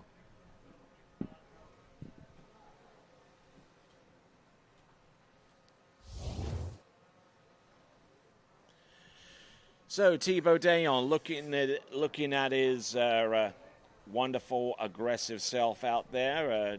Much to pick apart with this? No, there's not much. You know, he's just out there trying to feel it out.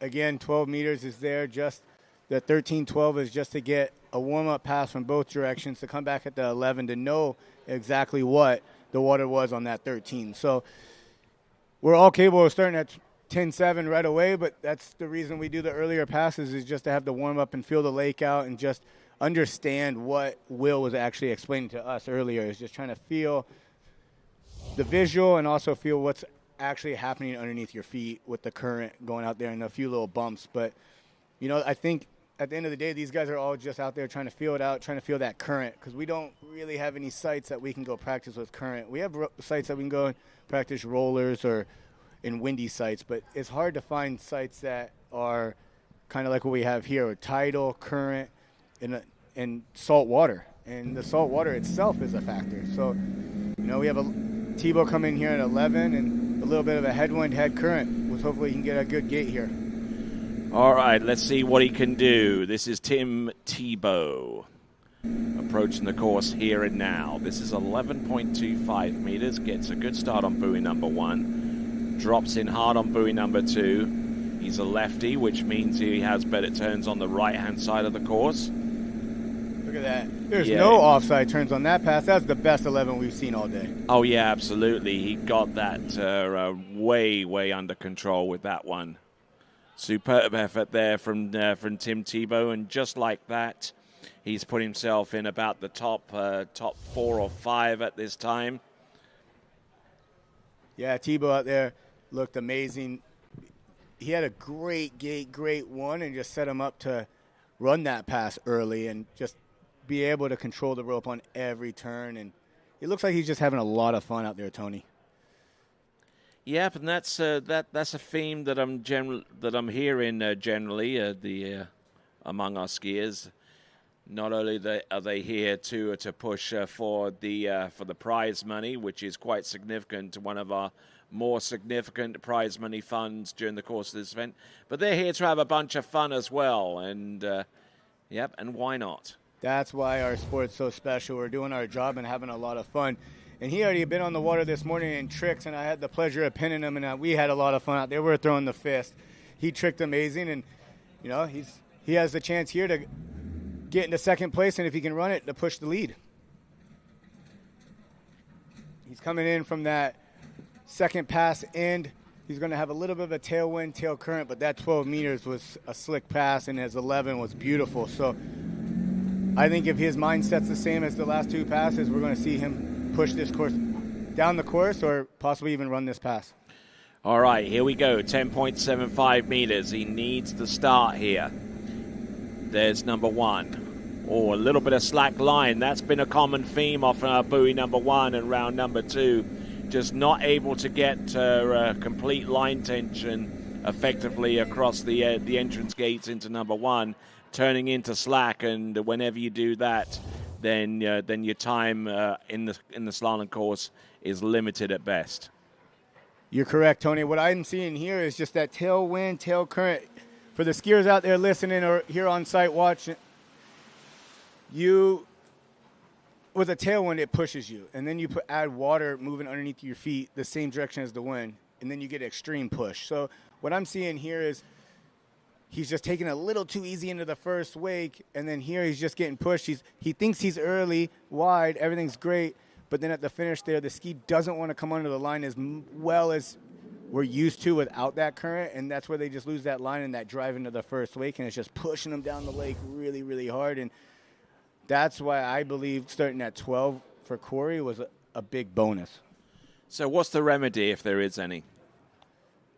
Oh, good question.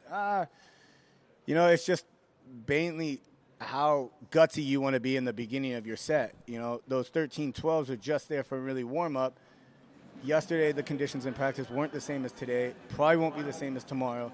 So it's just how gutsy you want to be right away on the round one. All right, and with that in mind, let's check in with Zane. All right, hey guys, I'm here with Thibaut Dion. We just saw him get off the water. Conditions look like they've kind of gotten a little tricky compared to when we saw the women ski this morning. Yeah, what's for sure is it's not getting better, but it's the current more than anything, more than the wakes, more than the wind. The current is tricky. And it's. I mean, I know you grew up in a tropical area, probably skied on a little saltwater in the past, but it is when you got the wind blowing and the current, it does get tricky for you as a skier, huh? Yeah, it's multiple things to take in consideration when you go on the water. But I'm curious to see what the other guy's gonna do. It's not easy, but it's fun. It's different. Well, we saw a huge trick score from you this morning, and we saw you in the slalom event. We're looking forward to getting you back on the water tomorrow in both events, and hopefully, get you into the final on Sunday. Good. Thank you very much. All right, back to you, Tony. So basically, emphasizing what we said in regards to the effects of the current and the wind and what have you. So also added into the mix is the fact that it's salt water as well, which means that the ski rises up higher on the water. So any kind of speed that you generate is multiplied with the salt water, and then you've got the tailwind, and then you've got the tail current. Then you're kind of like in triple trouble. Yeah, totally. Like, if you can take a man-made lake and just put salt water in it, it's going to feel a lot different. And then we go out to a river, when you have current and tidal and wind, there's a lot of things out there. But the cool thing that I heard Thibaut say is it was fun. And that's the whole point of water skiing, is to go out there and have fun. No matter if you have a great day or a bad day, you got to enjoy it and have fun. We have T-Gas here. I believe he's starting at 13. All right, well, let's see. 30 meters confirmed. He comes to us from about the one place in the world where it's definitely not salt water. Nope, I've skied at T-Gases. Will and I went to T-Gases a few years ago, and we saw his site, and we're like, Two-time world champ, came from here. Wow, he's an incredible athlete, incredible skier. Having his site as your home site would be very challenging. It's a massive lake. It's beautiful, and it's just kind of like skiing out here, kind of like what Tim said. They don't have the perfect man-made lakes at home, and they kind of take that as like their strength when they come out to these lakes. T-Gas being a Moomba Masters champion, a Masters champion, two-time world champ, this guy has the expertise to go out there and just slaughter this slalom course. So it's going to be fun to watch him. He has the mindset of to go out there and just tear it up, and he knows these conditions as much as Will or some of these older athletes that have been around for years and years. So I think he's going to have a fun day on the water as well.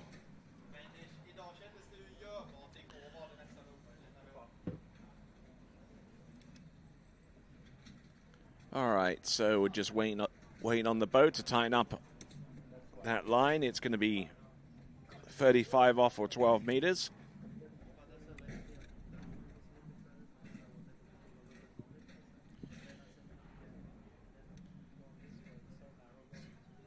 So that Nautique towboat right here at the Royal Nautique Pro event here at Rabat,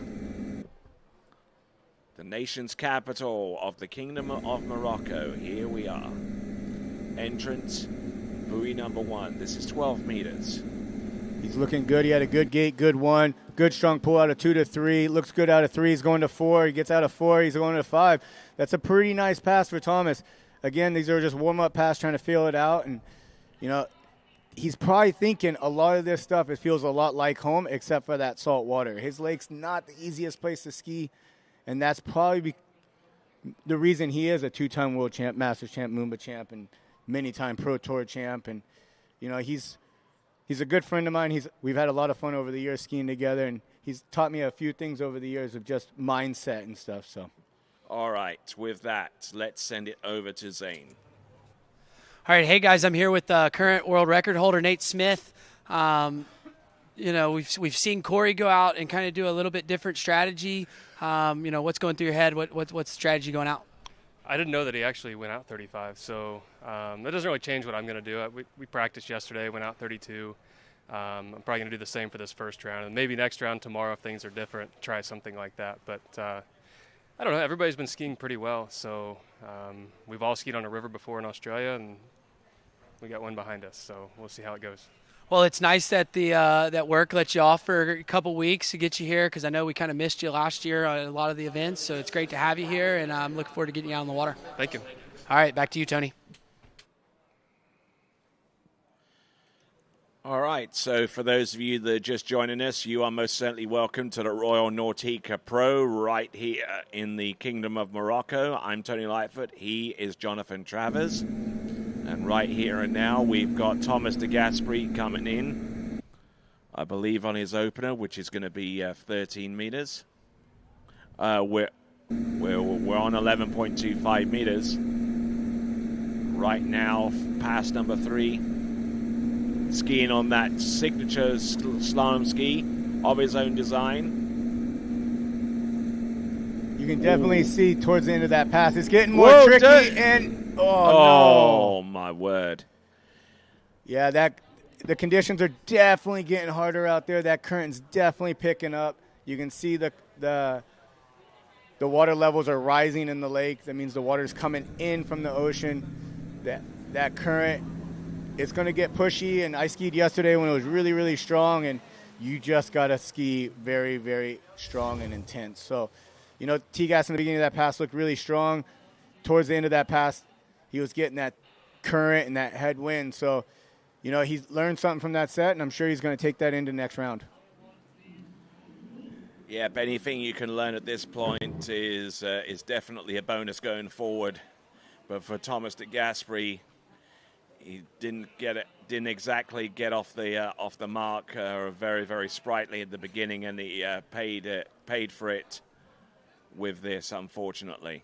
Tried to S-turn out of it, but I believe that's 5.5, isn't it? Yeah, it's 5.5. Maybe they're going to call that 6, maybe, but I would easily call that 5.5. You know, if we watch this here, he looks pretty good out of 1. I believe he's going to come out of 2 pretty good. A little slow, but, hey, it's 11 meters for Thomas. It's right here, I believe, where he gets in trouble.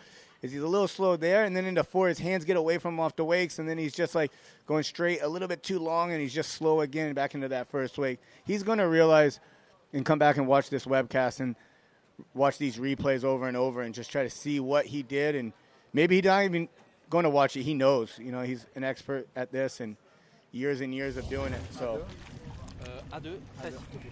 All right, so now we're moving on from Series 2 to Series 1. Our final 5 skiers in this first round.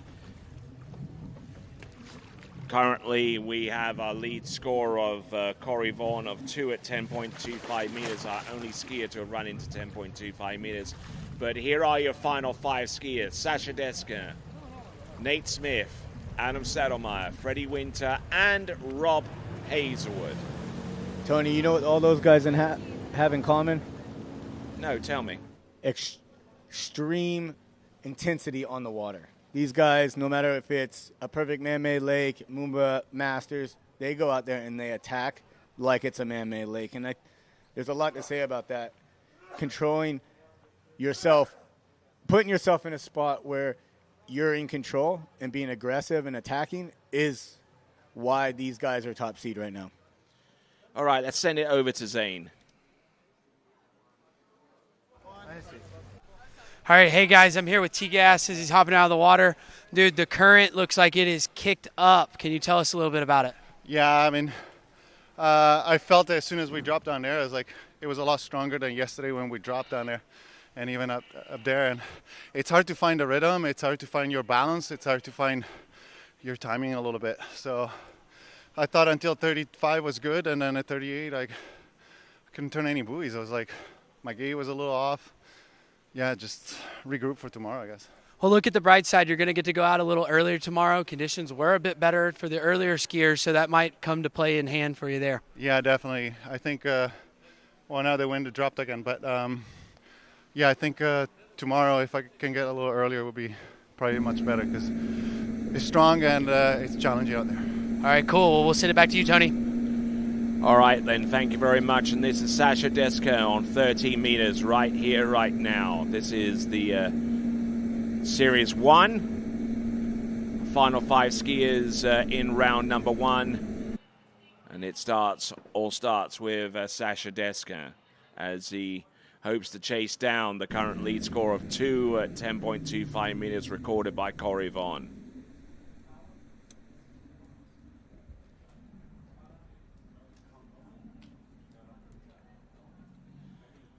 So yeah, something that was mentioned in that interview with Zane from Thomas is that the current has really kicked up a notch over just in the last 10 to 15 minutes. I mean, if you kind of look over from where you're viewing right now, Jonathan, you could pick a spot somewhere where there's foam and then see it drift down the course away from the Atlantic Ocean. Yeah, when we got in the boat for tricks this morning, the current was moving the opposite direction, but we were about adjusting the trick speeds about a mile to a mile and a half. And now I bet you, Tony, it's probably closer to 5. You know, just off what we saw this morning with tricks, it's definitely picked up spun directions. Tide's coming up, current stronger, winds up and down.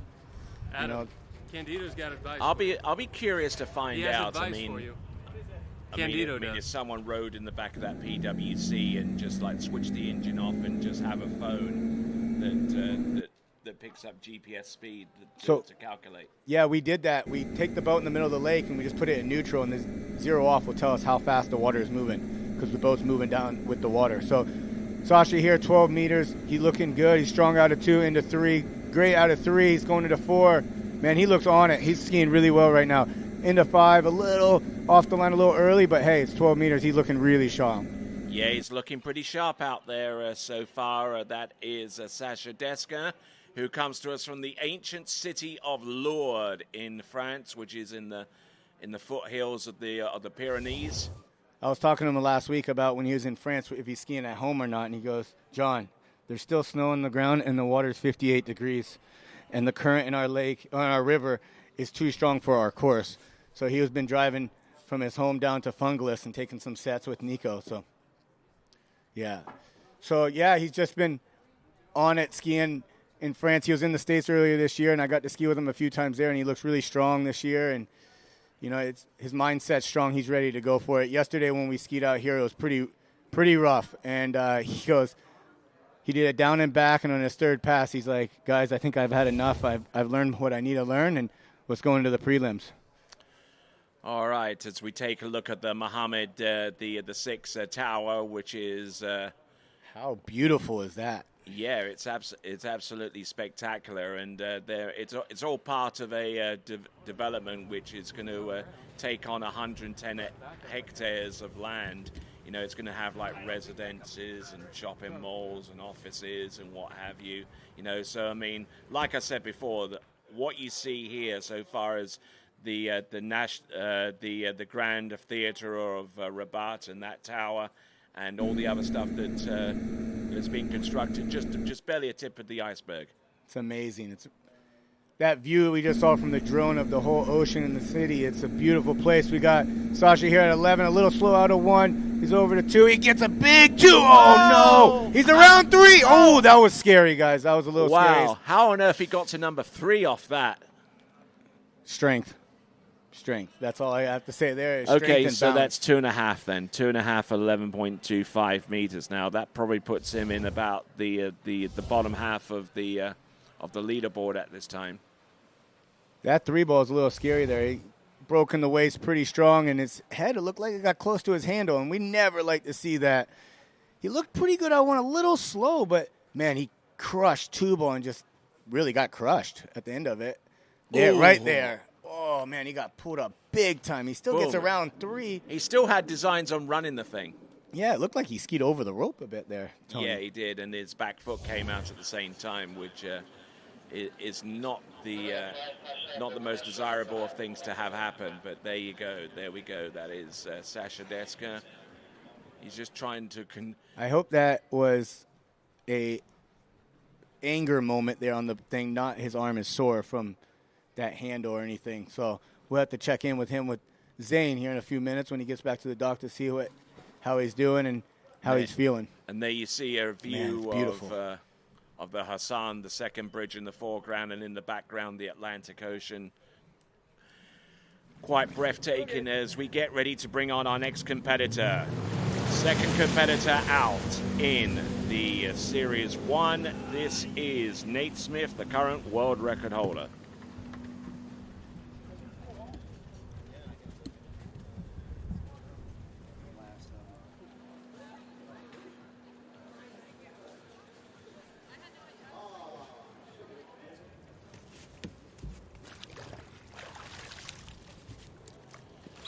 Certainly, challenges are plenty for our slaloming athletes right now. The current has kicked up a little bit in the last few minutes, and just to give you an idea, and I'm getting this information from tideforecast.com.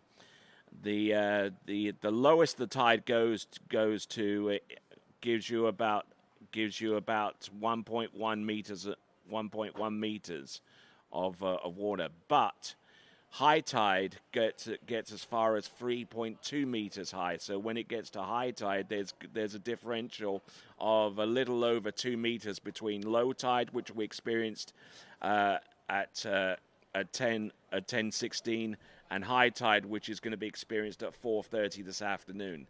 So in between then and the ensuing time in the future, the tide is only going to get higher, and the current is only going to get stronger. Tony, we go back to that. What you were just saying about 2 meters for us Americans. I'm 6 foot. 2 meters is 6'6". So that's a lot of water we're coming into this lake and coming up. So Nate here at 13, silky smooth like normal, just trying to feel it out, understand what's going on. He's one of the best in the world champ. Okay, and with that in mind, let's send it over to Zane. All right, hey guys, I'm here with Freddie Winter. Dude, awesome start to the season, coming off second place last weekend, win at the Masters, skied well at Moomba. I'm looking forward to getting you out there and taking a rip. I'm glad you're excited. I don't know. Yeah, I mean, it's going to be a little challenging, let's say. We've got some wind coming up, but, we're an outdoor sport and, time to fight something and have a bit of fun. Well, if I know that there's anybody that can deal with challenging conditions, challenging, things happening, Freddie, you're gonna crush it. You can keep saying that. Give me confidence because I'm not sure I always feel that, but I like that you think it. Well, I'm just going to tell you, dude, you're one of my favorite skiers just because, how great you ski and the attitude on the water and everything. So, dude, looking forward for you to go crush it out there. Thank you so much, mate. Thank you. All right, back to you, Tony. Freddie has had a beautiful start of the year after a horrible last year. Yeah, I mean, he was largely absent from last season. It's no mean feat to recover from that situation that he experienced last year. That you wouldn't wish upon your worst enemy. Never. And to see him come back and win the Masters and have a great weekend last weekend with a second place, and it's just very cool to see. And we got Nate here coming back at 12, tail wind, tail current. Nice gate, gets out of one perfect. Silky smooth again for Nate. Getting through this 12, pretty nice so far. A little there at 3 ball. Almost came up short on that one. Feels so easy, feels so easy in that tailwind, tail current at these longer rope lengths that you kind of get a little lazy.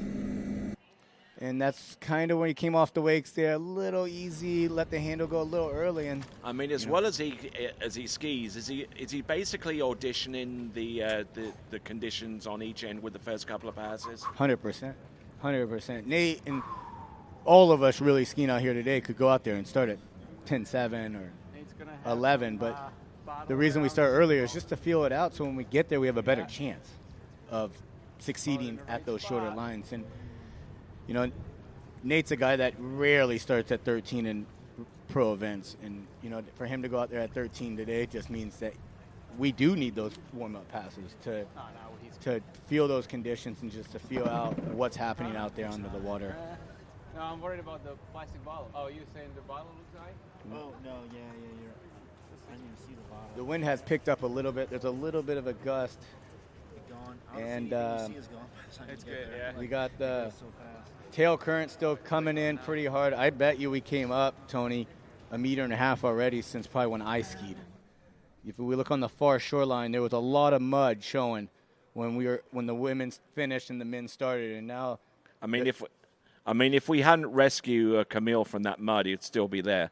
Yeah, he'd be stuck in it, So yeah, it's we brought Camille's name up. Let's have a huge shout out to Camille and his family for having us here in Morocco for our second time.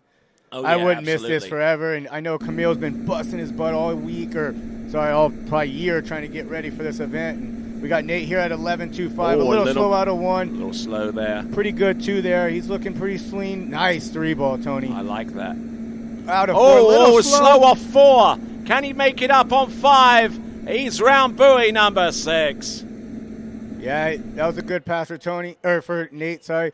Tony, yesterday when we were skiing, I did 4 passes, and I didn't go past 12. And Nate goes out there and straight up the line and goes right inside a 6-ball at 10-7, and I was just blown away with that because I was like, when I skied yesterday, I don't think I could have ever done that. So hats off to Nate. He's looking good. He's skiing well. He hasn't been on the water as much as he's used to. He's been a pilot now, and it's very cool to talk to him about his new job and his new position in the seat of a plane, So that's been a fun time. He's been hanging out with us for the last few weeks here in Europe, and it's been a great time just to get to talk to Nate off the water a little bit about his new lifestyle he has. Indeed. So Nate Smith, a little bit of a slow turn like that one off buoy number 4.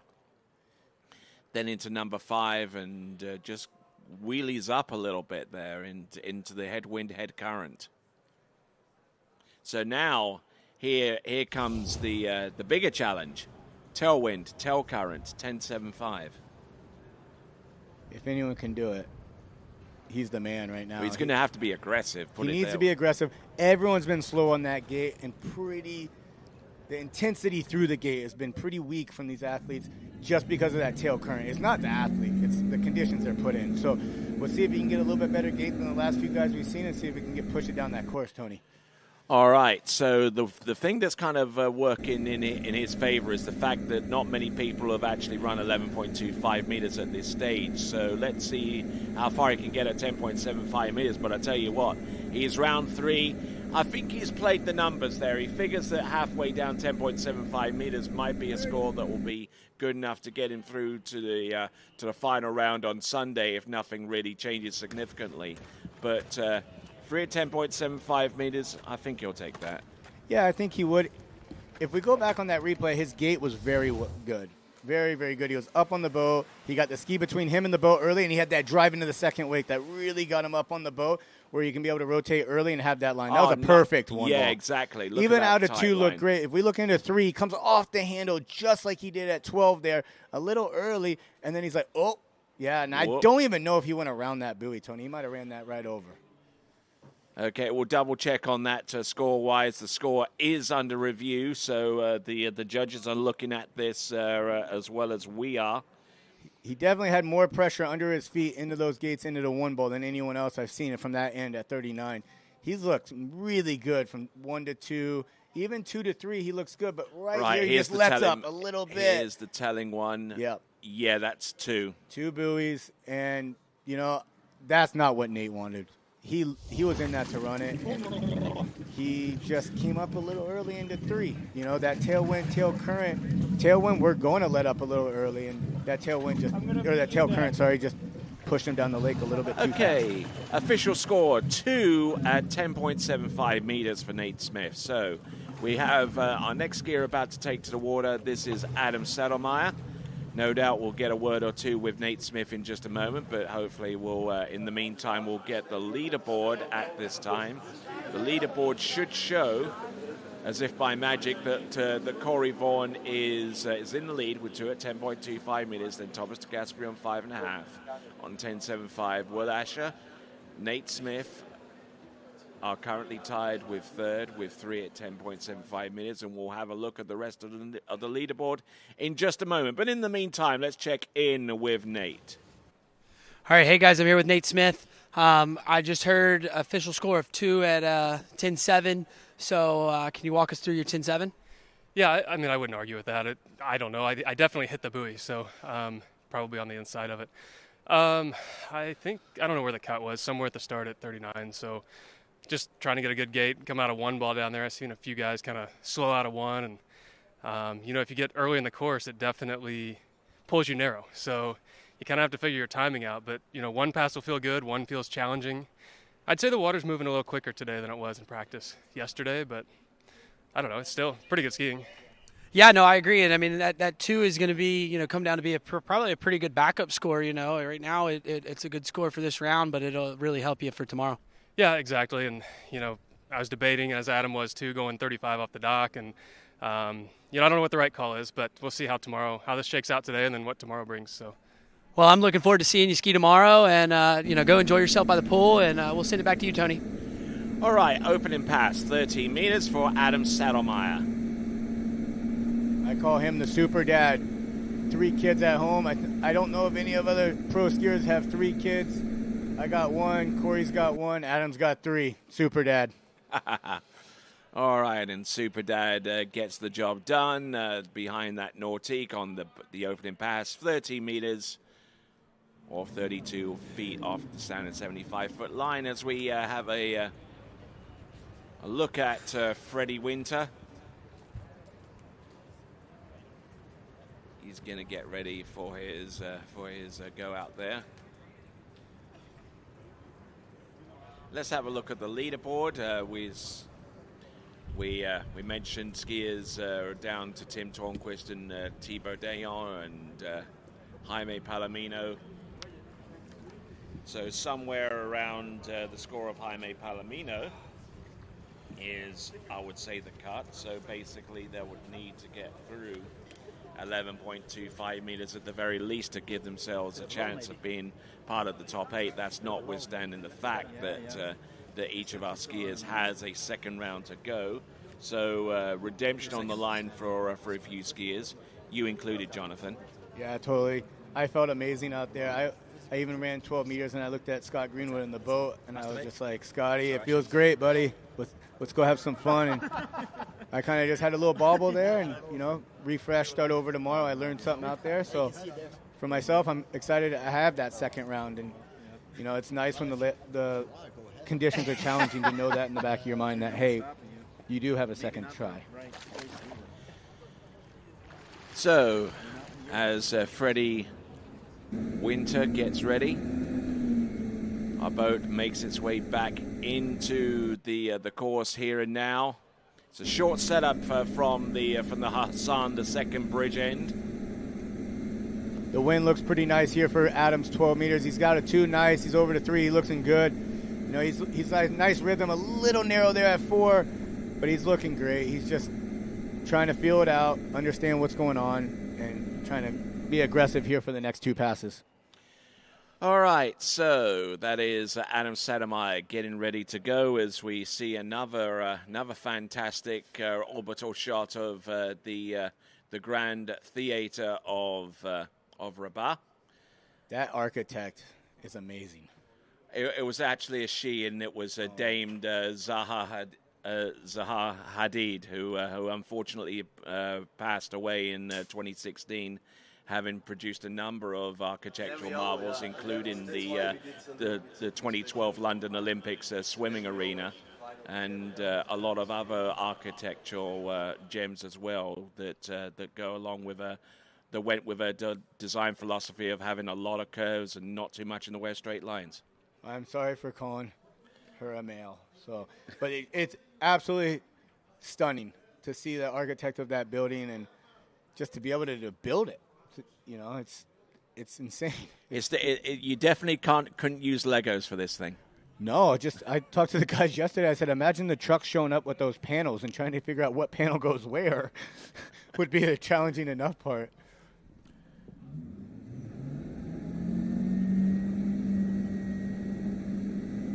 All right, so let's have a look and see. We've got Scott Greenwood at the helm, and on 11.25 meters approximately behind the boat, we have Adam Sattermeyer. Entrance, buoy number 1, drives hard into buoy number 2. Knows exactly where he needs to get to put himself in contention. This is about as good of an 11.25 meter pass that you'll ever see in current conditions. Yeah, that was a nice pass, even though he was a little slow on his gait. But, man, he was very patient, very powerful behind the boat, and controlled the line out to each buoy very well. So Adam is a very aggressive skier.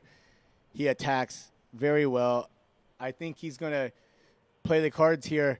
After listening to Nate's interview, it kind of sounded like he wanted to not run that pass, just so he knows that. I think the whole ticket here is how early can we go out. So it's making the top 8, but trying not to be top seed, I believe. Yeah, it's skiing strategically is definitely going to be key going forwards as we continue to roll our way through these competitors.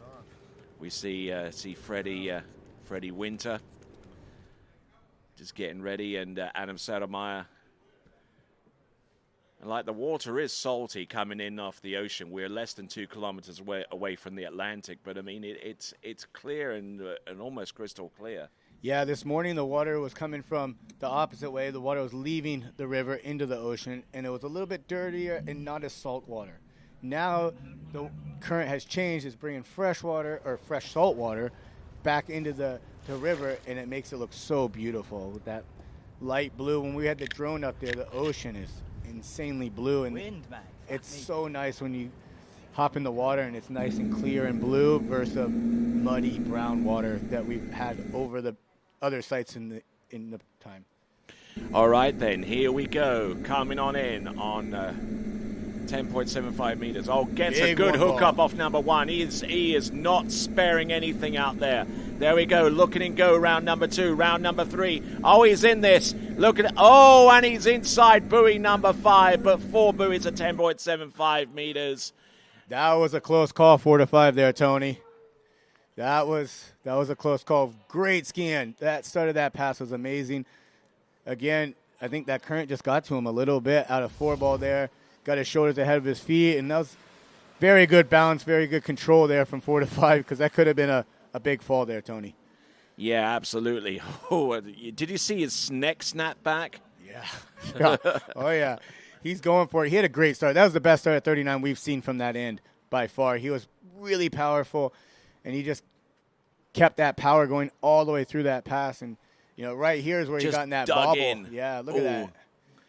And he tried to throw his ski into an edge change, and nothing doing pumped on that one. Yeah, he's fine with that. It's going to be 4 at 10.75 meters with 2 skiers remaining. This is Adam Saddlemeyer, and he got the hook up off number 1 that he really truly needed to give this chance a pass, this pass a chance. Yeah, he looked really good from 2 to 3. Little bit shoulder drop there, a little bit down course, but I thought he handled it pretty well. Out of 4, that current's just getting him. He's getting pushed down the lake really hard, and then he just dropped the shoulder and was like, go for it. And then off that wake there, you see a ski come out of the water a little bit, and his feet move away from him, and shoulders go inside the boat, and he did a really good job there of just controlling himself so he didn't have a fall. All right, so there's your leaderboard. Adam Saddlemeyer has just vaulted himself up to second spot with 4 at 10.75 meters. Still in the lead and still our only competitor to run through 10.75 meters. It's Corey Vaughan. And let's check in with Zane. It was fun, yeah. All right, hey guys, I'm here with Adam Settlemeyer. We just saw him get off the water. Not quite making it through that 10.7, but slotting yourself in second place and sitting pretty, going for the second round and the final on Sunday. Yeah, that was a whole lot of fun. Obviously, the goal was to put myself in a position where I know what will be needed heading into the cut. I wanted to put a good score up on the board. We just never know what tomorrow is going to bring, what the conditions will be. So definitely feel really good sitting in the spot that I'm at, and just looking to build up on that tomorrow. Well, we talked about it last weekend. Fun is the most important thing on water skiing in general, right? And again, you're having fun, and the scores are coming. You're skiing great. So, dude, great skiing. Yeah, I appreciate it. I don't know what's going on with me, but I hate to repeat myself, but I just haven't had so much fun in years, and I think it's starting to come through in the water. And yeah, man, I'm just loving it. Well, just so everybody at home knows, make sure water skiing's fun, and the results will come. But great skiing, Adam, and we'll send it back to you, Tony. Yeah, yep. Thank you very much. As we look at the dockside and see Rob Hazelwood, the current leader on the Waterski Pro Tour ranking list, and that's why he's wearing the blue bib. Here we go, coming in on his opening pass. This is Freddie Winter, the current U.S. Masters Slalom champion. 30-meter start. Looking good here, Tony. Feeling it out. Talk about power on a water ski. He's got it. He's got the power. And gets it going. Nicely done. So Freddie Winter just absolutely just turns it on pass number 1 and looking fantastic over there. And Freddie brought to light last week the whole situation in regards to shore path from what I was able to see. Yeah, he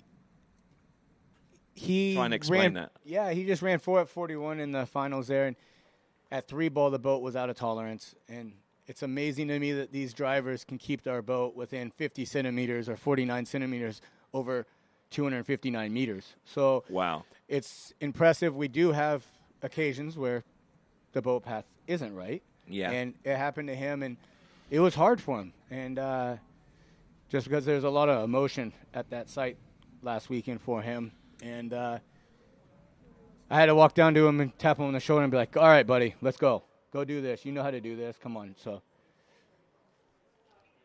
Oh, look at this. I mean, You see Freddie there up on the screen. He's basically holding that boat away from the barrier over there, right to the right. Yeah, the boat, I believe, Tony, is actually holding the skier from going into the course. So they're backing up all the way up to that new walkway they're building to hold the skier away from the course so that we have a longer setup. I get you now. All right, then. So let's have a look and see what Freddie can do on pass number 2. He started at 32 off, and now he's coming back at 35. This is the critical end here for Fred, trying to figure out for 39. Little bit of a bump there off buoy number 1, but managing to hold the ski down far enough into the water to mitigate that.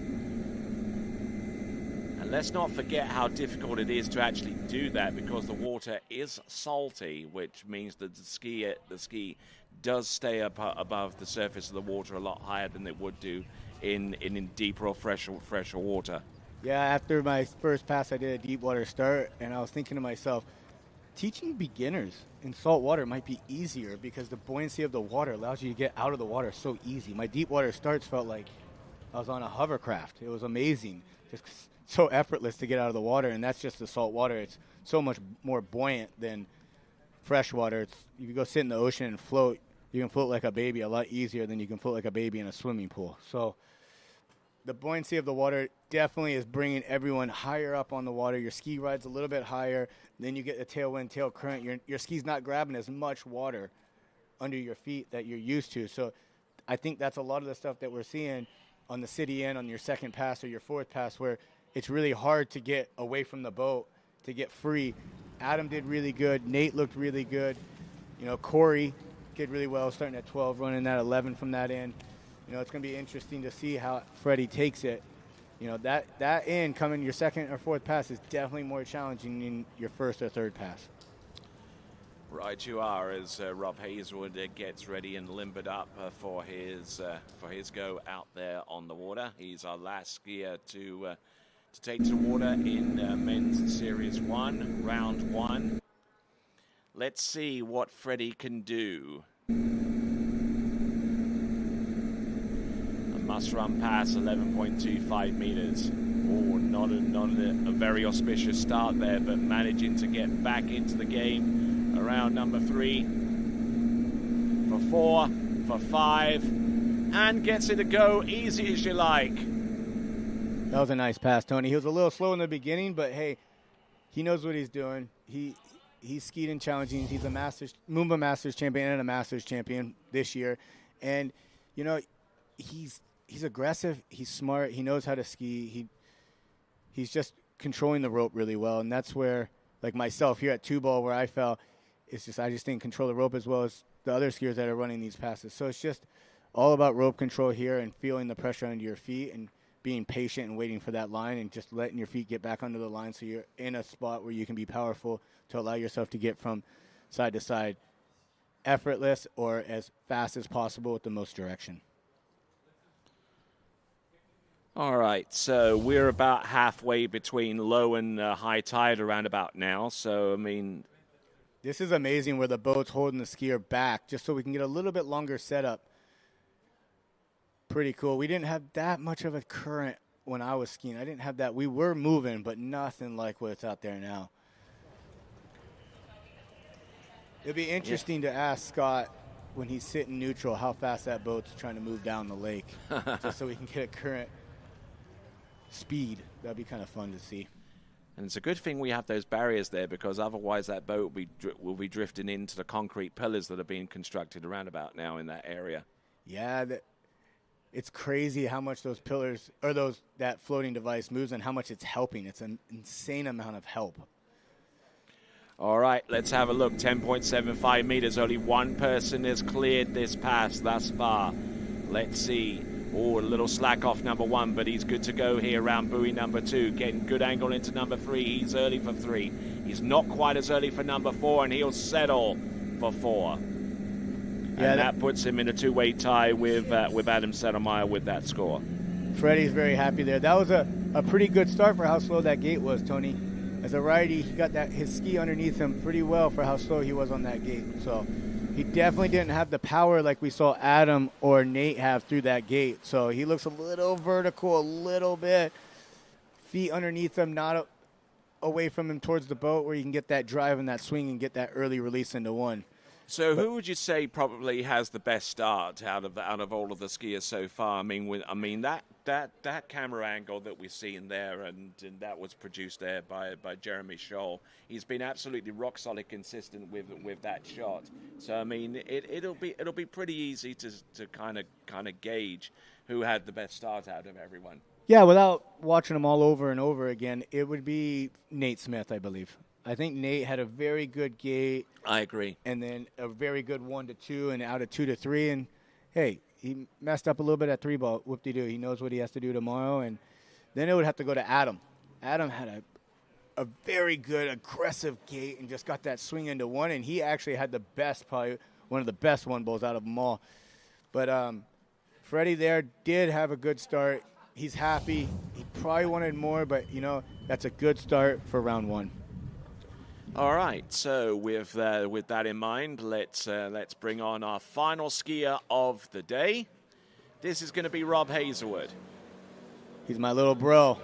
Been skiing with him from his first pro event all the way today, so it's fun to be with him. It's fun to watch him grow and become a skier who he is. Let's go to Zane now, guys. Let's check in. All right, hey guys, I'm here with Freddie Winter. Dude, I told you before you skied, man, you're going to go out there and do it. I thought you had it. So I know you probably wanted a couple more buoys, but dude, that 4 is going to be perfect setting you up for the finals on Sunday. I'm doing a lot of 4s recently, but I mean, I'm really happy. I just want to say, actually, like, we've been talking about this event for a number of weeks, and we've been, all the skiers kind of like, what's it going to be like? It's going to be terrible. We're not going to run any passes necessarily. It's on a river, unknown element, and I mean it's skiable. It's really tough. The wind's really tricky, but like, hey, we're out there running mid 39. Corey ran it, so what a great event. This is stressful, but it's a lot of fun. Yeah, and I mean I think Jamie Bull running 10.7 this morning really kind of uncapped it and showed that it is skiable. And I mean you had the worst conditions so far of this men's slalom event, and it didn't seem to bother you that. Getting his first win last year at Lake 38, then backing it up in Spain to get his ticket to the Masters, then going back to Lake 38 this year to redeem his title and taking it away. He's on fire.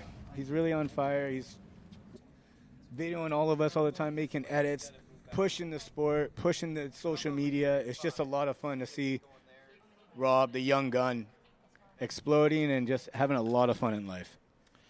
Indeed, as we take a look. Oh, look at that, Tony. That's beautiful. I mean, come on. I mean, should we go surfing? Yeah. I want to go surfing. Yeah, let's do it. Yeah, hang 10. I heard. Oh, we have too much fun here.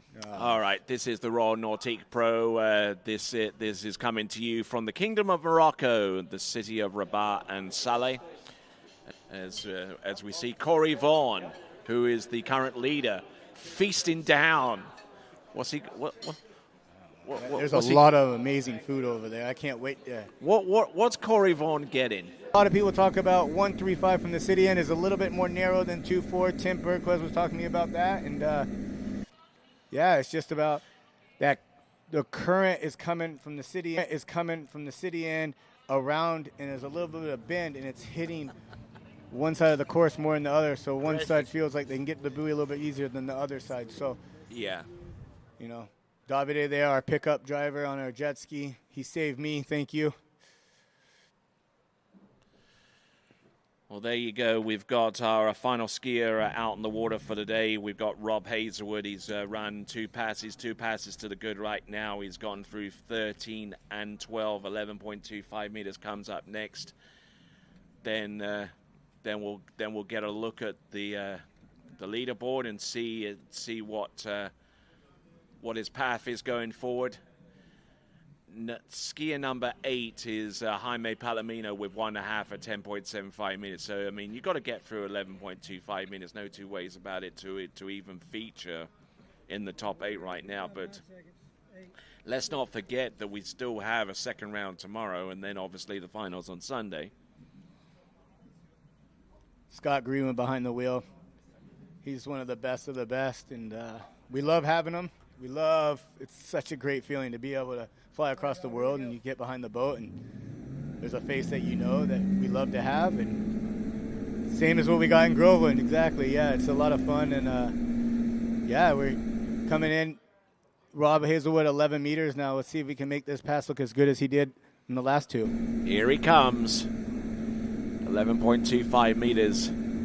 Oh, a little loose off now. Oh, that ski dipped in viciously off number 1 into number 2, but he's still there. Look at him go. Round number 4. slow. He's going to have to work this one to get round 6. Oh, does he get round 6? Ooh, that's Yeah, close. he's trying to sell it. Definitely would like to see a replay on that. Yeah, definitely. I want to see this one with the instant replay. I mean, he was all over the show off number 5 into number 6. Yeah, he had a good start here, I believe. Coming into 1, he looks pretty nice. Gets out of 1 pretty good, you know. Gets over to 2-ball, has some time, gets rotated. Big 2-ball there for Rob. Comes over to 3. He looks pretty good. He's off the handle a little early, loses the line a little bit, falls back. Come over to 4. He looks. He's chewing he's on back the in handle it. off. Yeah. It was chewing the handle off 4. This is where it's a problem. It's 5 to 6 where he just gets stood up and they never can get the ski back between him and the boat. Yeah, that's definitely 5. That's definitely a 5. Oh, man. Sorry, Rob. That was looking really good until they're at 5, you know. But here's your replay again. This is, I believe, no, this is the 11. Yeah. Yeah, this is 11. You know, this 2-ball is amazing. He gets out of 2-ball perfect. See how the ski's chattering into his number 2? Yeah, a little bit. There's just lost the line into 3, so he didn't have the line out of 3. But that's the one that's a bit weird to me, getting a little bit high-sided. And then out of 5, he gets really stood up. And then he's almost flat skiing across the wake, so it was 6, and he just can't get his feet around that buoy. Oh, and he tried to sell it, didn't he? Look at him. Yeah, he did. Look at him. Yeah. Poor guy. But all right, then. So now we brought Rob Hazelwood into the dock, and who is standing by him at the dock is Zane Nicholson. All right, hey guys, I'm here with Robert Hazelwood. He is your pro points leader right now, and tell us what happened. I thought you got outside of 6-ball, but I guess they had a review. How did it feel? What did you see out there? It's just, I mean, it's like, I don't know. The scores are, I mean, it's hard because you do this way, that way's fine. It's not fine, but it's doable. So it's like, basically you're going 41-39. That's just basically how it is. Like, I was really happy with my 2-ball. And then it's just like, there's rollers, it's windy. It is what it is, right? It's feels virtually impossible going that way. And that way is kind of fine. It's just, I'm glad to be low seed. I mean, you do not want to be top seed in this, whatever it is. So, yeah, I don't know. I think I did as good as I was going to do. I was really happy with my start. Felt way better than practice on myself, even though the conditions were definitely tougher. So there was a lot of good things to take. It's just like rolling the dice. You know, it's just tough. Awesome place. Awesome everything. Just as that current gets up, man, it's impossible. It's so hard. So, yeah, I mean, impressive skiing from Freddie. Especially Sledge. I saw him practice yesterday. They both looked insane in these conditions, but I think that was probably about as much as I was going to do today. I thought I had it, and then I don't know what the hell happened. 5-ball, tail gets stuck, and you're done. But, yeah, it's... Fun isn't the word I would use, but the place is, right? Like, that sucks. The place is going to be absolutely amazing, and I cannot wait to go do some touristing. Well, I'm just going to tell you, Rob, go enjoy the pool, go do some touristy stuff, and then think about it. You're going to get to go out a little earlier tomorrow, and conditions were so much better for our first few skiers than for the last skiers, so this could end up being a blessing for you. Yeah, that's a huge part of it, and obviously I was kind of lucky to be top of the points because of the first event when not that many people showed up, so I feel like tomorrow will be more where I kind of feel like I can get some stuff done and hopefully get through the 38, but who knows? Let's have some fun. Well, you've been having an awesome season. It looks tons of fun. I know you have tons of fun, so super great. I'm looking forward to seeing you, bounce back tomorrow and hopefully get yourself into the finals. Yeah, me too. I'm just excited to get back out and hopefully get through that. I thought I got it, but yeah, next round. Well, enjoy the rest of your day. We'll see you tomorrow, and back to you, Tony. Why, thank you there, and as we see a view of the Grand Theatre of Rabat, we've got Corey Vaughan in the lead with 2 at 10.25 meters. He is your leader, ahead of a 2-way tie for second place between Adam Saddlemeyer and Freddie Winter. A 2-way tie for 4th exists between Will Asher and Nate Smith, both of them on 3. A 2-way tie for 6 exists between Tim Tornquist and Thibaut Dayon. In outright 8th place is Jaime Palomino with 1.5 at 10.75 meters. Then Thomas de Gasperi in 9th with 5.5 at 11. Nicky Antonsen with 5 at 11.25 meters. And also tying him for 10th is Rob Hazelwood with 5 at 11.25 meters. And Arnaud Derick would be therefore in 11th spot.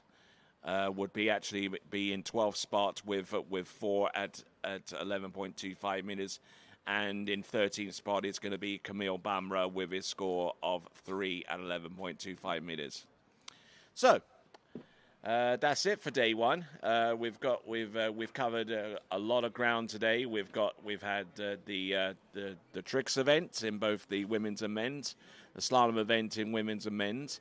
And we look forward to having some great competitive action tomorrow. What do you say there, Jonathan? Can't wait. Hopefully all that didn't have the greatest day can go out there and have some fun tomorrow and push the limits a little bit harder. And thanks to everyone here. It's been a great day, and we'll see you guys tomorrow. Indeed, indeed. My name is Tony Leifert, and great to have had you here watching the webcast. So on behalf of everyone here at the Royal Nautique Pro, and everyone involved in the organization and the entirety of the crew. As I say, my name is Tony Leifert. Glad to have had you here. And until next time, it is ciao for now.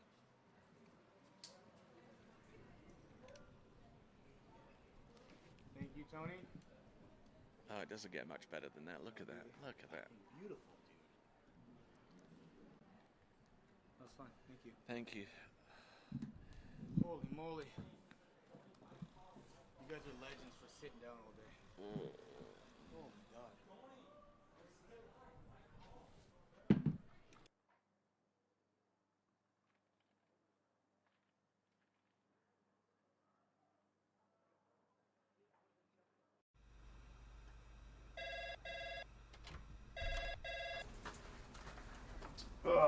Morning, Ryan. Hey, morning. You have a good weekend? Yeah, got out on the water a couple times. How about you? Yeah, I got to set in. Just gonna make a quick phone call here. Oh, of course. Can you get that, Will? Yeah, man, I got it. Thanks for calling Wake House. This is Will. Yeah, looks like we've got those in stock. At Houston Cadillac, at the moment you arrive, you will notice dedication to excellence. We deliver an unparalleled customer experience, and we're elevating our commitment with a new state-of-the-art facility. Explore our selection of new Cadillac cars, crossovers, and SUVs designed to meet your needs. We are redefining the luxury experience and investing in the future. Visit Houston Cadillac and begin your journey towards luxury. For skiers and water enthusiasts, Florida lakes are what dreams are made of. Combined with world-class golf, remarkable weather, natural beauty, theme parks, and so much more, it's easy to see that Florida is paradise. For more than 30 years, I've enjoyed Florida's lakes and many offerings. If you are interested in Florida real estate, let me be your guide and trusted advisor as you search for your paradise. Together, we can make your dreams a reality.